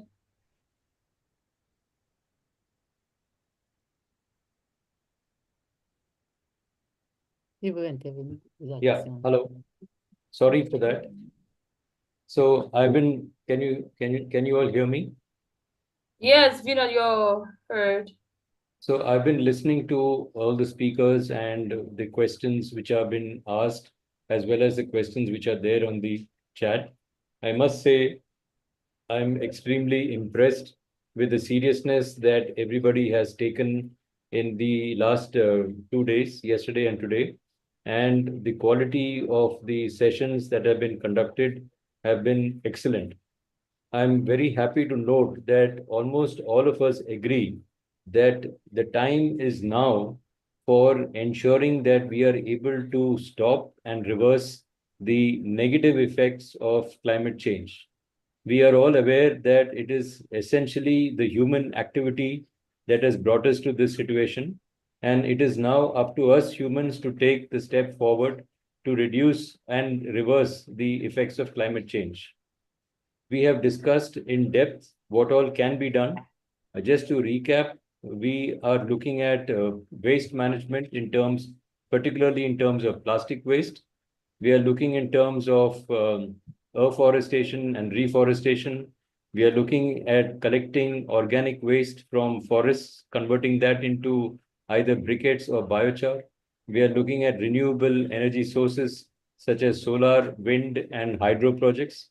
We are looking at conservation of water bodies because water is the most essential commodity for life after air. And if neither are there, then obviously life on Earth as we know it cannot exist.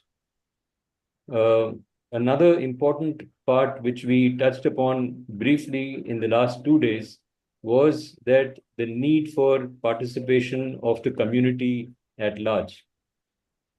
Here I'm referring to students.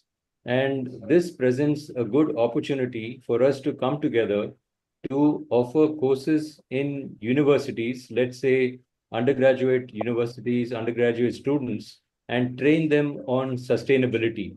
What are the various options that are available to them today? What can be done with regard to the various sustainable measures, be it renewable energy, waste management, plastic, rubber, tire recycling, solar, wind, forestation and afforestation, hydroponic farming or vertical farming, and so on. Things like building management solutions where you use IoT sensors to reduce the power consumption in city life. How can we use, like we talk about smart cities, how do we make our villages also smart villages?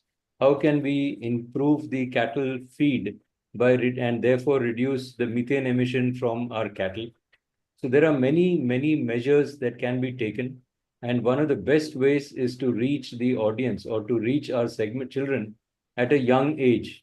So what I am therefore proposing is that we work together to come out with a syllabus or a curriculum which can be implemented across Africa in many of the countries, many of the schools and universities where we train students at a young age.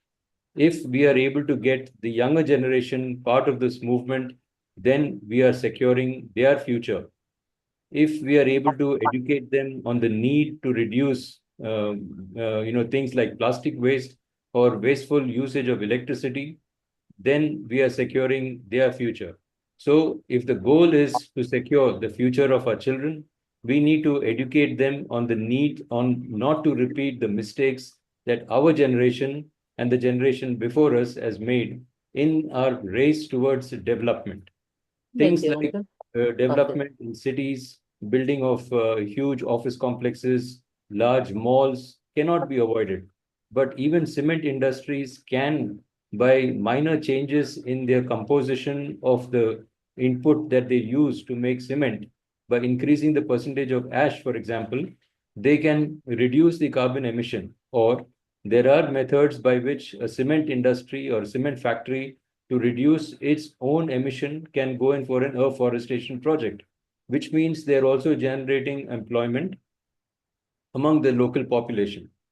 So there are a number of ways and means we need to look at. We have already discussed in depth through many speakers the many opportunities that are presented, but I think we need to start catch them young, as they say, and therefore our focus also needs to be in the education sector. What I'm proposing, therefore, is that we work towards developing a curriculum which can become part of the current education system, which is focused entirely on climate change, on sustainability measures. This will also allow people who are looking for jobs in this sector to get the necessary qualifications to improve their employability. So as an organization, we would definitely like to be part of this. And I can assure you that we will be more than ready to support any such initiative in whatever way we can, whether it is designing the curriculum, whether it is training the trainers, whether it is conducting physical in-house lectures to schools, universities, students, communities. We are open to doing that. Once again, I thank all of you for spending the time yesterday and today, for the speakers, for the audience, for people who were participating. It's been a very interesting 2 days, and I hope we have many more such meetings. And I hope that whatever has been discussed gets implemented on the ground. One thing is to talk about it. The second is to execute. And that is the challenging part. And I really hope that all of us, get our act together and we put the last 2 days into a practical implementation. Yes, Ujjwal, you had something to say. I just want to add, like as you said, that the syllabus. So in Nepal also we are working with this, especially with adolescents, children, and we have developed some syllabus. So especially we say dialogue sessions. So when you come to Nepal, we can discuss on that as well. So we have developed some model. especially for the school children regarding the building awareness on climate, as you said, citizen science and outreach education. So we have to develop some manuals so we can discuss on that when you come to Nepal. Yeah. So once again, thanks, Dr. Renuka and everybody for organizing this 2-day workshop. And it's been a wonderful comparing session. So it's, you have ensured that not one of us gets left out or not one of us gets bored during the session, Naya. You've done an excellent job. And I must say, I'm really very impressed with the way you handled the last 2 days. Thank you very much, everybody. Thank you very much, Vinod. Yes, Dr. Renuka, you're welcome. So Vinod and Ujjwal, stay until end. Yes. Yeah, I will stay until the end. Yeah, I will. Yeah. They're actually great partners, and it's been nice having everyone here. Everyone has, played a very important role to the success of this summit. We are not yet at the end. We still have a way to go, and we have other speakers. I don't know if Ambassador Justine. Can I add one more thing? Yes, Vinod, you have the floor. So one of the major challenges in getting a carbon project approved is the cost of the project.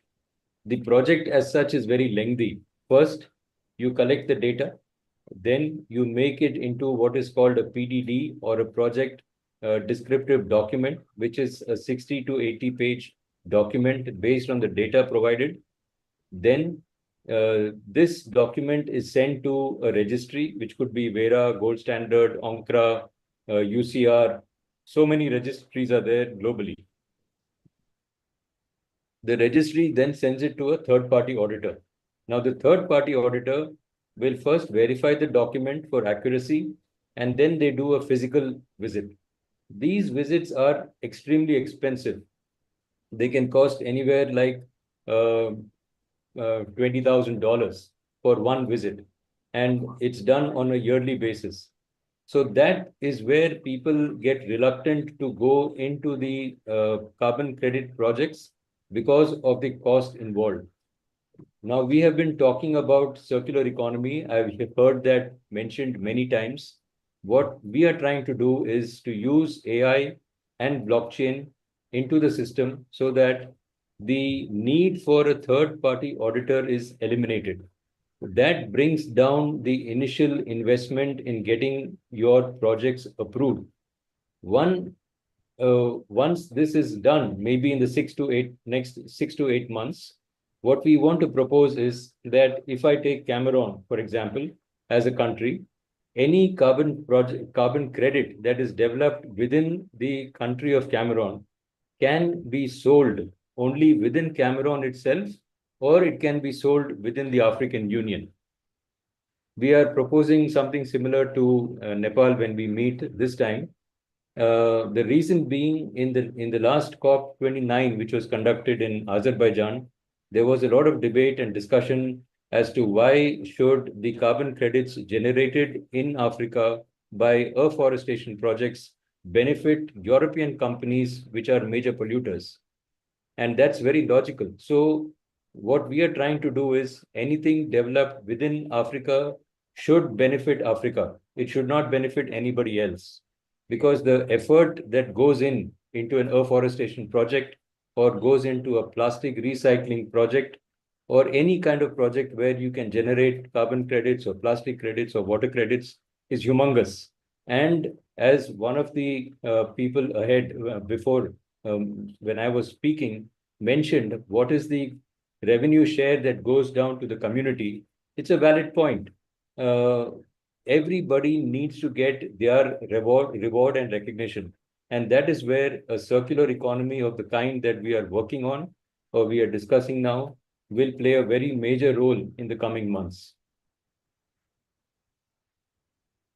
So thank you. Thank you, Vinod. We have a speaker ready. So is that okay if we move to the speaker? Yeah, I think Ujjwal has a question. Okay. I have given a thumbs up for you. Oh, thumbs up. Thumbs up. I can't Good. see Yeah. without my glasses there. Okay. All right. Shall we move to the inviting the speaker now? Yes. Okay, thank you. Dr. Naya. Yes, thank you very much. We don't know if Professor Ibrahim. No, yeah, Professor Ibrahim, if he's ready, but Marshall has said that he is ready and he wants to present. Ibrahim, while waiting for him, Monsieur Marcel from LEAD Cameroon. LEAD is an international organization. They are based in the US and they have branches in all the countries of the world. So Marcel Tonga is representing LEAD Cameroon in this Global South Summit caption Transforming Waste to Wealth. So he will be coming now to speak on strengthening climate resilience and biodiversity.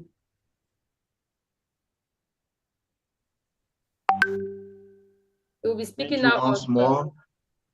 Dr. Renuka, this is not the... I just sent you the PowerPoint to be presenting on ecology and economy in Cameroon. Is it not this one? No. I sent this one to Dr. Rumuka. So which one you want me to share? Yeah, it's this one. This one, okay. Yeah. It's good. So, Mr. Marcel, you have the floor. Vous avez la parole. Merci beaucoup. Good evening, good afternoon once more. And it has been a pleasure to participate in this summit with you. But now we have to discuss about the strengthening climate resilience and biodiversity, how they used to manage it, the case in Cameroon. And an introduction, climate resilience, what it means, what the approach of resilience, the 5 pillars of climate resilience. At the end, I have to share with you the example what we are carrying on the project in what we call in Bogo Community Project. That the strengthening climate resilience aim to support government of developing country and providing of development of cooperation in strengthening the resilience of human and natural system and the impact of climate change. You see some pictures. The island tree overall consideration to help ensure planning and implementation of action to enhance climate resilience, also support border sustainable development objective. It further outlined 4 mechanisms that can facilitate a focus on climate resilience in national, sub-regional, and sectorial policy process, and treaties enabled to strengthen climate resilience. Climate resilience, first of all, the term resilience refers to the preventive and reactive capacity of social, economic, and environmental system to resist or absorb the hazardous event, trend to disturbance, responding in the way of maintain their essential function, identify and structure while also maintaining the capacity to reorganize through learning, adaptation, and transformation. As such, it is multi-faced term like to governance, social, economy, and environmental structure, as well as other drives of vulnerability that all influence to the resilience of the society. Resilience must therefore form an integral part of national and sub-national development strategy. You see up here the picture of a woman try to find water. No, up there, up slide. Okay, a woman there try to find water. It's difficult to mention, but it's a reality in somewhere on the planet. And down there in the forest, somebody have managed his land and he's managed his party where he can gather some friends for enjoyment. Okay. Go down. Okay. Climate resilience is a component of the modern concept of resilience. As I say, refer to human and natural system to learn, adapt, and transform. And there is a climate risk. The presenter have already said it, that a climate risk will affect a various systems and expose human, natural, and infrastructure system to those hazards, and the system of vulnerability that is sensitive to susceptibility to hazard. With the strengthening climate resilience, people and community will also be more resilient to other type of risk. For instance, those that are economic or health related in nature. The other slide. Okay, the approach of resilience. The key approach of strengthening climate resilience is climate change adaptation. This is proposed of adjustment of human and natural system to actual and expected adverse effect of climate variability and change. Distinction can be made between incremental or transformational adaptation. Incremental adaptation maintains the essence of integrity of the system or process as given. Example including adjustment in the livelihood tools to more climate resilience crops and the development of enforcement of land use management regulation, as well as introduction of early warning system.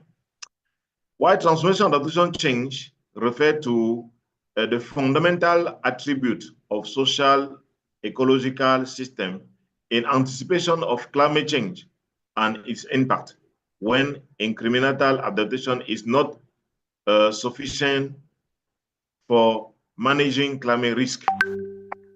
Approach of strengthening resilience or like that, but there are what we call a pillar of climate resilience.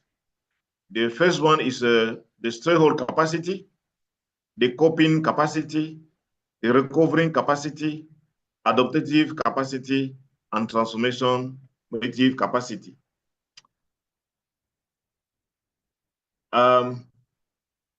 We are, for 1 year now, we are developing in Bogo community in the far north region of Cameroon, a climate resilience and biodiversity project. And that project aims to support a restoration of the ecosystem and increasing resilience of ecosystem and villages in Bogo community through reforestation and multi-purpose trees and support of their emergence of the sector of local plant species, some as what we call baobab, apple trees, mango trees, and tamarian trees. All those species are multi-use species who aim to increase some kind of facilities. They can use it for food, they can use for health, they can use for different things. Okay, and the project have 4 main axes. Resourcing 500 and 700 hectares of OHAC and strengthen the capacity of producer of those species in the local area and support producer in their structure, organizing the management of their farms. And the last one is to support producer in the processing and marketing of the agricultural products from their farms and setup. The realization of this project is allowed to increase local economy by producing several speculation, fight against rural exodus and poverty, to improve the local microclimate by planting trees, to arose new vocational for the creation of wealth by agroforestry operation in the district and beyond. The expected result, the present now, is first of all to start by at least 50 hectares of soil are restored by cultivating these products, improving the income of agroforestry operators in Bogo, creation of market center in of those species that have to be produced, curbing in less of an rural exodus of all young people who will be involved in the project, and the creation of healthy emulation with a review to setting up medium of large agroforestry farm in the district. Here is the picture of the gathering of people participate on the meeting of sensitization.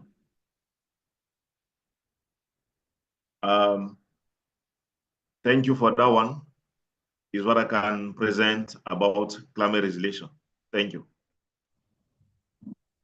Thank you. Thank you so much. Very excellent and very practical example you have shared.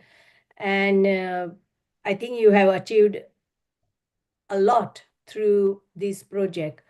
May I understand, how did you go about, first of all, buying the community for such project? Buy-in, I mean, how the community was happy. How did you encourage community to join you? And the second, how did you get the funds? Okay, first of all, through the council, we were in partner with the council, and the council helped us to identify those who can work on the nursery of the plant. And we train a community, local community people who nurse the plant themselves.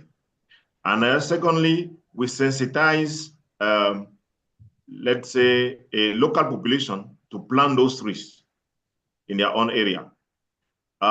We are just starting the project, and a government have given us a path to start the project, Cameroon government, and we are on the other way on it now. So how many areas are you going to now start? How many areas you will cover more now?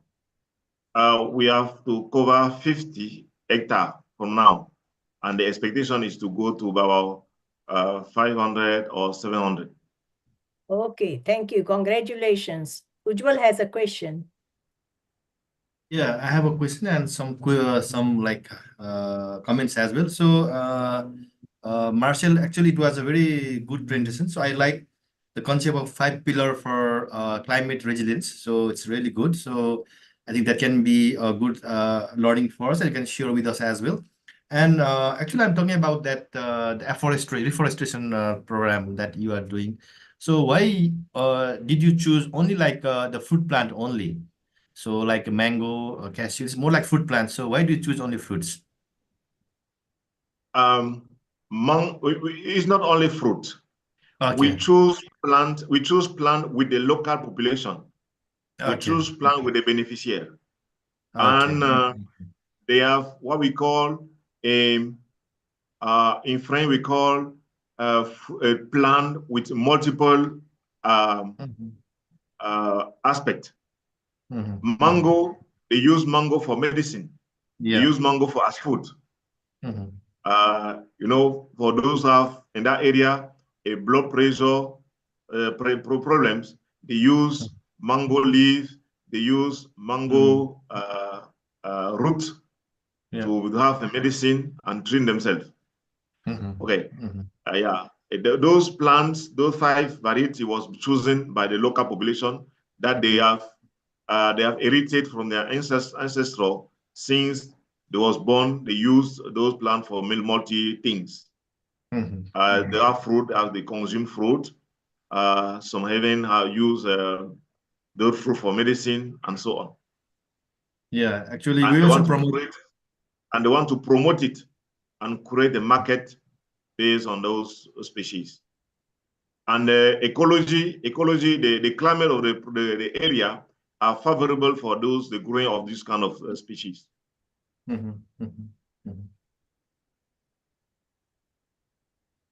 Okay, thank you very much. Thank you. Mr. Tanga Marcel, and that was a good question from Ujjwal. And if you want to add something to what Marcel just said, You know, Bogo is a village found in the extreme north region of Cameroon. The extreme north is the hottest region of Cameroon. We have at times temperatures up to 40, 45 degrees. So you can imagine. So the kind of plants that can do well, those are drought resistant plants. So the community accept those plants because it's not every plant that will do well here. So they take firstly drought resistant plants, plants that are good, that has multiple uses, like Mr. Marcel mentioned during his presentation. It can be used as fruit. The leaves are used to prepare food for household consumption. The leaves or the roots are used for medicinal purposes. The seeds are also used as medicines, and at times they make oil from the seeds. So it has multiple use, and because of the drought, the nature of the zone, you know, very hot. Remember, it's in the Sahel region, you know, the characteristics of Sahelian regions. And so we need this kind of plants that has multiple use and accepted by the community and can also, you know, solve the problem of climate change. So Marcel, that was a very good one. I think One Map Africa's hand is raised up. One Mark, you have the floor.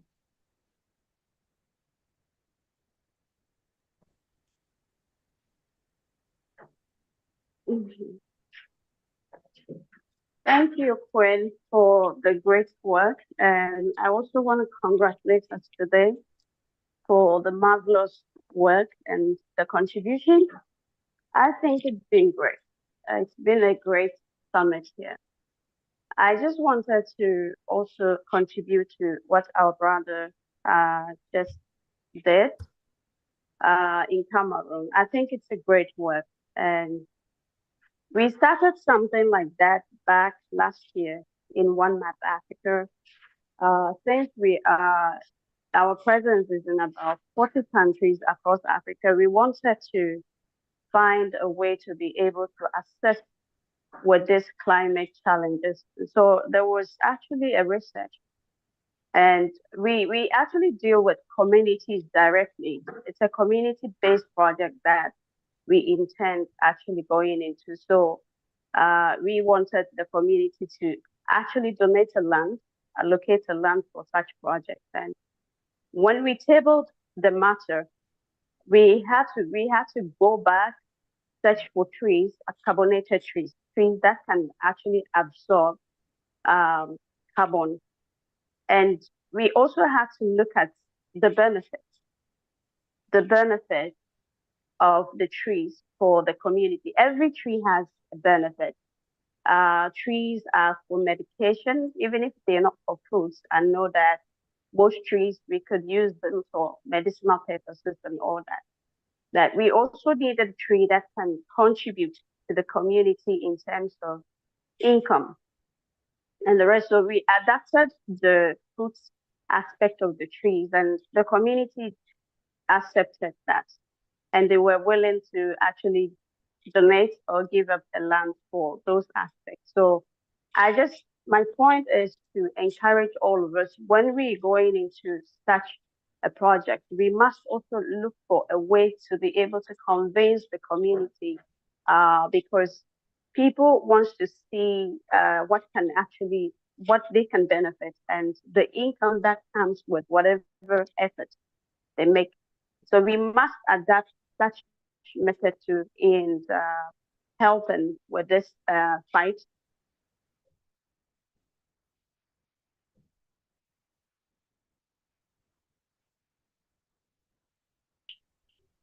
Project, and you don't involve the community, you don't bring the community together.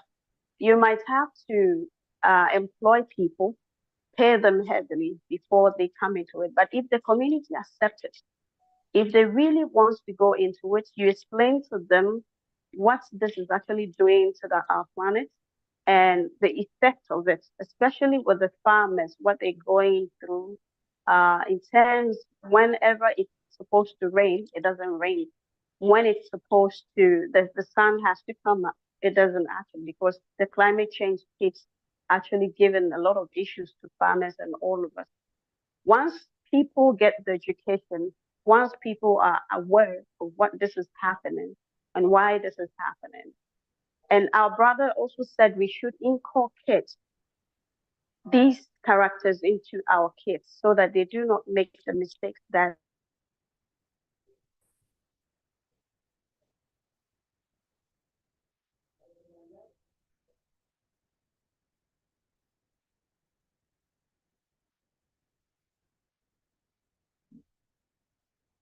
so that they can also benefit heavily aside the climate change from it. So let me just end here, and then I want to say thank you to everybody. And our brother, bravo, good dog. Thank you so much, everybody. Thank you very much, OneMap, for that wonderful presentation. It's been very great listening to you. So we are going to move on to the next I presentation. also thank their presence because I'm listening them for second time. I think she brings always an enthusiastic voice and confidence in it. Thank you. I think there is Carlos here. Carlos, are you going to present anything? I forwarded the document to you already. Okay, let me see.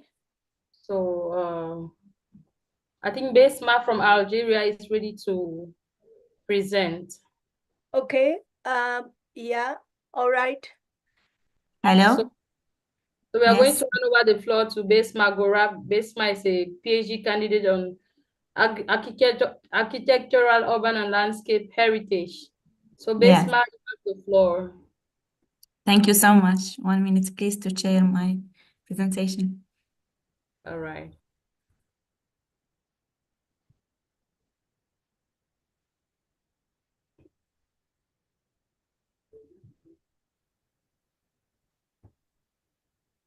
Thank you. Besma is presenting from all the way from Algeria. I think she is presenting, so I will stop presenting. Yeah. Yes. Thank you so much.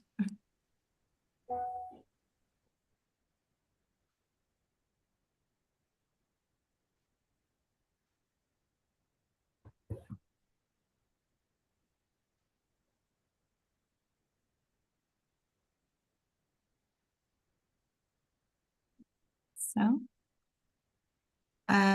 good afternoon, everyone. Good afternoon, Besma. So my name is Basma Ghora from Algeria, PhD candidate on architectural, urban and landscape heritage, affiliate to Pivot Laboratory from Architecture Department. Before I begin, I want to thank you for this opportunity, and I am honored to be here among esteemed speakers and the audience members. Today, I will be sharing my research finding on the topic of From Fields to Future, collaborative approaches for climate resilience agriculture in Africa, harnessing collective wisdom for sustainable solutions. So we start by introduction. In an age of urbanization and climate change, harvesting collective wisdom advocates for community engagement in developing climate resilient smart agriculture by integrating traditional wisdom with the modern innovation and participatory methodologies. The initiative seeks to empower communities to address environmental challenges while ensuring food security. So through inclusive dialogue and collaborative efforts, the goal is to cultivate sustainable agricultural systems that thrive amidst the complexity of the rapid evolving world. Sorry. Oh. So the context and challenges that agriculture challenges in Africa and the world.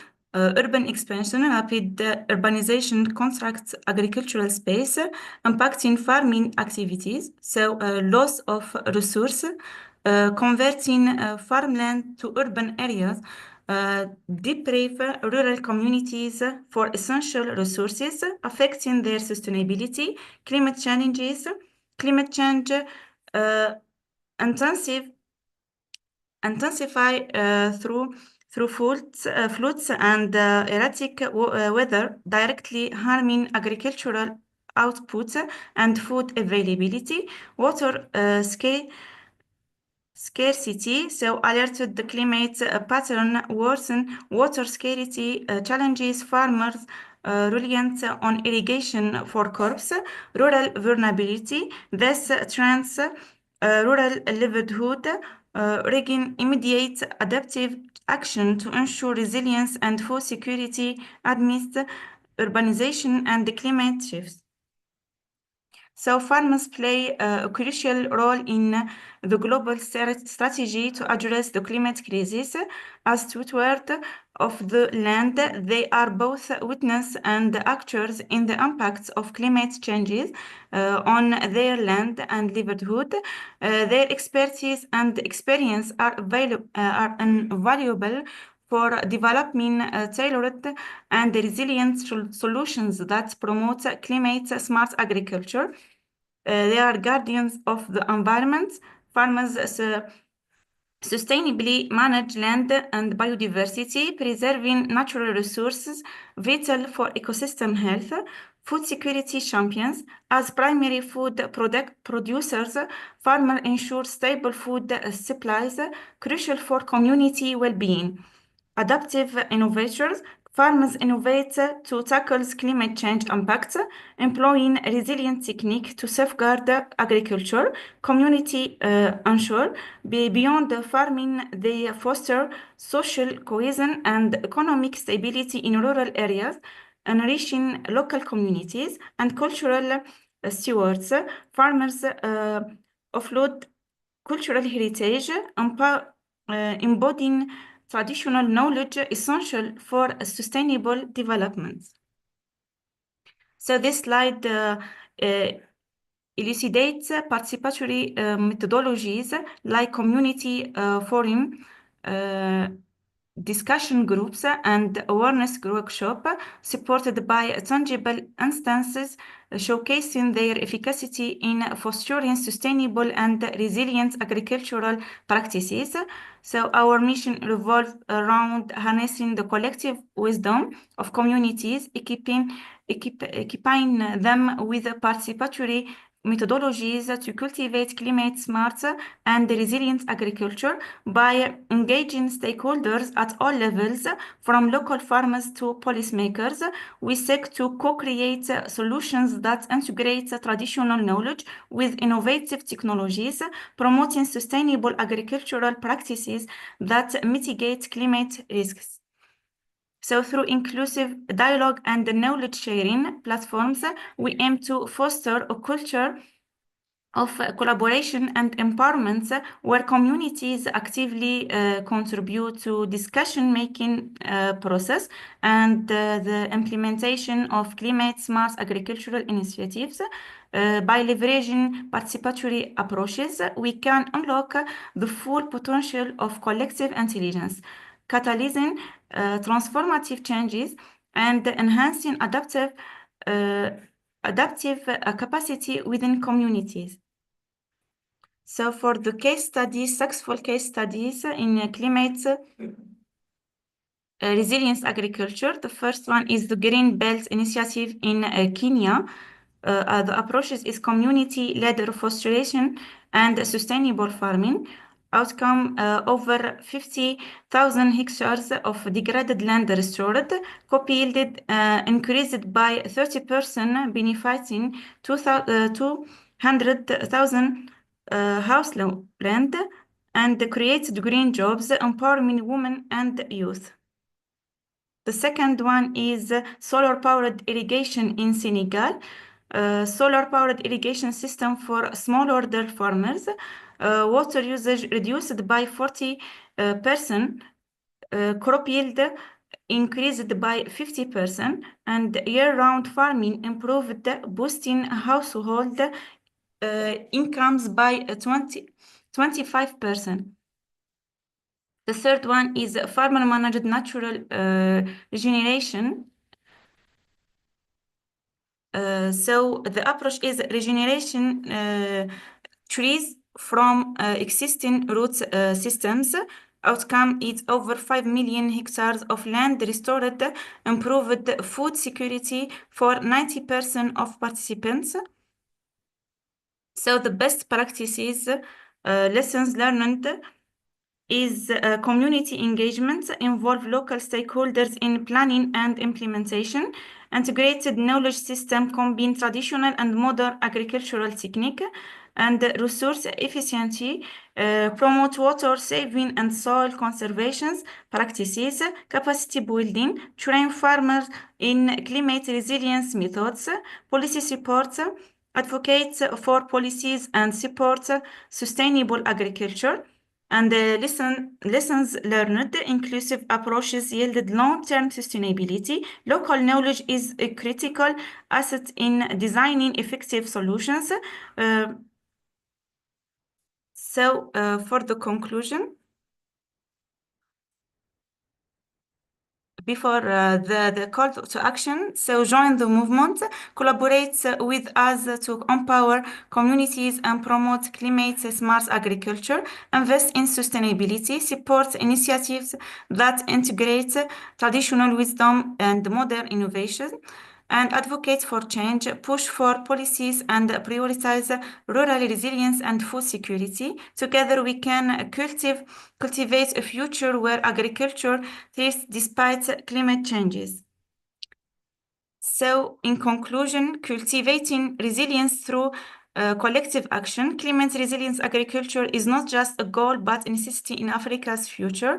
By engaging communities, leveraging participatory approaches, and integrating traditional and modern knowledge, we can build sustainable systems that withstand climate challenges.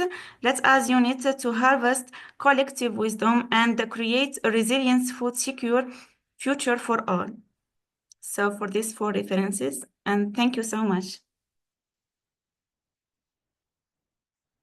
Isma, thank you so much for the wonderful presentation. Thanks Isma, all the way from Algeria, we are so grateful to have you this afternoon as we move towards the end of this Global South Summit on the theme transforming waste to wealth, from waste to wealth. So thank you once more, Bismarck. Can you stop sharing your screen?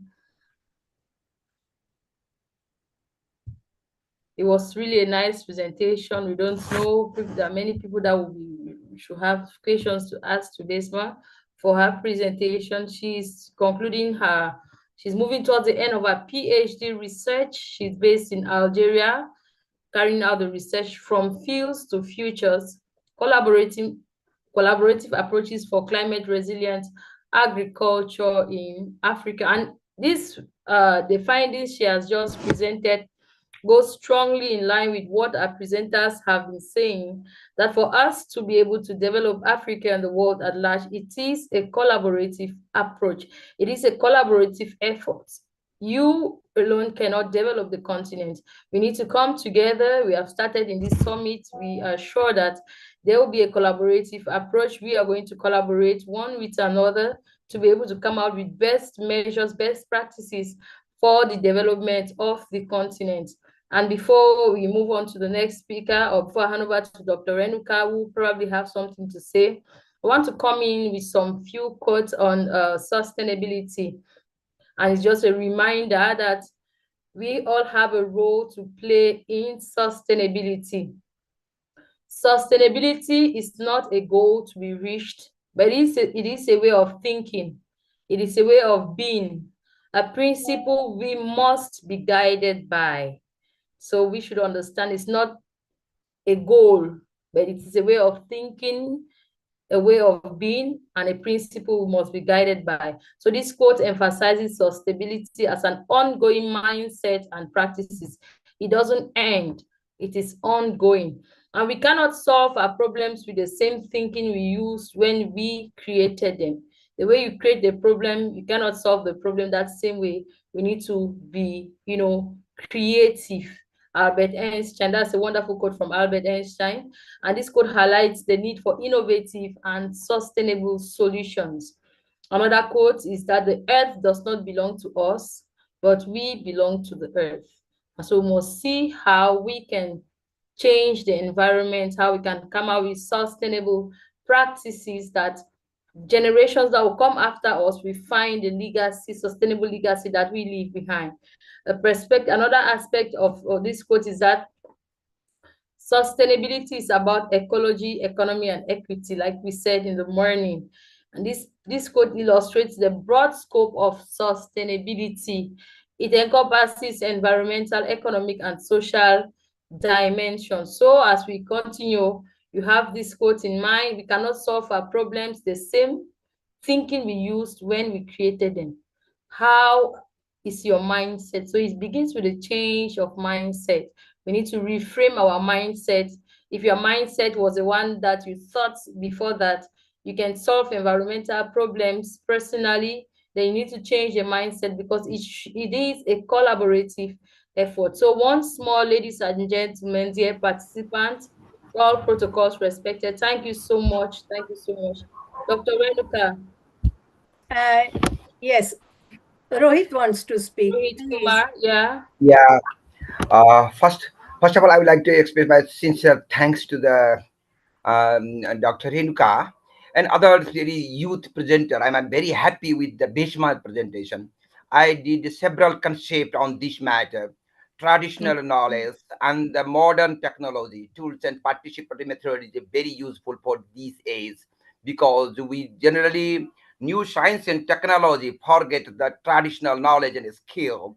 Although many scientists are discussing about this, but not utilized in the field. So this is a very important for the Africa and Asian country too. I visited many countries in the Africa, and that's why in Asian country. So this is the very innovative way and methodology. Thanks, Bisma, again for this presentation and research. Thanks to you. Thank you so much for listening. Okay. I think Professor Manu Ibrahim is trying to join us, but he's having some difficulties.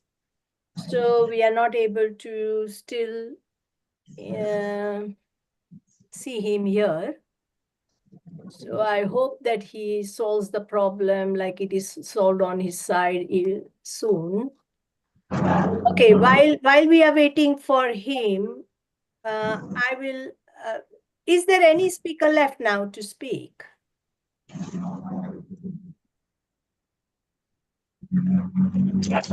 I think he was the last speaker, but he's not able to join. He just sent me an audio that he's not able to join us.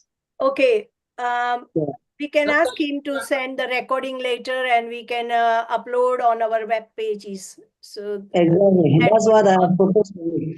Sure. So I'm going to present now as Dr. Naya Hello. has been. Hello. Yes, who is it? Rohit. This is Dr. Carlos. I've shared with you my presentation. Yes, please. Do you want to present? I shared with you my presentation already. You mean, is it recorded presentation? No, it's not recorded. It's a live presentation. It's a PPT. Okay, and do you want to present now? Yes, I want to present now. Okay. Is it through email? Yes, Okay. I share it through your email. Let me check, please.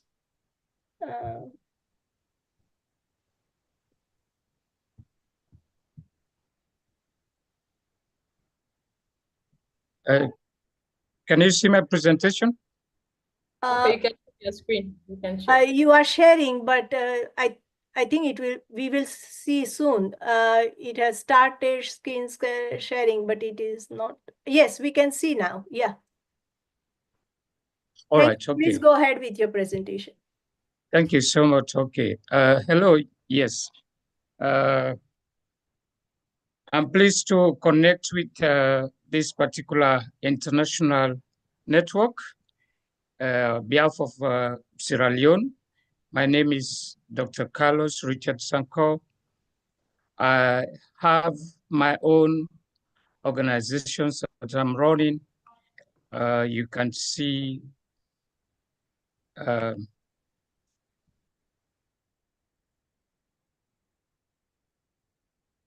yeah. So these are the two entities that I'm running. I have the investment and I have the development of the charity area. And this one's cut across, there are some countries within Africa we are also supporting, for instance, Liberia, Guinea, Sierra Leone for now. So today's topic is specifically going to look at promoting food and nutrition security in Sierra Leone. This is a call by His Excellency, the Republic of Sierra Leone, for us to focus on how we can provide or promote food sufficiency, food security, nutrition security in Sierra Leone. So it is the first prioritized agenda for the President of Sierra Leone, President Julius Maada Bio. And in the brackets, we locally call it feed salon. Okay, you give food to Sierra Leoneans. So this is in Sierra Leone, in terms of promoting these particular aims and objectives, there are indicators that are ready, that are there to support it, but also there are challenges that surround this particular proposal. So I will go through the presentation and then the presentation will explain itself. The topic is promoting food and nutrition security and sustainable agri-tech in Sierra Leone. So specifically came from SDG 02, Zero Hunger. Sierra Leone, a nation blessed with over 5.4 million hectares of arable agriculture land. Out of the 5.4 million hectares of fertile land available, only 15% is currently under cultivation, with an impressive 3,000 cubic meters of rainfall over half the year, World Bank reports 2023. The sector faces significant challenges in achieving food and nutrition security due to the limited access to financial resources, limited irrigation and drainage infrastructure, low productivity, poor market infrastructures, rural energy, and the impact of climate change. This presentation aims to highlight the crucial role of sustainable agri-tech solutions in addressing these challenges and paving the way for more resilient and prosperous agriculture future in Sierra Leone.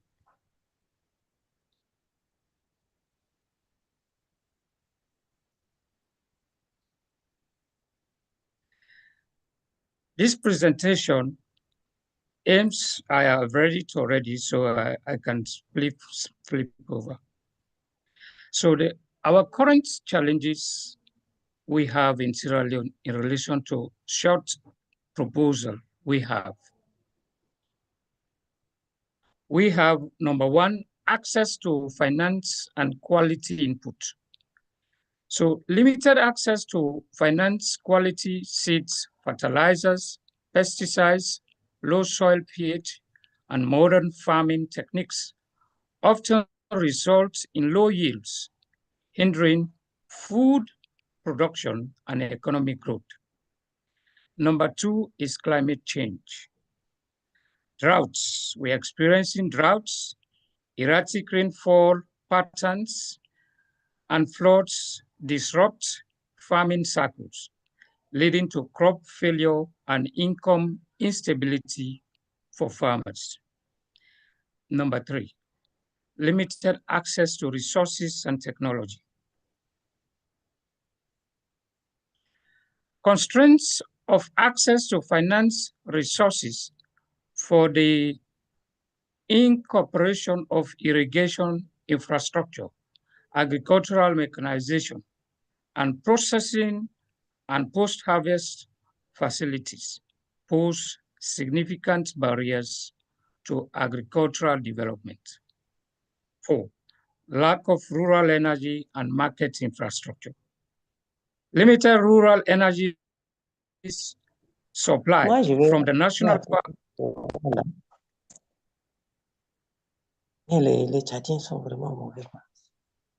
Shall I go on? Yes, please go on. Please go on. Limited, number 4, lack of rural energy and market infrastructure. Limited energy supply from the national power grid, poor rural road network, limited transportation networks, and limited access to markets hinders the efficient movement of quality input to the farming communities, and agricultural products to the market limit farmers' income. The importance of achieving food security and nutrition in Sierra Leone. We have 3 thematic areas we highlighted. 1, reducing hunger and malnutrition. Under it, you can see ensuring food security is paramount to reduce hunger and malnutrition, particularly among vulnerable populations. A stable food supply can contribute to improved health outcomes, especially for children, and enhance overall well-being. Economic growth and development. A thriving agricultural sector stimulates economic growth and creates employment opportunities, contributing to poverty reduction. Increased agricultural productivity can lead to higher incomes for farmers and stimulate rural development. Strengthening national resilience. A food secure national is better equipped to withstand shocks and challenges, such as climate change, economic downturns, and political instability. Investing in sustainable agricultural strength, national resilience, and ensure food availability for future generations. Overview of sustainable agri-tech solutions. We have the precision farming method. We have number 2, soil health and fertility management. Water efficiency irrigation. Number 4, renewable energy. And number 5 is post-harvest technologies. You can find the details here. So precisely, we look at precision farming and soil health and fertility management. Under it, we have data collection and analysis is very, very key. 2, we have variable rates application. That's also another key. Organic farming practices, integrated pest management control is another thing that we recommend. Water efficient and irrigation system. Under it, we have drip irrigation, sprinkler irrigation, rainwater harvest and storage, water management technologies. For renewable energy for agricultural operations, of course, solar power is recommended highly, the wind power and the biomass. These are all power sources that can help to improve or promote food security. So we look at post-harvest storage and processing technologies. So we have the technology under it. We have the cold storage, the drying technologies, the processing facilities. And of course, you have the description of each component. When you go through it, you can read. And then the benefits that you will get when you follow this strategy. Capacity building and farmer training programs through the farmer school system is also another strategy that we recommended. One, technical skills training. Number two, business management skills. Number three, access to information and resources. Number four, community engagement and collaboration. So in my conclusion, my dear brothers and sisters, for us to promote food security, not only Sierra Leone, but this model can also be replicated in the rest of African continent. We say that we're calling for action. Investing in a sustainable agri-tech solutions is crucial for achieving food security and improving nutrition in Sierra Leone by empowering farmers with knowledge, technology, and access to resources. We can unlock the potential of the agricultural sector and create a more sustainable, resilient food system. His Excellency, the President Julius Maada Bio, the President of the Republic of Sierra Leone, through his national flagship agenda program, Feeds Alone, called for collaborative efforts involving government agencies, private sector organizations, development partners, CSOs, and local communities to promote innovation, foster sustainable agricultural practices, and ensure a brighter future for Sierra Leone food security. Dear friends, you can find my bio down. You can look at it that describes, because I am a network sector that is doing a lot in Africa and doing a lot for so many countries. So I am pleased to conclude that our country, Sierra Leone, is yearning to network with all of you to ensure we transform Sierra Leone. We have the land availability is there. Already I've told you, so we can make use of it. Thank you.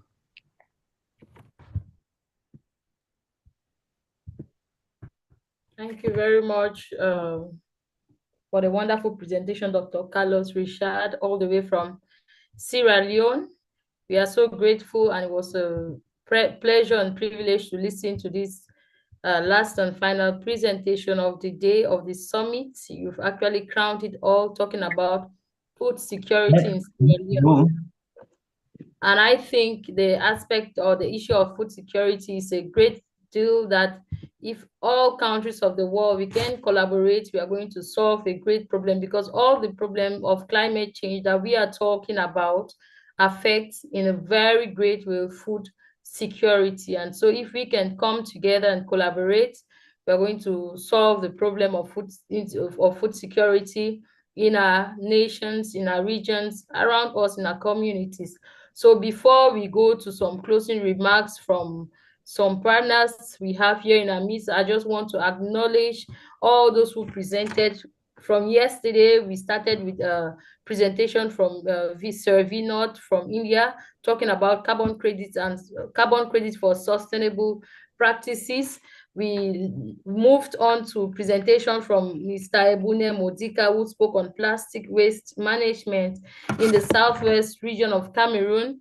Mr. Muguru David did not end there. He went further by presenting urban solid waste management, which is very important in our communities. Dr. Anit Janagam also spoke on advancing sustainable practices through artificial intelligence. So you see that it's actually a summit that encompasses a whole lot of domains. And Dr. Naya also spoke about the place of policies in sustainable development.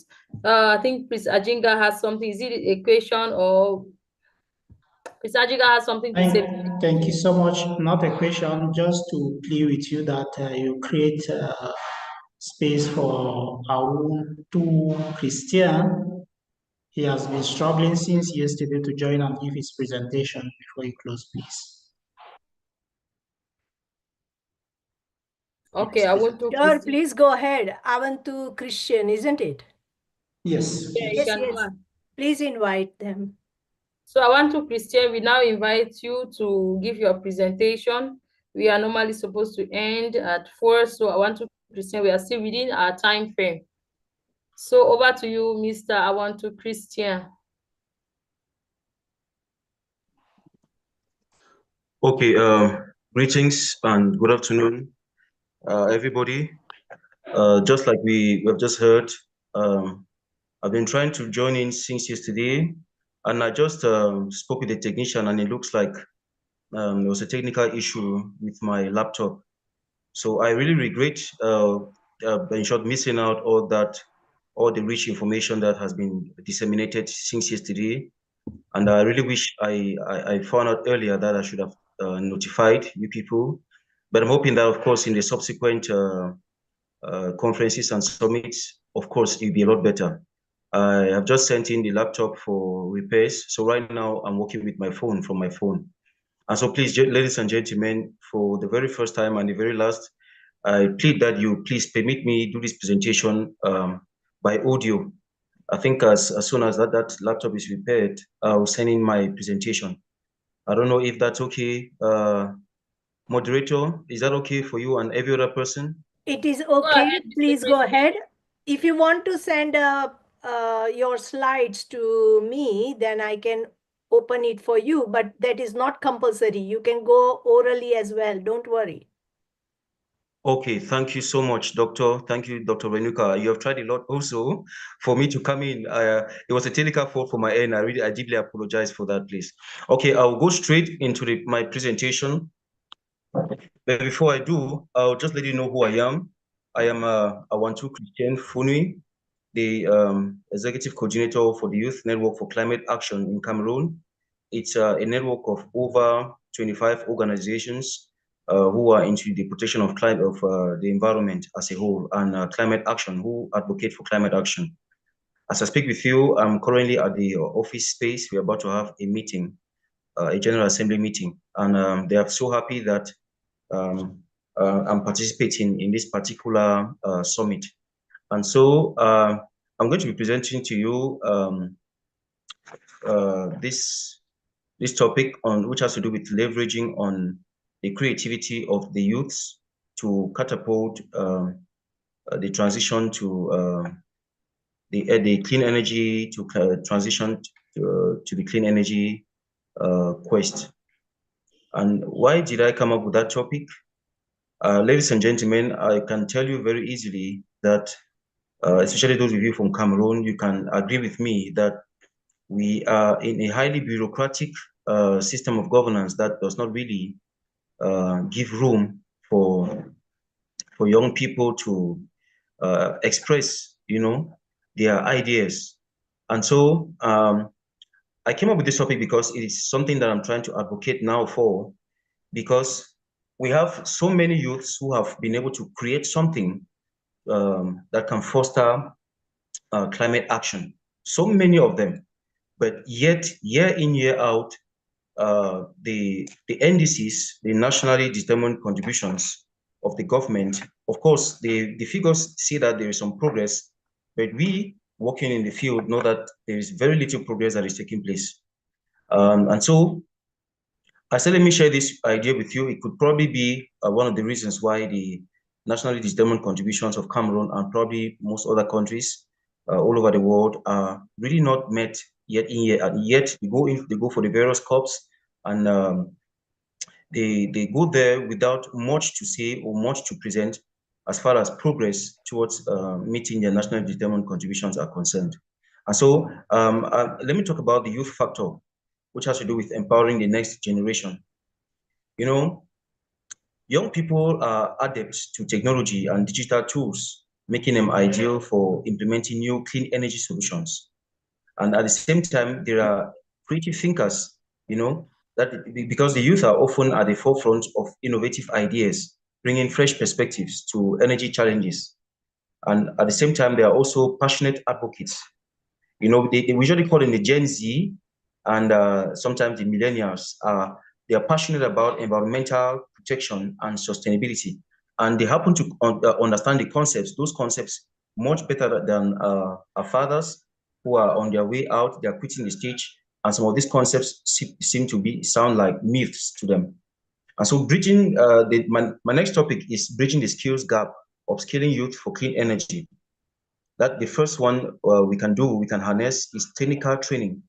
We can offer vocational training programs for I'm talking about when I talk about we here, I'm talking about us in the organizational space and the government, specifically here, the government of Cameroon. This is a proposal that I think I presented this a week ago to the Ministry of Environment and Nature Protection.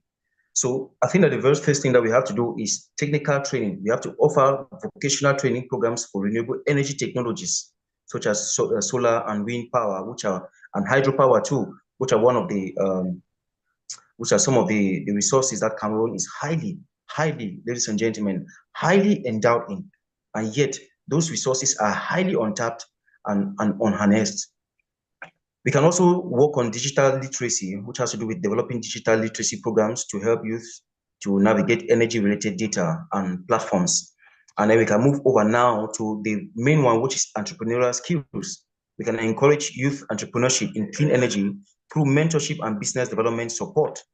Now, what do I mean, ladies and gentlemen? I'm talking about an official platform created by the government where they encourage the youths who have those creative ideas in what has to do with wind energy, or solar energy, or green energy, bioenergy, whichever of them the youths are able to come up with ideas. They have mentors who are in charge of training them with these technical skills, the digital skills, and then the entrepreneurial aspect of it, which has to do with coming up with a prototype which can be tested and then multiplied for application. Because here I can tell you that in our organization, in the Youth Network for Climate Action, just 2 months ago, we actually organized a competition, a national competition where we brought in youths and youth organizations and we were able to shortlist 7 of those innovations who already have prototypes. And those prototypes, ladies and gentlemen, you'll be mesmerized at what they could do. I'll just give you 2 or 3 examples of them. The first prize of that particular competition that we organized, they came up with what they named the clean drop tackles. The clean drop tackles, which solves the problem of water scarcity by using clean energy to make clean and potable water accessible in rural communities in Cameroon. They actually brought that prototype and it was tested right there, and we saw that no matter how dirty water is, it could use solar energy to make the water clean, portable, and accessible as soon as possible. The second prize winners came up. They were able to convert. They came up with a prototype that converts agricultural waste into clean energy, as in it just suffices to gather agricultural waste, no matter what they are, as long as it is dry biomass. They put them inside the prototype, inside the machine, and then while it's burning, it is converting that heat energy into electrical energy. The third winners, they came up with a prototype that is like a bus, like an urban transport, which promotes, which redefines sustainable mobility. That's urban mobility. Wherein that bus, as it runs, we have small solar, small wind, we have wind power turbines that turn and then convert that wind energy into that mechanical energy into electrical energy, and that is what powers the bus to move. And they were able to demonstrate that during the competition. So I'm just giving these examples just as tips, ladies and gentlemen. for us to see that youths are actually doing something which is quite commendable, which of course, if well harnessed, especially by the state machinery, can actually help to contribute to the quest and the fight towards clean energy and sustainable communities. And so this one has to do with fostering youth-led innovation in renewable energy through hackathons. We could organize hackathons where young innovators compete to develop clean energy solutions like what we just did.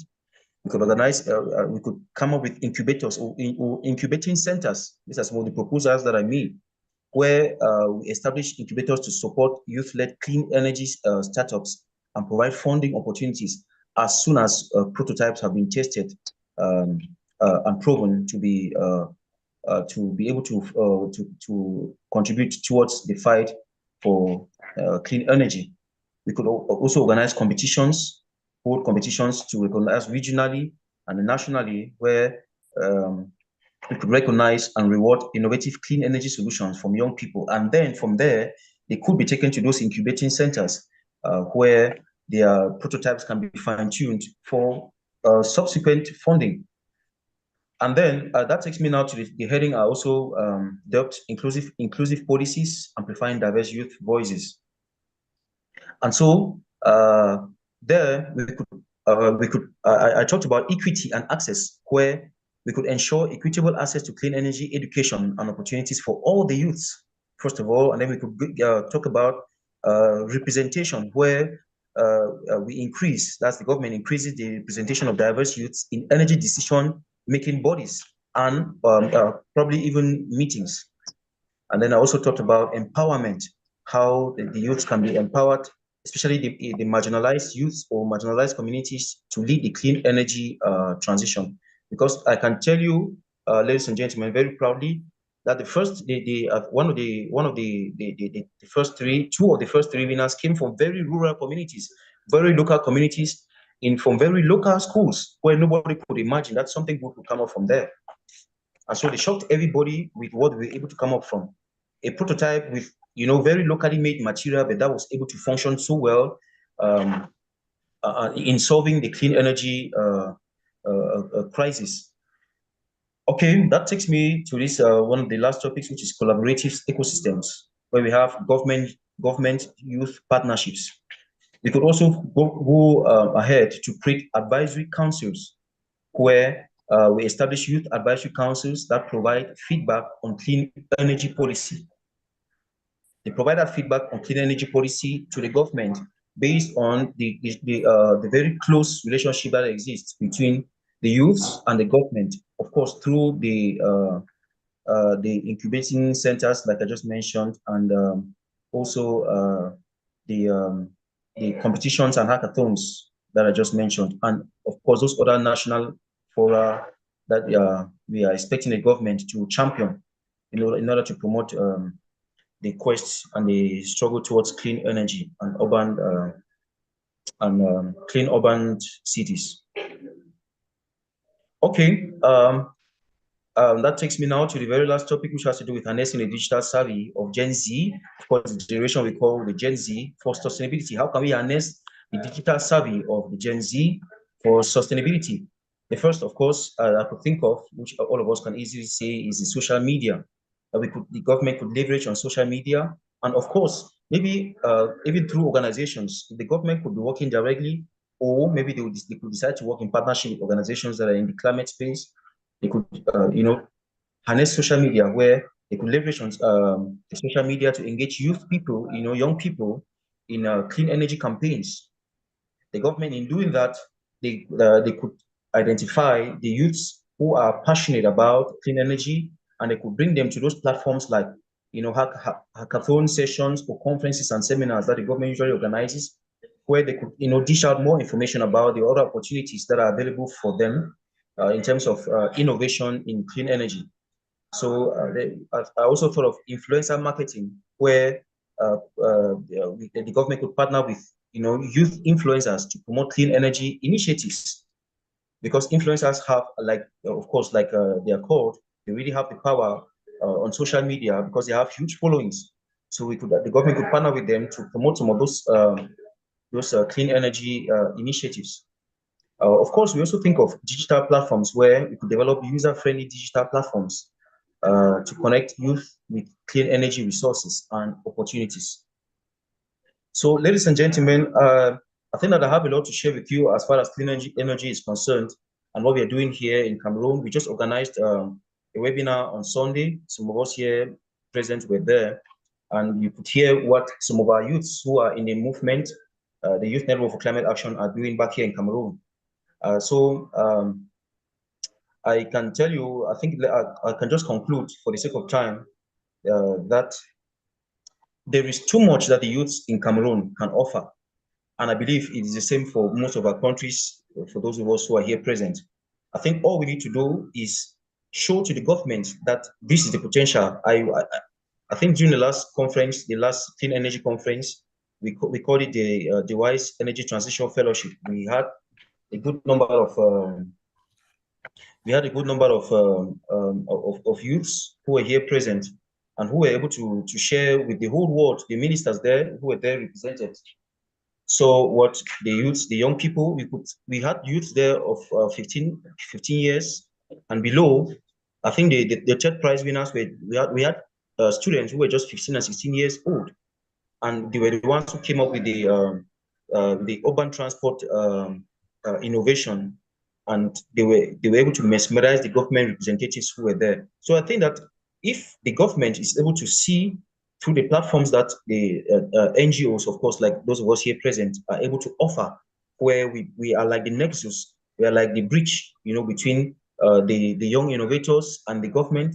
I believe that we could also, through those kind of platforms, encourage the government and let them understand that these are the people who have the power to make this change. And all we need to do is have a well-organized system where these young innovators are well managed, they are well incubated, in order for us to be able to come up with a well-matured project that can actually foster the clean energy transition. So, ladies and gentlemen, I could go on and on, but for the sake of time, please let me end here for now. Thank you so much for listening to me, to my audio without my presentation. I promise you that in the subsequent presentations, everything will have been said and good to go. Thank you so much. Moderator. Thank you so much, Mr. Awantu Christian from Cameroon. We have been blessed with your presentation. It's actually very rich, talking about clean energy and many other associated things. So we move now to the end of the summit. But before we end, we'll just want some closing remarks. Our Minister of Culture and Historical Legacy is right here from the state of the African diaspora. She has something to say. From there, we're going to move to the next person. Thank you once more. Welcome, Her Excellency Marie-Ange Bilot. Thank you. Yes, I am Marie-Ange Billot, Queen IG, Empress Adjauto Dodo. I am the Minister of Historical Legacy, the co-chair of the Royal Chamber of the State of the African Diaspora. I am a partner of UFA. I am the founder, one of the founders of the Royal Chambers. I am GSFN Global Chair. We have got land for agriculture, for project villages with botanical gardens, food gardens, animal for food production, poultry farms, animal farms, etc. Swimming pool. We are at the preliminary research period, and the villages will be all over Africa. We have got something like 70 to 100 villages to create, and we would like to ask for help. We will have villages in the northern, southern, western, eastern regions, and also in the diaspora, the 6th region of Africa. So we call GSFN, UFA, and all of you to help us build the best villages for sustainable development in all areas, such as architecture, creation of botanical gardens, indigenous knowledge, to education, clean energy, etc., for our communities, farming, carbon credits, etc. Please contact Ambassador of SOAD Prince Ajinga, Justin Tanii, if you are interested to work with us for our villages. Actions are expected next year, and we will have funds from the UN Alliance for Sustainable Development. It was really interesting to hear from you. Great jobs, well done. Congratulations to all of you, and looking forward to working with you soon. Thank you. Thank you so much. We are encouraged with your presence, and also with your special invitation. We were able to see the Honorable Prime Minister and other excellencies. So we are very grateful to you to spending these 2 days. It's a long time to spend here, and so we are very grateful. Thank you very much. Thank you You're very welcome. much. You're welcome. We are so grateful. So, like I said yesterday and announced today also, that we're going to be having a special surprise announcement, and we are soon going to get to that place. And as we conclude this transformative gathering, let us remember that generally our actions today shape the world we will leave behind. The challenges we face are immense, but so is our collective strength. Today, in this summit, we have the power to drive sustainable change, to protect our planet, and to ensure a prosperous future for all. Let this summit not be the end, but the beginning of our renewed commitment to a greener, more equitable world. The responsibility is ours, and the time is now. Thank you very much. Dr. Renuka has a very special surprise for us, a surprise announcement, after which Ambassador Prince Ajiga Justin of Union Farms of Africa will take the floor. Over to you, Dr. Renuka. Thank you, Dr. Nayar. You have been a very, very, proactive for this summit and hardworking day and night. So thank you very much. You also traveled from far away to give up, recording about our summit. So it's an excellent work. It's a good job that you have done, and we are very pleased to have you all the time here. So thank you very much. So let's just share this presentation, which may not be surprise to everyone. I did announce before, but now it is going to be this month. We are going to focus on this, which is a worldwide program. And so let me share that.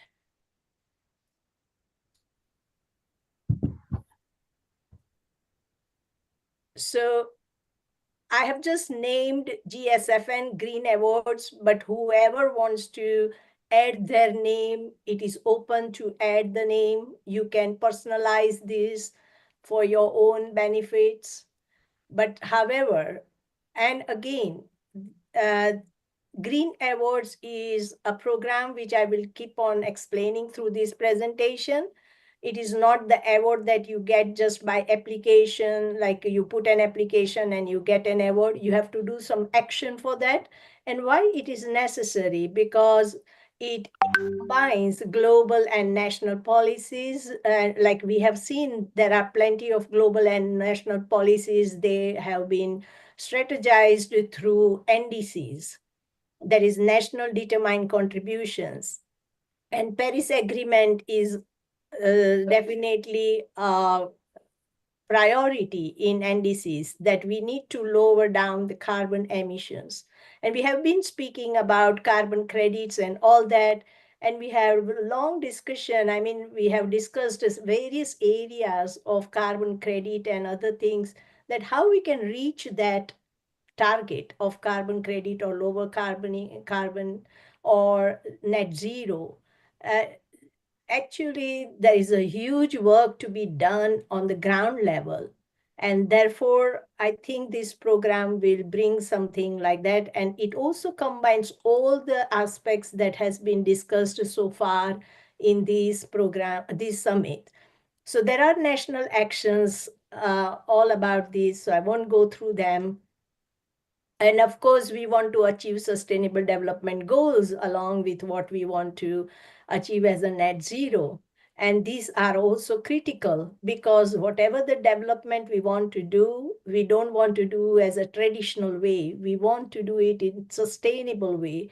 And the efforts to eradicate poverty or, having some sustainable trajectory into all these areas, like all the 17 goals, they are so much needed. And when you look at several documents, many other documents along with this one emphasize that the role of SMEs, that is small, medium, and enterprises, is so much critical in achieving sustainable development goals.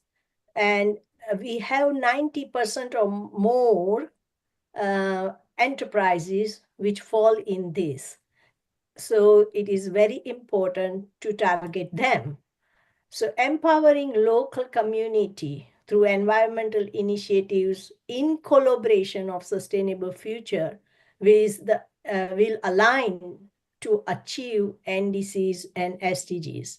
So I propose green awards, and these green awards can be in any sector, any activity. They could be, these are just example, but they can go on more and more areas that you feel. And why I do this, because I have been a part of one Green Award program, which was called the Mayor of London Green Procurement Award. And I was in the very starting phase of that award, and I was auditor there. And we saw that these type of programs succeed in not only advocating people for good practices, but also having an impactful outcome. So I have been a part of that. I have experience of that. And since then, I have been advocating this. And therefore, I want to take it to each and every corner of the world.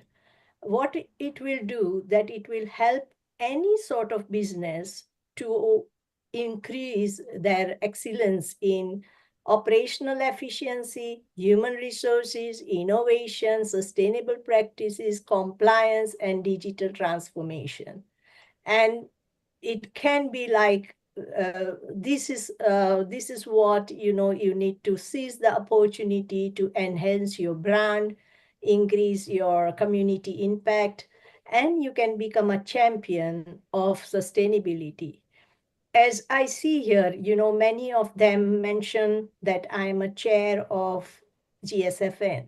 Why they take a pride to mention that they are a chair? Because it emphasizes their commitment towards that area, towards their expertise, that I'm committed to do something around it and impact the society. And that is what these awards will do.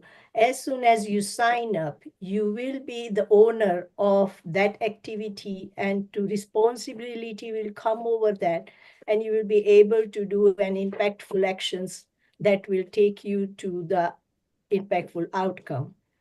And so here I have proposed the project duration of 12 months. And ideally what I want to do is, in first year, I want to set up a ground level work, foundational work, and a global platform to demonstrate that these are the people who want to commit for sustainable development and operational excellence. And so we want to put some very comprehensive framework, such as we will evaluate each and every business performance, operational excellence, and product and service provision should be like towards the best practices. And here you might think that, okay, I don't have that business. I don't have business. So how am I going to put? Even with the design of the business, even with the activity of the business, even with the community activity, you can put these all good qualities into it. Because there was a huge concern about whether the carbon credit really impact the local people. And it can only impact if we have that operational excellence, if our product and service provision is directly targeted to whom it should reach. And therefore, we need to adopt best practices and highest operational standards. So we want to actually develop a manual, which can be like we have the basic manual for everything in the world, like what should be the health and safety manual or what should be the environmental manual. But these all manual, when they come with ISO or some other accreditable programs, they become very expensive, and people don't try to go there because they think that they would get into clutch of regulatory regime or framework, and also they are worried about the cost.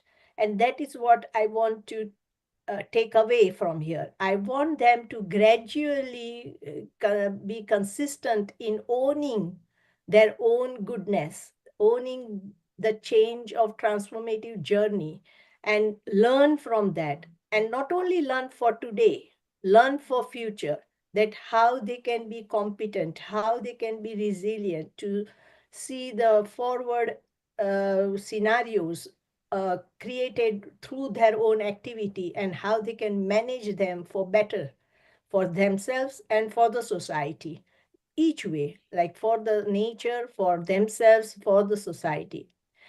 We have done so far all these things, but we never thought about the impact to nature. We have also lost several societal values, and these, or maybe cultural values, these all should not be lost. We have to be mindful of many other areas that come along with the quality or environment and other things. So that is what it is trying to say here. And therefore, the goal of GSFN is to help signatory continuously improve their sustainable practices, performance, address existing challenges, and align their operations with industrial best practices. And how it will work.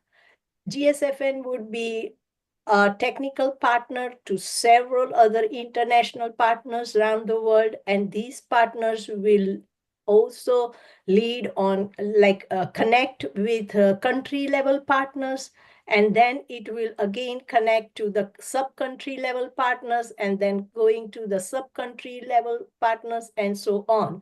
And that is what we want, a cascading structure. And in this structure, all will do because all will contribute to each one of their activities, because if one of them does not contribute, no one will achieve. And therefore, each one, the responsibilities will be shared, the risk will be shared, and the knowledge will also be shared. And that is what we want through this. And what will happen, that country level chairs will connect with signatories. Signatories are the people who want to improve on businesses or activities, and country level chairs are among them, or they are the external people who want to help them. And therefore, they will get award. And again, what happens, that the award will encourage others to get an award. So it is complementary to each other, but also competitive in a sense that what innovation I am doing. But everyone will remain on a same level. Say, for example, they do one activity at a time, better performance in one activity at a time, then they will get one award, maybe bronze or silver. And if someone does furthermore better than what others have done, then they would get gold. It may happen that many of them think that I have already done plenty, and we will see that is that true picture, what they are having. And that is what we want to see. So it is about encouraging people, especially to partner with each other, learn from each other, and to also, share the responsibility of excellence with each other. So key evaluation areas are plenty. Here I have written few of them.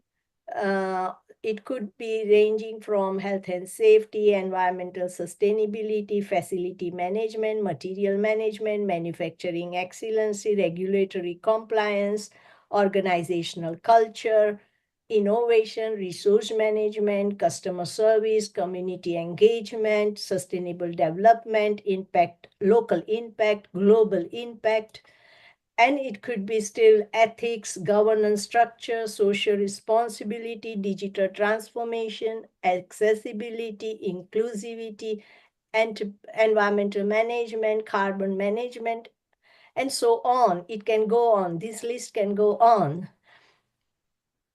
So there would be assessment and review process. We will first, the people who sign to this program will be called signatories. So first of all, we will send out a form for people to sign up. Whoever are interested will be called for a meeting to board on it. And so they will be sent another form to get further details of their activities. And when they do the first round of that form, and if we think that they have filled up enough information which allows them to do, allows them to establish that they have carried out the desktop study of that first signatory process, then they will start with the bronze level already. And then we will keep on promoting an action plan in each of them, and then they will progress on that with a particular time scale, with the particular indicators, and so on. And that will keep them progressing towards silver and gold award. And so there are 3 awards. And I have also already prepared some examples of how we will be judging people, or how they can structure their documents, how they can prepare their documents, and so on. And we have also put some examples of scoring level. However, this all would be as a pilot project for first year. We will learn from this pilot project if there are any necessary, because there would be a necessary to change something here and there, depending on the context of the local country, local activities, and so on, and we will do that.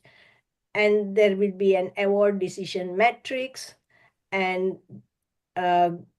award technical assessment strategy. All this has been already published on the website, and I won't go through several things here.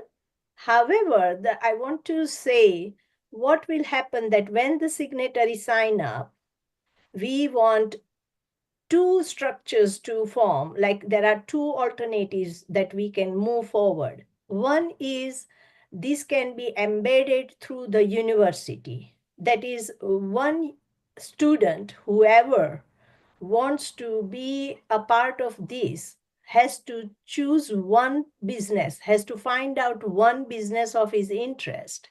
And the business, student, and the technical expert, these 3 will form a team and go for the award. And each one will work towards achieving that award.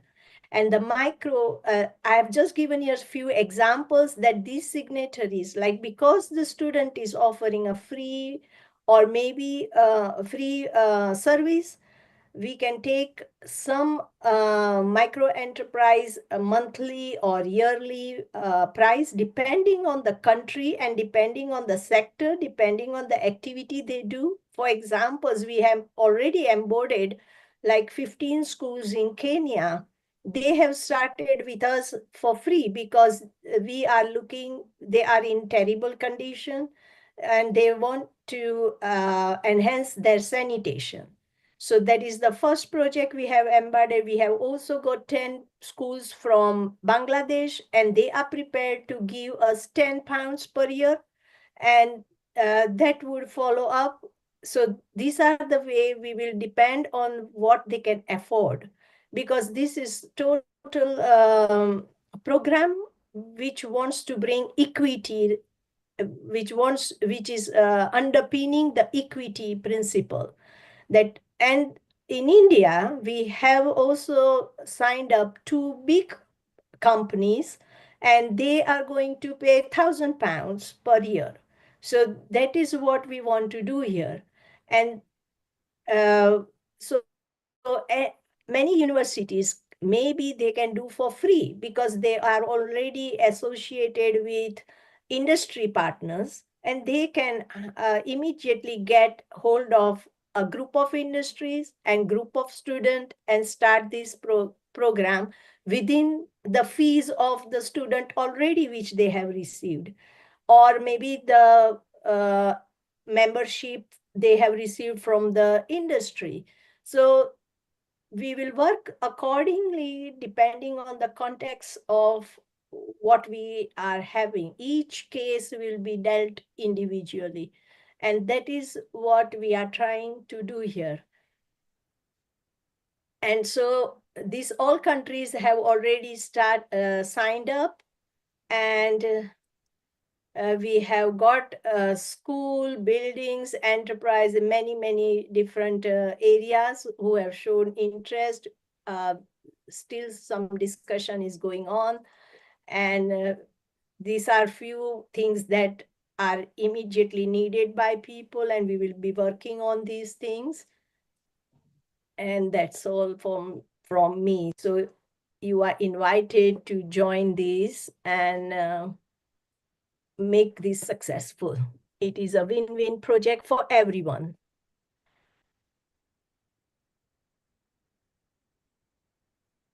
So thank you very much, Dr. Renuka. That was good. With a lot of interesting projects, a lot of interesting initiatives that I think nobody here present will want to miss out this opportunity. So before we proceed, I just have a short, the Minister of International Cooperations from the State of African Diaspora is calling on all maybe international partners who may want to enter into a bilateral cooperation with the State of the African Diaspora to kindly reach out to the Minister of International Cooperation for the State of African Diaspora through Her Excellency Marie-Ange Biot. Her contact has been shared, and the LinkedIn address also has been shared. So thank you very much. We're going to hand over to Prince Ajinga Justin, the CEO of Union Farms of Africa, for a closing remark.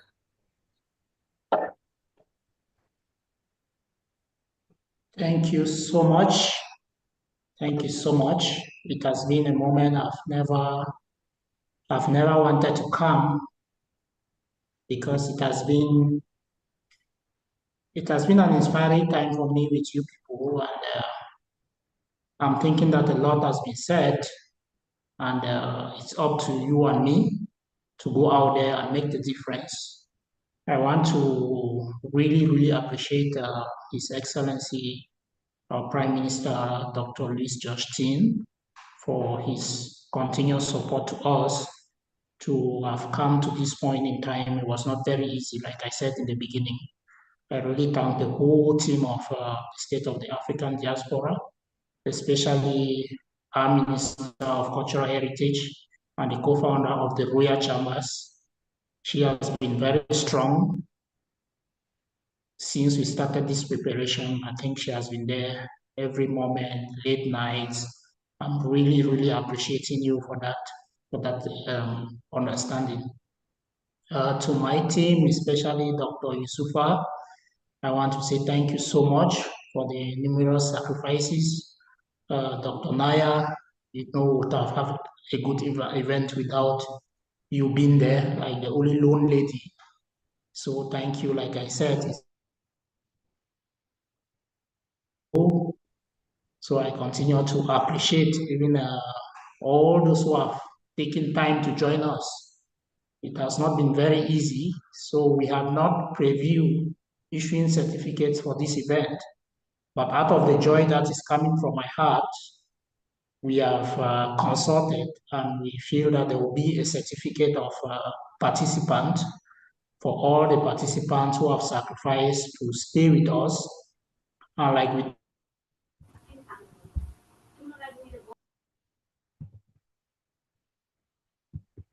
and I know we can do it, and we are already doing it because with our which has already set the pace, our market to commence, we are going to rule.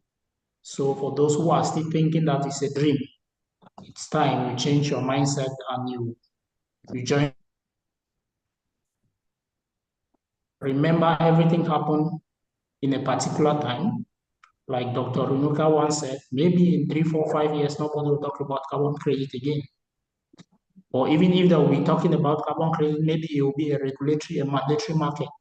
But now that the market is voluntary, it's better for us to get something out of it.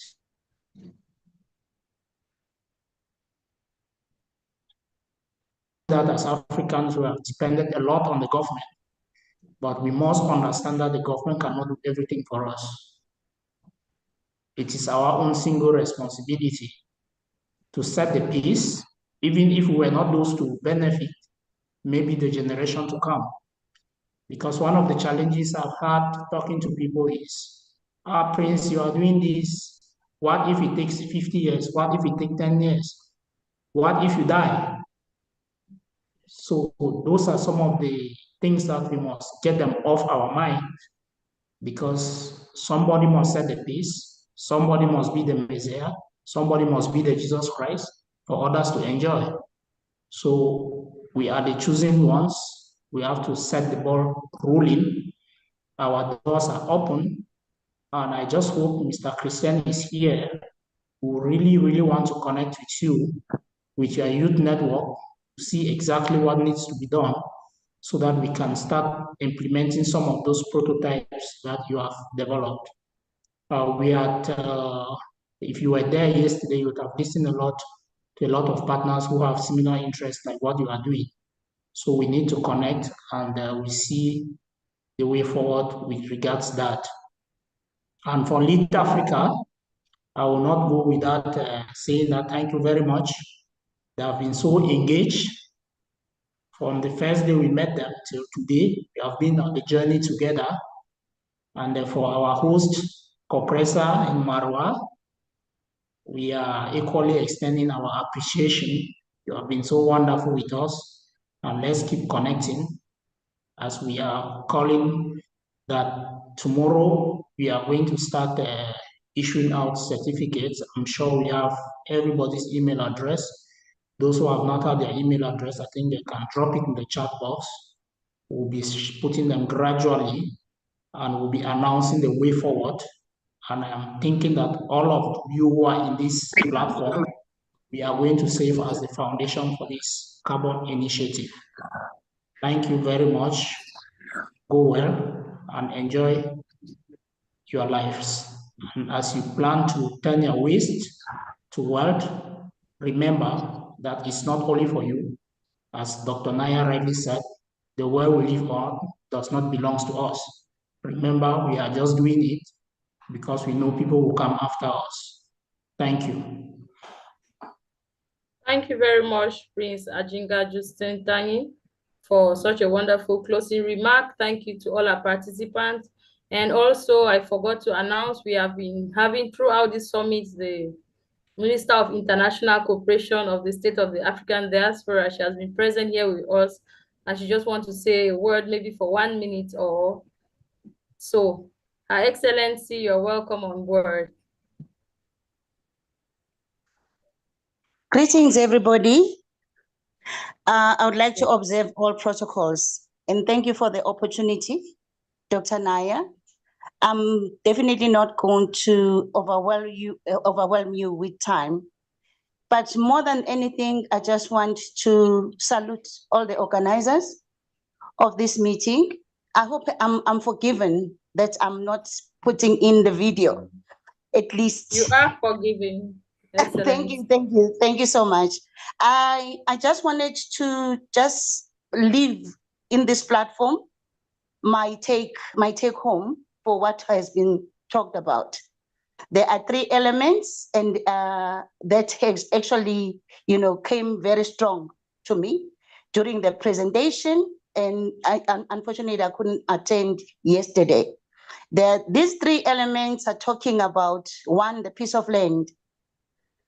I like to salute this team, because when you speak about the piece of land, you are talking about your future.